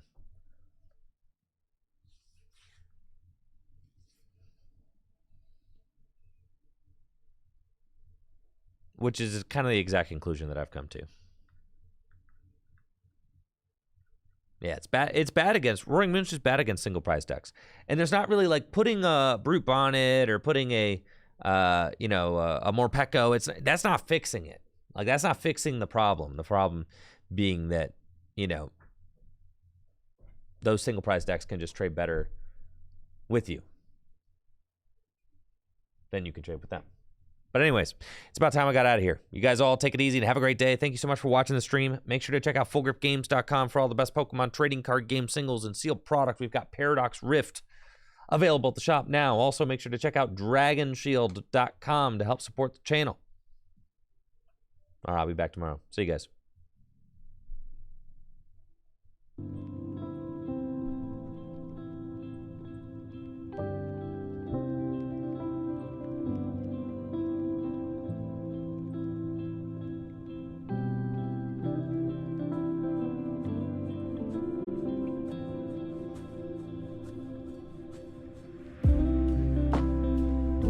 See ya.